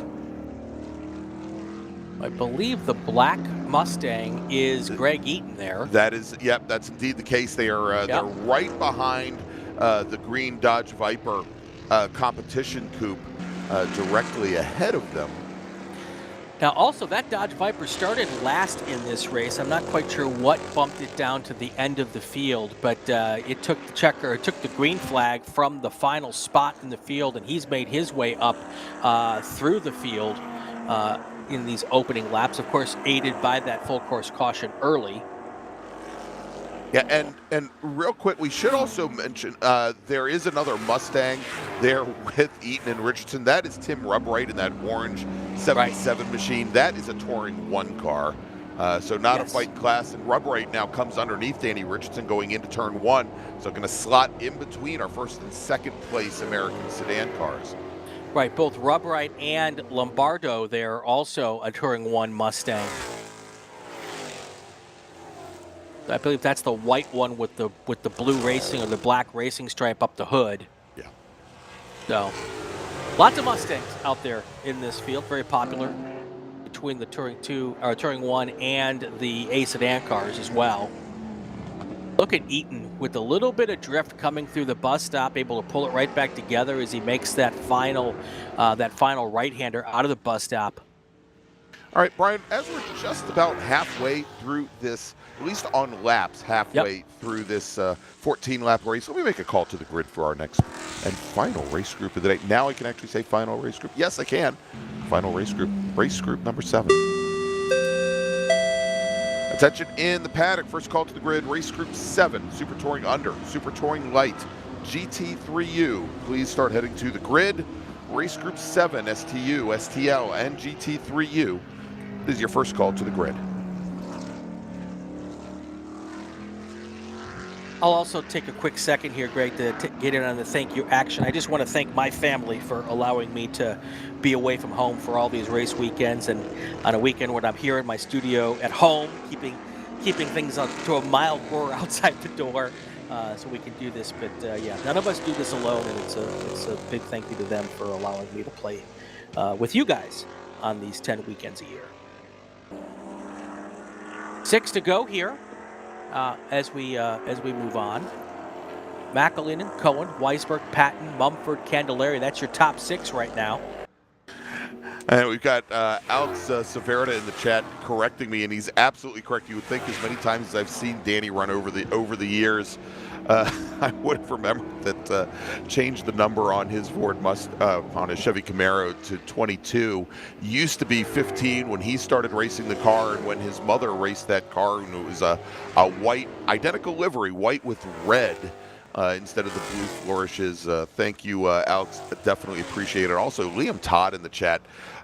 He says, standing over the bus stop is fantastic. And I'll tell you, Brian, if there is one thing I miss here on Super Tour weekends from Watkins Glen, back in the radio days, my spot was right over, just to the left of this, or to the right of this camera on the spotter stand, just over top of the bus stop. And to be able to watch and hear up close as cars would slide in and slide out of that little change of pace that we have here at Watkins Glen, really something special. You just don't get the same feel, when you're about, I don't know, what are we, about 150 feet up in the air over the start-finish line? As we go back on board with Bruce Griffin and Chevy Camaro, and Brian, Bruce just had a pretty big slide through turn 6. Wasn't able to get the nose down to the apex in that white Chevy Corvette. Didn't get the rear to, got the rear to rotate awfully good, but a nice four-wheel drift through that corner.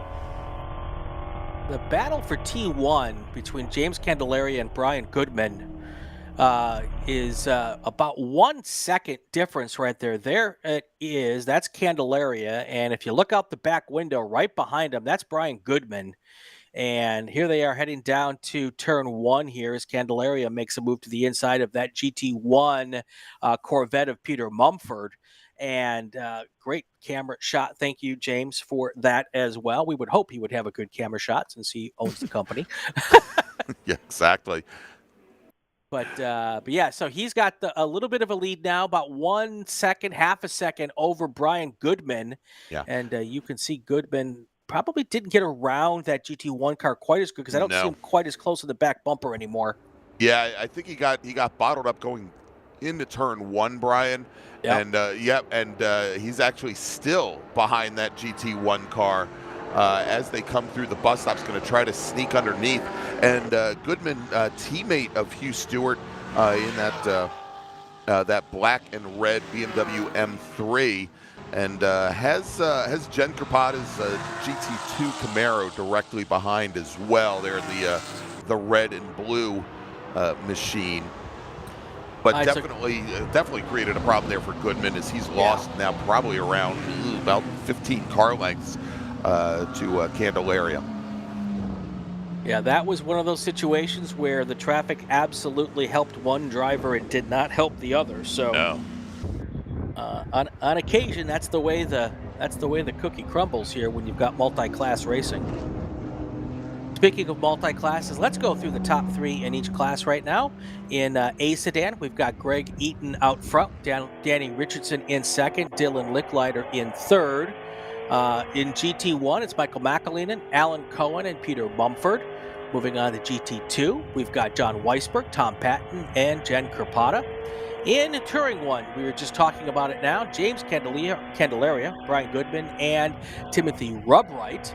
And in Touring 2, Aaron Kaplan, Bruce Griffin, and Russell King. So that's how they stand up right now with 4 laps to go. Back on board here with Alan Cohen. He is the second place car now overall and the second place car in GT1. And he is 27 seconds behind Michael McAleenan. And I think, as we mentioned yesterday, Brian, as opposed to James Candelaria, who owns the company, Alan Cohen's actually got his in-car radio, the radio with his crew hooked up to the Sentinel system. So plug your ears, folks. Yeah. Unfortunately, we can't bring it on the air.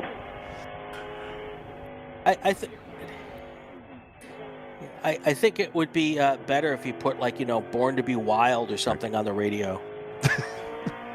Oh, Yeah, I guess then we can't do that. We get a Can't do copyright strike, that. Brian, if that happened. Yeah, exactly. We get knocked off the air.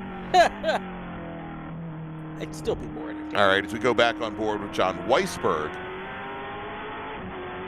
And things are definitely starting to wind down here, Brian, as we just had Michael McAleenan cross the stripe to complete lap number 11. So 3 more laps to go here for the number 3 Huracan GT3 Evo driver out of Tacoma, Washington. I think without it's, I certainly feel that it's unfortunate that we don't have Tony Ave here in his Ford Mustang to challenge for the win. But Michael McAleenan, there he is in that Lambo.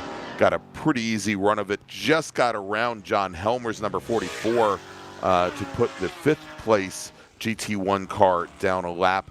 And at this point, he's worked his way. Helmers was running 21st in the field. Again, that Lamborghini starting to work his way through a lot of slower traffic, putting a number of cars a lap down.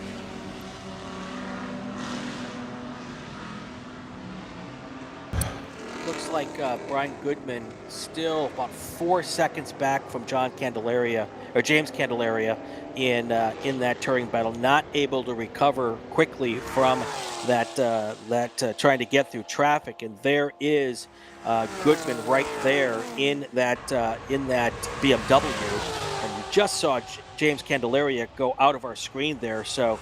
And the 2 cars he was trying to get around, or one of them actually, still hanging right with him there. That is the Nissan.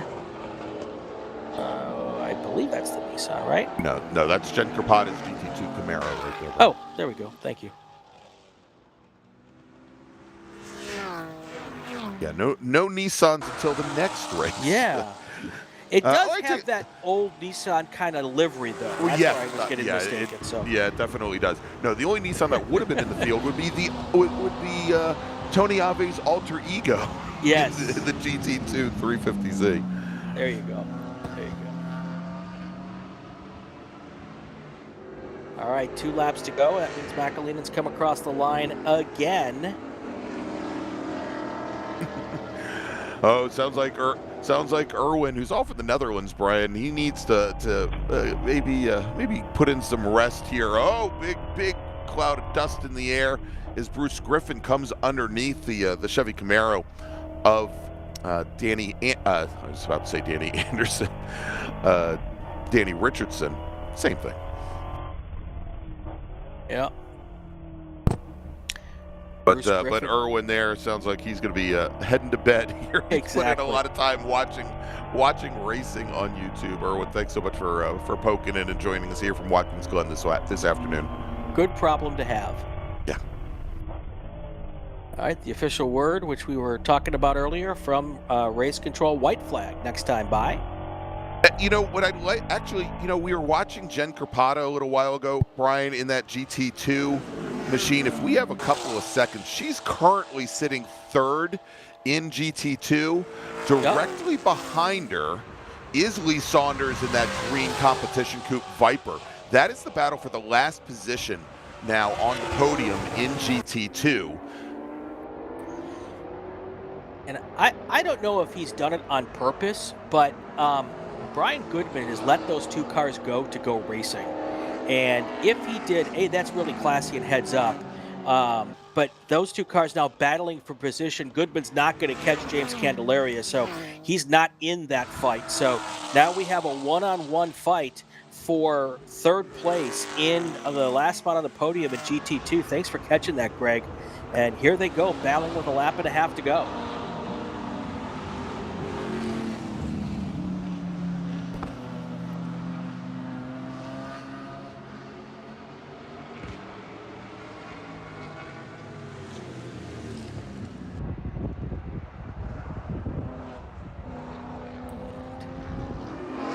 There they come. Oh, there's a spinner there.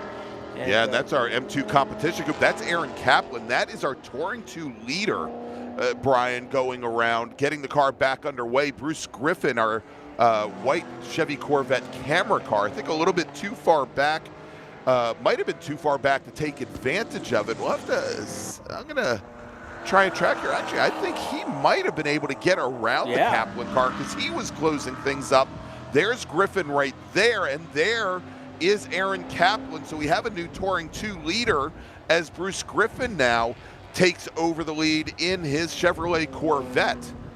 And they were really close last time by the line. I'm obviously I haven't seen anything. Maybe listen to race control to see if there was any contact there going into the bus stop. A place we've seen contact a lot this weekend. But yeah, now Griffin takes over the point in Touring 2. And with a lap to go, not enough time. But here's that battle for GT2 third place. All right, Brian, as we continue to watch that battle, Michael McAleenan comes across the line, will take the win in GT1. There he gets it. Perfect timing for the camera shot there. Back to our battle in GT2 here. And it looks like Jen Carpata on the last lap has not given up, but she has lost that third position in GT2 as Lee Saunders in the Dodge Viper competition coupe has gotten around the 93 car. This is coming right off of Carpata, setting her fastest lap of the race. And Lee Saunders started last on the field for this race and has made his way all the way up to third place in his class.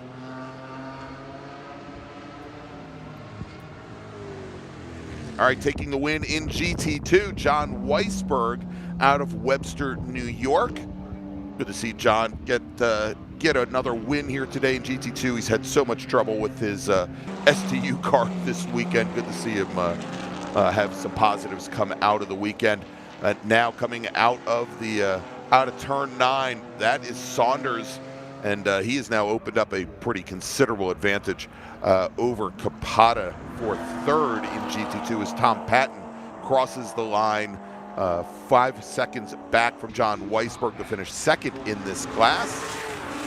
And Saunders will take third. Yep, there's your GT2's third place car, Saunders, followed by fourth place, Jen Carpata. That car's definitely seemed to come a little bit off the pace there on that last lap. So what a great little bit of racing there by that Dodge Viper at the end there. Lee Saunders coming all the way from last place on the field to finishing 6th overall and third place in GT2.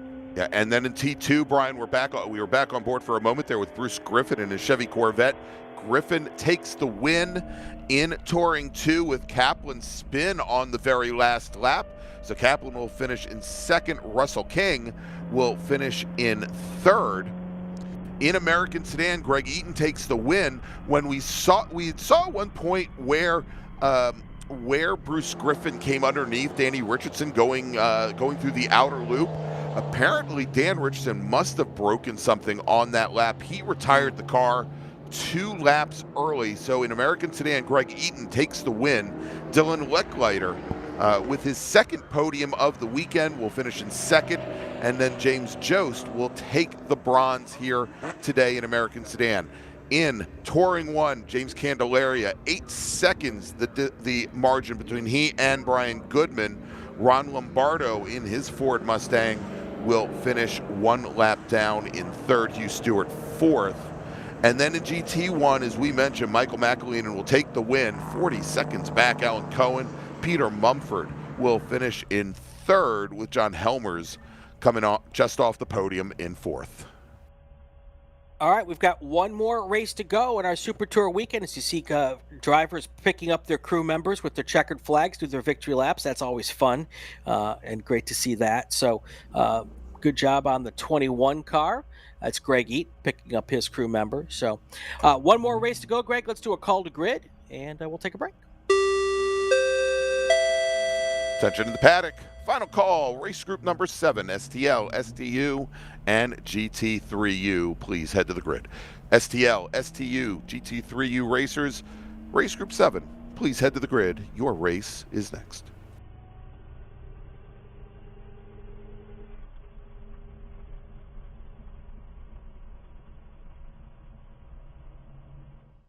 My customer experience with Mazda has been absolutely fantastic. I'm probably not the richest person out here, and they're extremely reasonably priced, and you can buy parts easily, and it's a class that fits both both what I want from a racing standpoint and what I can afford.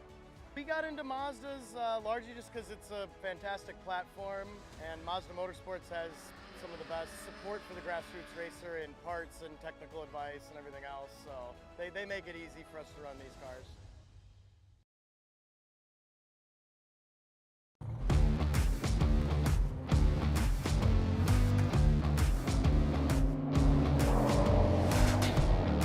So what is the TireRack SCCA Time Attack Challenge? It's Time Attack at its best. It's fast, it's fun, puts you in the driver's seat at some of the best racetracks across the country. So you might be wondering, can I do Time Attack?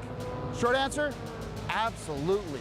On any given weekend, you'll find everything from a novice driver in their street car to a seasoned racing professional in a mean machine like one of these, both out here to have an amazing time chasing their fastest lap. Now I know what you're saying. John, my car's not ready for this. I don't have a Time Attack car. Well, the beautiful thing is, you do. We have classes such as Sport, where it takes hand tools to bolt on some minor modifications, to Tuner, where you get to do some adjustability with coilovers and add a little bit of power. Then Max, you take that, add wings, more power for pure awesomeness, and then you get to Unlimited, which is, well, unlimited. So what's a Time Attack Challenge weekend look like? Well, that's up to you. Whether you're here to get a new personal best, maybe get on the podium, or maybe your goal is that new lap record. Either way, you're going to get 2 days on track where you can chase your fastest lap. And then we're going to take a fast lap from each day, put them together, and that's your result for the overall weekend. It's a great event. It's a great track. It's our second year here. We will definitely be back next year. We're from Dallas. It's a long drive to get here, but it's worth it. This place is great. Dude, the event's awesome. These guys are so nice. And then on top of that, like, everybody wants to help everybody. Everybody wants to see everybody improve, and it's just such a, like, the whole time you're here, you feel really good, you know. People are really nice, so I love it. If you want to go the time trial route and put a clock on the car, everybody that's your competitor is also your best friend. You'll meet a new family here. Sound like a good time to you? I know it sounds like a good time to me. So come join us. You'll find more information at timetrials.scca.com.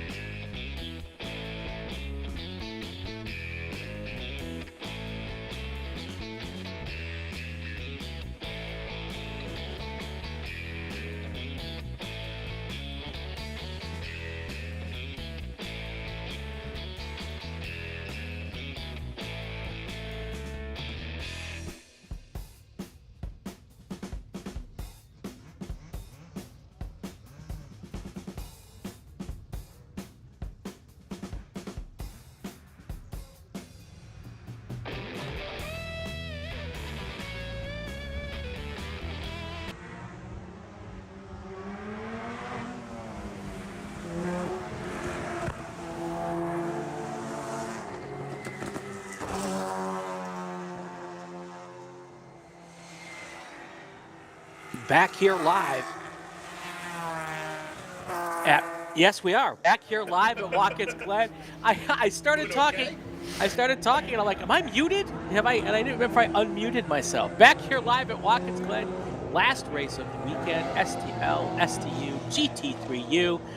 Gregg Ginsberg, I'm Brian Bielanski. Greg, you've got our starting lineups. That lower third should say Gregg Ginsberg, and is he live or is it Memorex? Brian Bielanski. All right, let's run down the starting order for our final race of the 2025 Super Tour season. STL, STU, and GT3 scheduled to be on pole, but apparently can't be 3 places in one time. He can't be in a GT1 and a GT3 car at the same time that he's in a GT2 car. Tony Ave not going to make the grid today in his Honda Civic. Unfortunately, that's going to move Richard Estacio in the number 80 the Krug-Speed Lotus Exige to the pole. Anthony Garacci, his teammate out of Glen Head, New York, scheduled to start third. Well, he's now starting second. Tony Rivera in that beautiful number 09 Brass Monkey Racing Hoosier Mazda RX-3 will start fourth instead of third. Then we got Darren Treacle in his STU Treacle Insurance Agency BMW 325. David Nagler in the Krug-Speed Lotus Exige, scheduled to start sixth. Don't think that car is on track either. He had some engine issues earlier this weekend. John Weisberg scheduled to start seventh today in his STU BMW Z4. We've already received word that he will not be making this race after taking that GT2 win just a few moments ago. Nick Leveroni in the STL Flat Out Motorsports Mazda Miata, the 137 car, scheduled to start eighth, and hopefully he's on track. With David Brand in the number 3 Krug-Speed VGP Esquire Lotus Exige, scheduled to start ninth. Craig McAfee in the number 63 STL Flat Out Motorsports Mazda Miata, scheduled to start 10th. With Michael Kuna in the STU number 74 High Speed Motorsport BMW M3 11th. Jim Schlechter in the number 75 Alien Force Racing Nismo Nissan 300ZX, scheduled to start 12th, with Chris Childs driving the number 7 STL Angry Shape Motorsports Hoosier Mazda Miata, scheduled to start lucky 13th. Then we've got Amy Mills in her STL Mazda Miata. That's the Flat Out Motorsports machine from Manson, Washington. Next, we've got David Palfinier driving the number 4 STL Emergent Cold KRS Mazda Miata. He's out of Miami, Florida. Next is our sole non-Mazda driving in STL this weekend. It's Deacon Greenfield in the OG Racing Angry Sheep Motorsports Honda CRX. That's the number 32 machine. Next up, starting 17th, driving the number 5 GT3U Driven Performance Mazda Miata, Peter Tonelli II. Next, we got Whitfield Gregg in the number 17 STU Flat Out Motorsports Mazda Miata. And then it is Goran Nyberg. Goran's out of Summerfield, North Carolina, and he's driving that beautiful 1966 Volvo P1800 Coupe. Then we've got Hugh McAfee driving in STL. He's out of Little Compton, Rhode Island. He's in a Mazda Miata with Warren Sackman in an STL Miata. He's out of Phoenix, Arizona, driving the Jim Lock Automotive machine. Zach Rosenberg in the number 171 Mazda Miata is scheduled to start 22nd. He's from New York, New York. Then we got Greg Bogart out of Charleston, South Carolina, also in an STL Mazda Miata. That's the number 23 machine. And finally, Michael Jones driving the number 69 STL Velocity Mazda Sparco MX-5. And Brian with the 2 Lotuses, Richard Estacio in the yellow number 80 to the left, or to our left, to his right. And then Anthony Garacci in the orange number 1 machine. We'll just say to the outside of the front row. They're getting a look now from the starter, and over to you. Green flag flies with 2 Lotuses on the front row, side by side, heading down towards turn 1. Right behind him, Tony Rivera, Craig McAfee, as they come into turn 1 for the first time. Rivera slides into, looks like a good slot to slide into third place here behind the Lotuses. Of course, the Lotus is an STU. Tony Rivera in GT3U, different classes right now. Not next year, though. That's right, scheduled to be combined next year, but as you said, Rivera, he's got a pretty nice buffer there, because the only other GT3U car running today is Goran Nyberg in that Volvo P1800, that beautiful baby blue machine towards the very back of the field here, as that RX-3 sitting up in third place, having gotten around Darren Treacle's BMW. But we'll have to watch here within the STL field between all of these Mazdas, see if the Honda can make any headway here. Greenfield apparently had some more electrical issues, much like he did in qualifying on Friday afternoon. We'll see if that car can make it through this race. That car has very good pace when he can keep it running. Should also mention, Brian, we had some contact yesterday between the two teammates, Garaci and Estacio, in those two Lotus Exiges. And as yesterday's race finished up, it was Garaci taking the win in STU, with Estacio finishing second. Estacio had gotten into Garaci, actually got ahead, and we had gone to a full course caution for another issue on track at the time. And it was interesting that Estacio actually gave the position back to Anthony Garaci. It was very iRacing-like, honestly, there. Kind of the give back, thinking it wouldn't incur any kind of penalty. I don't believe that either racer was docked for that contact, however. And there we go, seeing the three cars in front. It's a very interesting tester of the system this weekend, Greg. One of the reasons they've got the STU and GT3Us together is that they're trying to balance them out for when they come together as one class next year. I think this will be a good data point to see Tony Rivera in the GT3U car with those STU cars head-to-head on a track like Watkins Glen. I think it's an interesting exercise that we're getting a chance to see basically real time. Yeah, as a matter of fact, the SCCA has been running data boxes on a number of the GT3U and STU machines this weekend. Now, it should be noted, as Rivera now gets around I think around the Estacio car, that Tony Ave, who is not here racing today, was almost 2 full seconds faster than both Estacio and Garaci yesterday. Ran down in the mid 203s, whereas Estacio and Garaci were in the mid 205s. Right. And right now, both Estacio, Garaci, and Rivera in the low 208s, high 207s. Yeah, Rivera started at the back of yesterday's field because he had not had a qualifying time. He broke during his practice, I believe. But he had made his way up to 4th or 5th overall by the time the end of the race came. So, yeah, definitely better pace in that GT3U car. All right, good to see out on track right now the black number 7 machine, black Mazda Miata from Purcellville, Virginia. Angry Sheep Motorsports' Chris Childs. That car, Brian, made it, I think, 10 of 11 laps yesterday. And had to retire early. And I still haven't gotten word on what was wrong with that machine, but good to see Chris get that up and running. And Brian, I think we've got a brand new leader. Yes, we do. Yep, there you go, right across the line. Tony Rivera by 1/10 of a second at the line. He's been able to make his way all the way around at this point. But now fighting back, though, is Garaci, not wanting to give up that spot as they come side by side up towards the S's.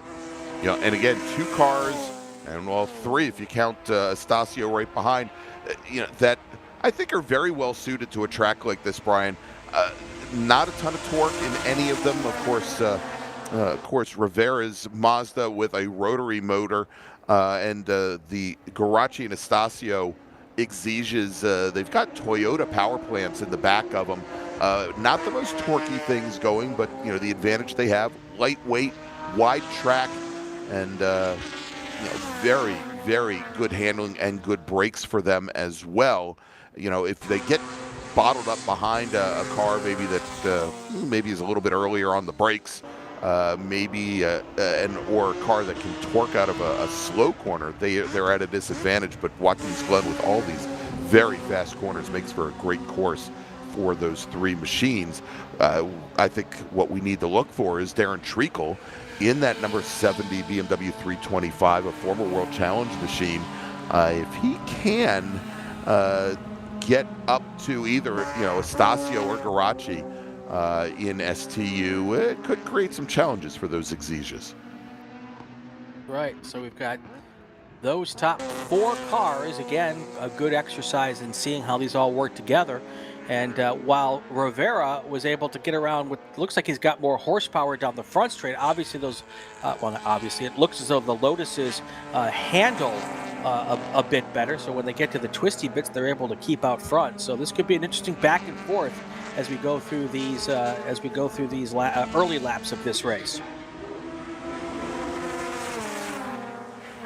Taking a peek back at our STL field, Nick Leveroni, he is got a 2-second lead over Craig McAfee. Chris Childs is in 3rd place round. David Palfiner is in 4th at the moment. Amy Mills is running in 5th. Yeah, and so yesterday, Craig McAfee takes the win in STL as Nick Leveroni only made it 4 laps, had to retire the car with a mechanical issue. There was a lot of attrition yesterday in STL.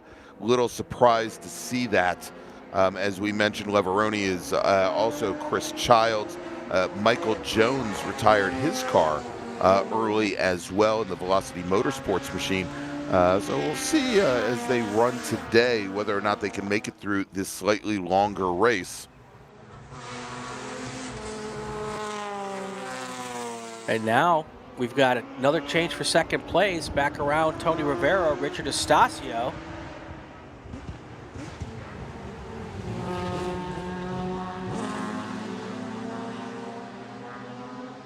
So now it is Garaci, Estacio, Rivera up front, followed by Treacle, Nicola Veroni, that 1st place car in STL. And you got Michael Kuna, Craig McAfee, James Schlechter in 8th, Christopher Childs in 9th overall, and David Palfiner in 10th.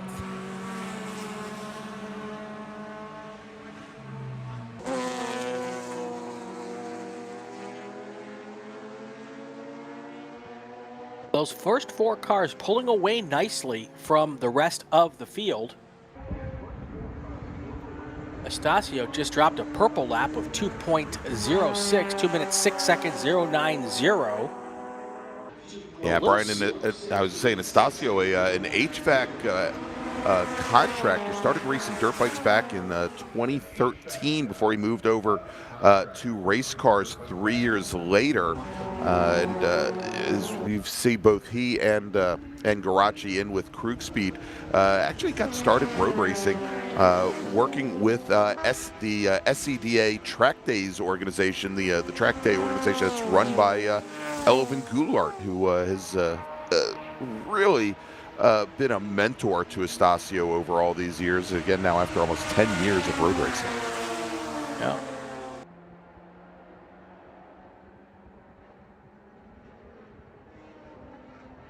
And Estacio now pulled right up to the back of Gravacci.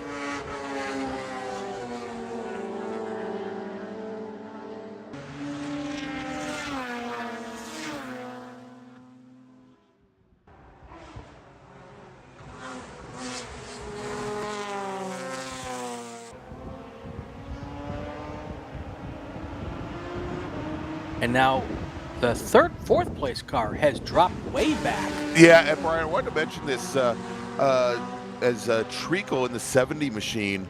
Now we just saw that is as that car got very, very wide coming through turn 6. Lots of issues now keeping the front end of the car underneath. And I believe one of the things that just happened is going through the bus stop and going over the curbing. He lost the front splitter on that machine, and it's very, very clear now that the front end on that car does not want to bite, and you know, he's lost what now, about 40 car lengths, maybe even 50, to our top 3 drivers there at the front of the field, to again GT3 racer Tony Rivera, and also Garaci and Estacio running 1-2 in STU.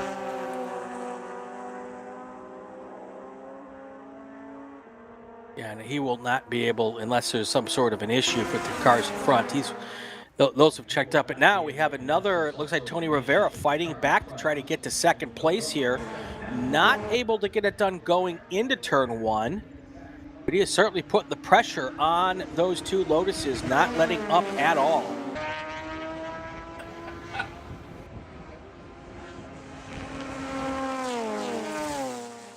I want to let everybody know, if you're out there watching and you want to get involved with the SCCA, not hard to do.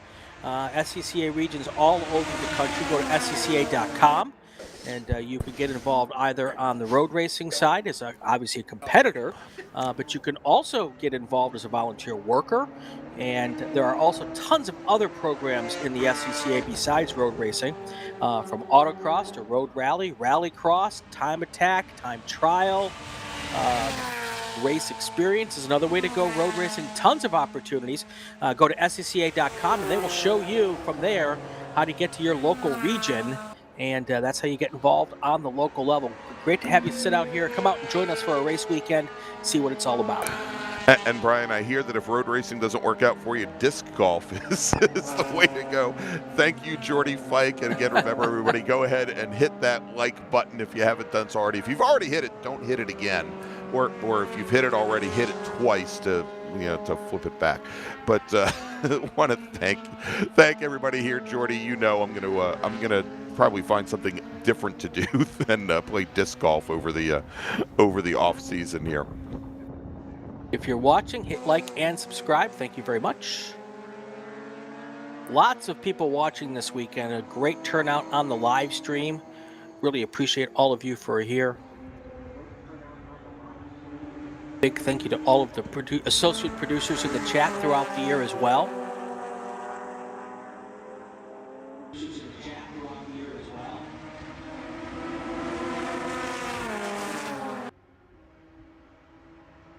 All right, Rivera once again taking a look to the inside, Brian. And, I think it's great that Tony Rivera, longtime road racer, is kind of mixed in here. I don't know how the two cruise speed drivers feel about it, especially if he ends up slotting himself right in the middle again. Because, again, technically, they're not racing today. Right. Come back in about 8 months. Well, and they'll be racing. I have to wonder, Greg, two things. One, if he's looking out to get some air to the front of that Mazda. That's true. And number two, if he's not racing those two because he knows that there's not a race between him and those cars. That could also be happening as well. And Tony, again, longtime road racer, I think that is probably the case. But it's also pretty neat to see him use those little cars, in the draft and see how this X-Balka part does so well. Should mention that Darren Treacle continues to hold off Michael Kuna for third right now in STU for all the problems that BMW is having. There he is. He's still holding tough. The white BMW of Michael Kuna currently running fourth. Interestingly enough, Michael was a Czech Republic rally champion. Well, there you go. Yeah, exactly. So if anybody's going to go through drifting through turn 6 here, there it is, the white BMW should be the one. Kuda's got Jim Schlechter behind the battle, and that's the battle for fourth right now in STU. That's an STL car directly behind them. I believe that is the Chris Childs machine. But so Czech Republic rally champion, also Northeast, probably New England region T3 and GT2 champion as well. Nick Leveroni, your STL leader, with a 2.059 second gap ahead of the second place car in STL. That is Craig McAfee. And then you've got Christopher Childs, about 6 seconds back from that group, 7 seconds back from McAfee. So that's your top 3 in STL. Still David Pelfiner and Amy Mills holding station in third and fourth place right now. Yeah, and a couple STL drivers not taking the green today. Warren Sackman, Zach Rosenberg, as well as the number 69 machine of Michael Jones. Of course, we saw Jones. We kind of figured that Jones would not be here. We saw the Jones car earlier today. I think running in E-production, he had that pretty lurid spin at turn 9. Ended up getting into the wall there as Tony Rivera takes a look to the inside now. of Richard Estacio going into the bus or going into the outer loop. Not able to come underneath him, however. Halfway to go in this race, halfway done. Let's take our final break of the 2025 Super Tour season. And when we come back, we'll go all the way to the end of the race. Stay with us, everybody.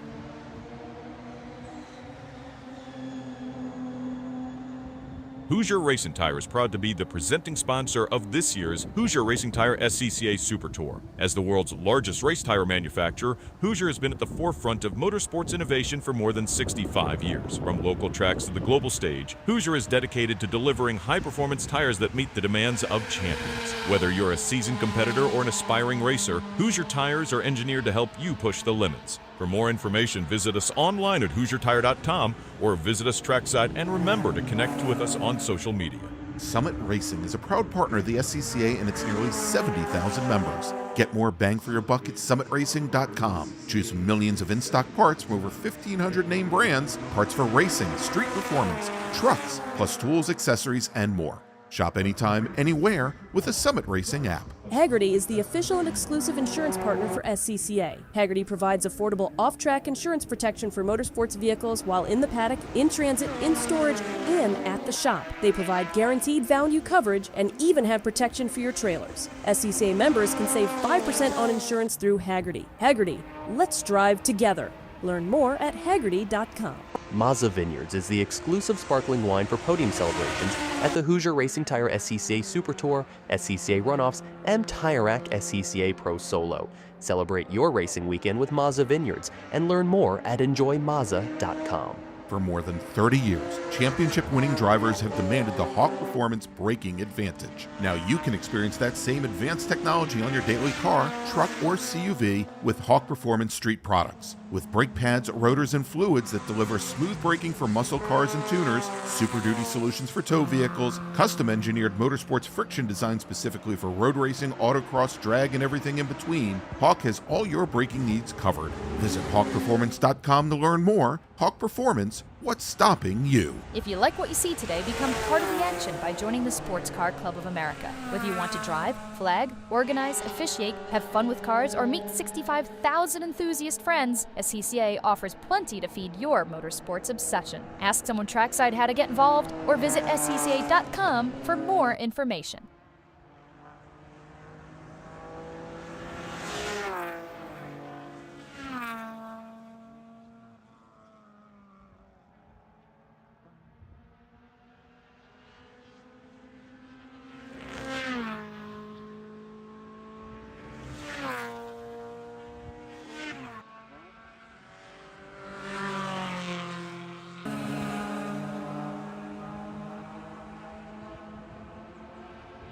Back live here at Watkins Glen, our final race of the Hoosier Racing Tire SCCA Super Tour season for 2025. Finishing it off with STL, STU, GT3U. Here's our battle up front. Coming up on a slower Miata here. The orange car is Anthony Garacci. The yellow car is Richard Estacio, first and second in STU.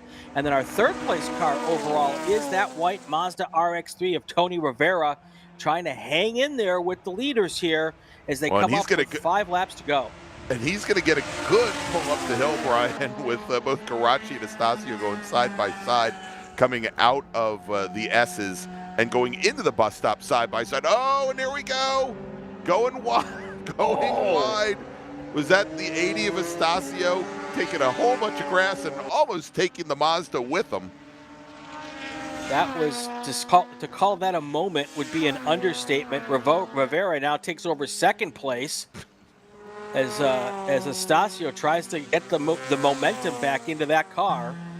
And can I tell you where Tony Rivera had to dial in a lot of correction as the Lotus ahead of him was changing direction seemingly every 100th of a second or so, and for Tony Rivera who I think at one point was looking at the numbers on the door of that other car to be able to avoid contact there, a great bit of wheeling. Yeah, actually a nifty piece of driving from both those cars for keep Estacio from actually wrecking completely, and as you said, have Rivera not hit him. But definitely it looks like that yellow Aziz has had some sort of, I don't know if he's just burned the tires off that car now at this point after 2 races, but he definitely does not have the pace at the moment to keep up with Tony Rivera. Well, I think he spent some time trying to gather himself back up, maybe more than the car, Brian. There, as look, when those 2 cars went into the bus stop, door to door, and again, when you're pushed all the way to the outside, there aren't a number of cars that go through there. A lot of marbles over the course of the day that have been pushed out to the outside. There wasn't going to be a lot of grip out there for him. Yeah. So, I mean, not a big surprise that car did that. You know, you can see the big pieces of rubber bouncing around there on the pavement right in that shot. Well, and now that there's no longer that battle up front with STU, we'll see Tony Rivera, if he takes over the lead here and is able to catch Garachi, we'll have a good idea of whether or not he was holding back to let those guys race through the first part of this race. Yeah, all 3 of them. Now, Rivera's been down to a 205.2 at one point today, about 0.3 faster than either of the Lotuses, Lodi that they've been running. And I did have somebody remind me that the Exesians, Brian, besides having those Toyota motors in them, they are actually supercharged motors. Oh, nice. But I, you know, as opposed to turbocharging, I believe that the type of supercharger that they're in, I mean, they'll certainly give a lot more top end, but they're not big torque monsters down low. That they actually keep very much the same torque curve as you would see from a naturally aspirated motor, just a little bit higher up. Got a little oomph, a little extra oomph.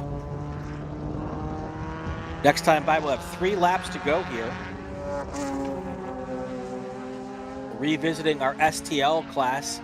And while we were talking about this, Chris McAfee's taking over the lead in STL.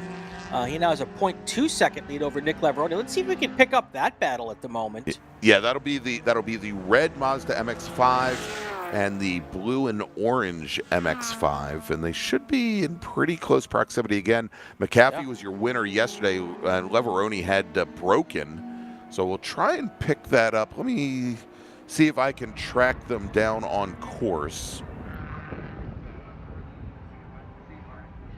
Should be seeing them here on this shot there. There they are, and yeah, there we go. There's the best battle on the track right now. STL, first and second place. McAfee out front, now Laveroni in second, and then a big gap back to Christopher Childs. Let's keep an eye on this. Of course, Laveroni, your 2019 Touring 4 national champion. And I remember an amazing STL race here, probably, Brian, I'd say 2017, 2018, as part of the Super Tour between Craig McAfee and a Honda driver. And it was in the wet, and McAfee just drove the wheels off of this Mazda, and in the wet, really had great command, great car control to go on to a pretty, I don't want to say an easy win, but a nice win over the rest of the STL field in some very difficult conditions. So difficult, as a matter of fact, Brian, that it actually snowed for a few moments here in June at Watkins Glen International. Yeah, it was quite shocking. That sounds like something that would happen at Road America, where I grew up. You would think, right? You'd think, yeah. There's McAfee. He's opened up just a slight gap now over Laveroni, but Laveroni gets a little bit better through the bus stop and comes right back up to the rear bumper.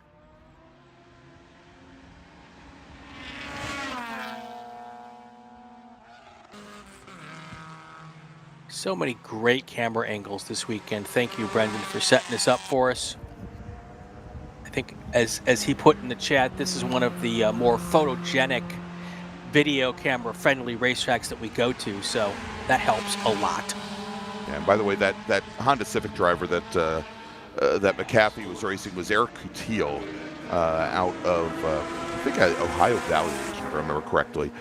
Now races with another organization, but Honda Civic hatchback, and Coutil actually, I think the year before, had finished second at the runoffs in STL. So it was really a great showing from McAfee.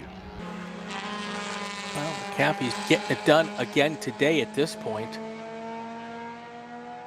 Now pulling away about 2 car lengths ahead of Nick Leveroni.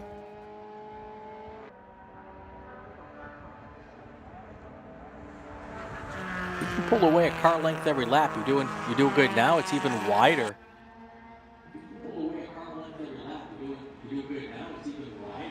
Certainly does appear that the handling has gone away, maybe just a little bit on that number 137 car.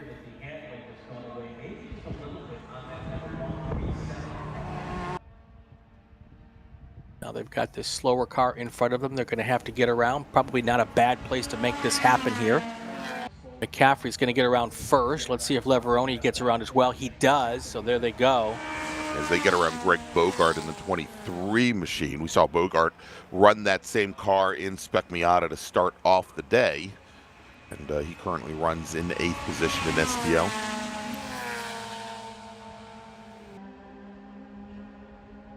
All right, next time by for our leaders, they're going to get the white flag here, so probably 2 full laps to go for these cars when that white flag comes out.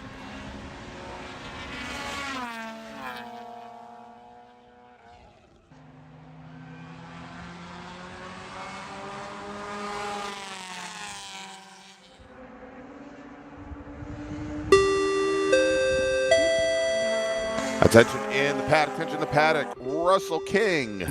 Russell King, if you could please return your data box to tech.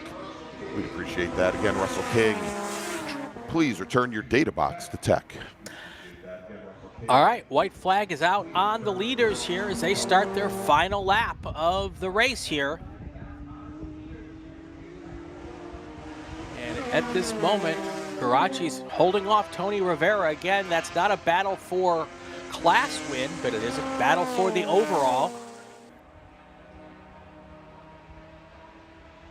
And in chasing, I was saying, in chasing him down, Rivera is now down to a 205.2. Again, if we compare this to where Tony Rivera, probably where Tony Ave was yesterday, Ave in taking the GT3 win was at a 204.2, almost a second faster.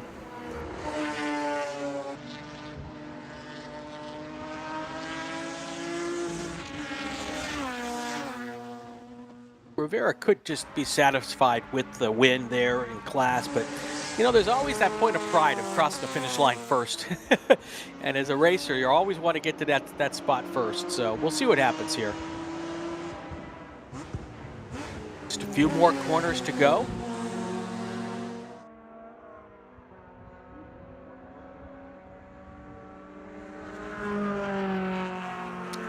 Once these cars cross the line, we'll go back to our battle for STL win, which is still about the same with McAfee and Leveroni. Here comes our leaders here through turn 8 for the final time. 3 corners to go here.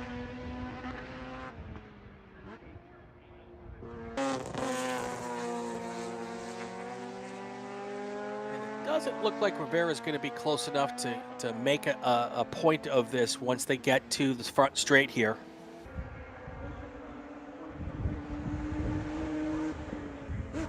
Class win though, not a big, not a bad thing when you've got a 3,000-mile drive back to Southern California. That's right. Your winner in this race in STU is going to be Anthony Garachi. Your GT3 winner across the line second, Tony Rivera. Well, we'll have to see, Brian, how long Tony Rivera stays at the Weisberg shop before deciding to head back to the West Coast. That's true. Like I said, I think he's got squatter's rights over there. It may be a while. But great run from both Tony Rivera as well as Anthony Garachi. Darren Treacle in that number 70 BMW, Brian, did manage to get around Richard Estacio. And did come across the line to take second in class in STU with Estacio rounding out the podium. Goran Nyberg, we should see Goran come across the line here fairly soon, but seeing that he's the only other GT3U racer racing today, Brian, safe to assume he finished in second. And then Craig McAfee comes across the line. We just saw it right there, about 8 car lengths ahead of Nick Leveroni, with Chris Childs should come home in third. Dave Paulfinier fourth, Amy Mills fifth. There you go. Well, Greg, that's how we round out the 2025 Hoosier Racing Tire SCCA Super Tour. Been a wonderful season, Brian. It has Absolutely. And look forward to doing it with you all again next season, 2026. And of course, you and I will see each other at the National Championship runoffs here in just a few months at Road America. All right, that's going to do it for our broadcast, for all the people at DriversEye Live, for all the people at the SCCA, for all the people at the Glen region for helping us put it on. And again, the staff at Watkins Glen, thank you all for being here with us this weekend. You guys have yourself a great rest of your weekend. Stay safe and go play with cars.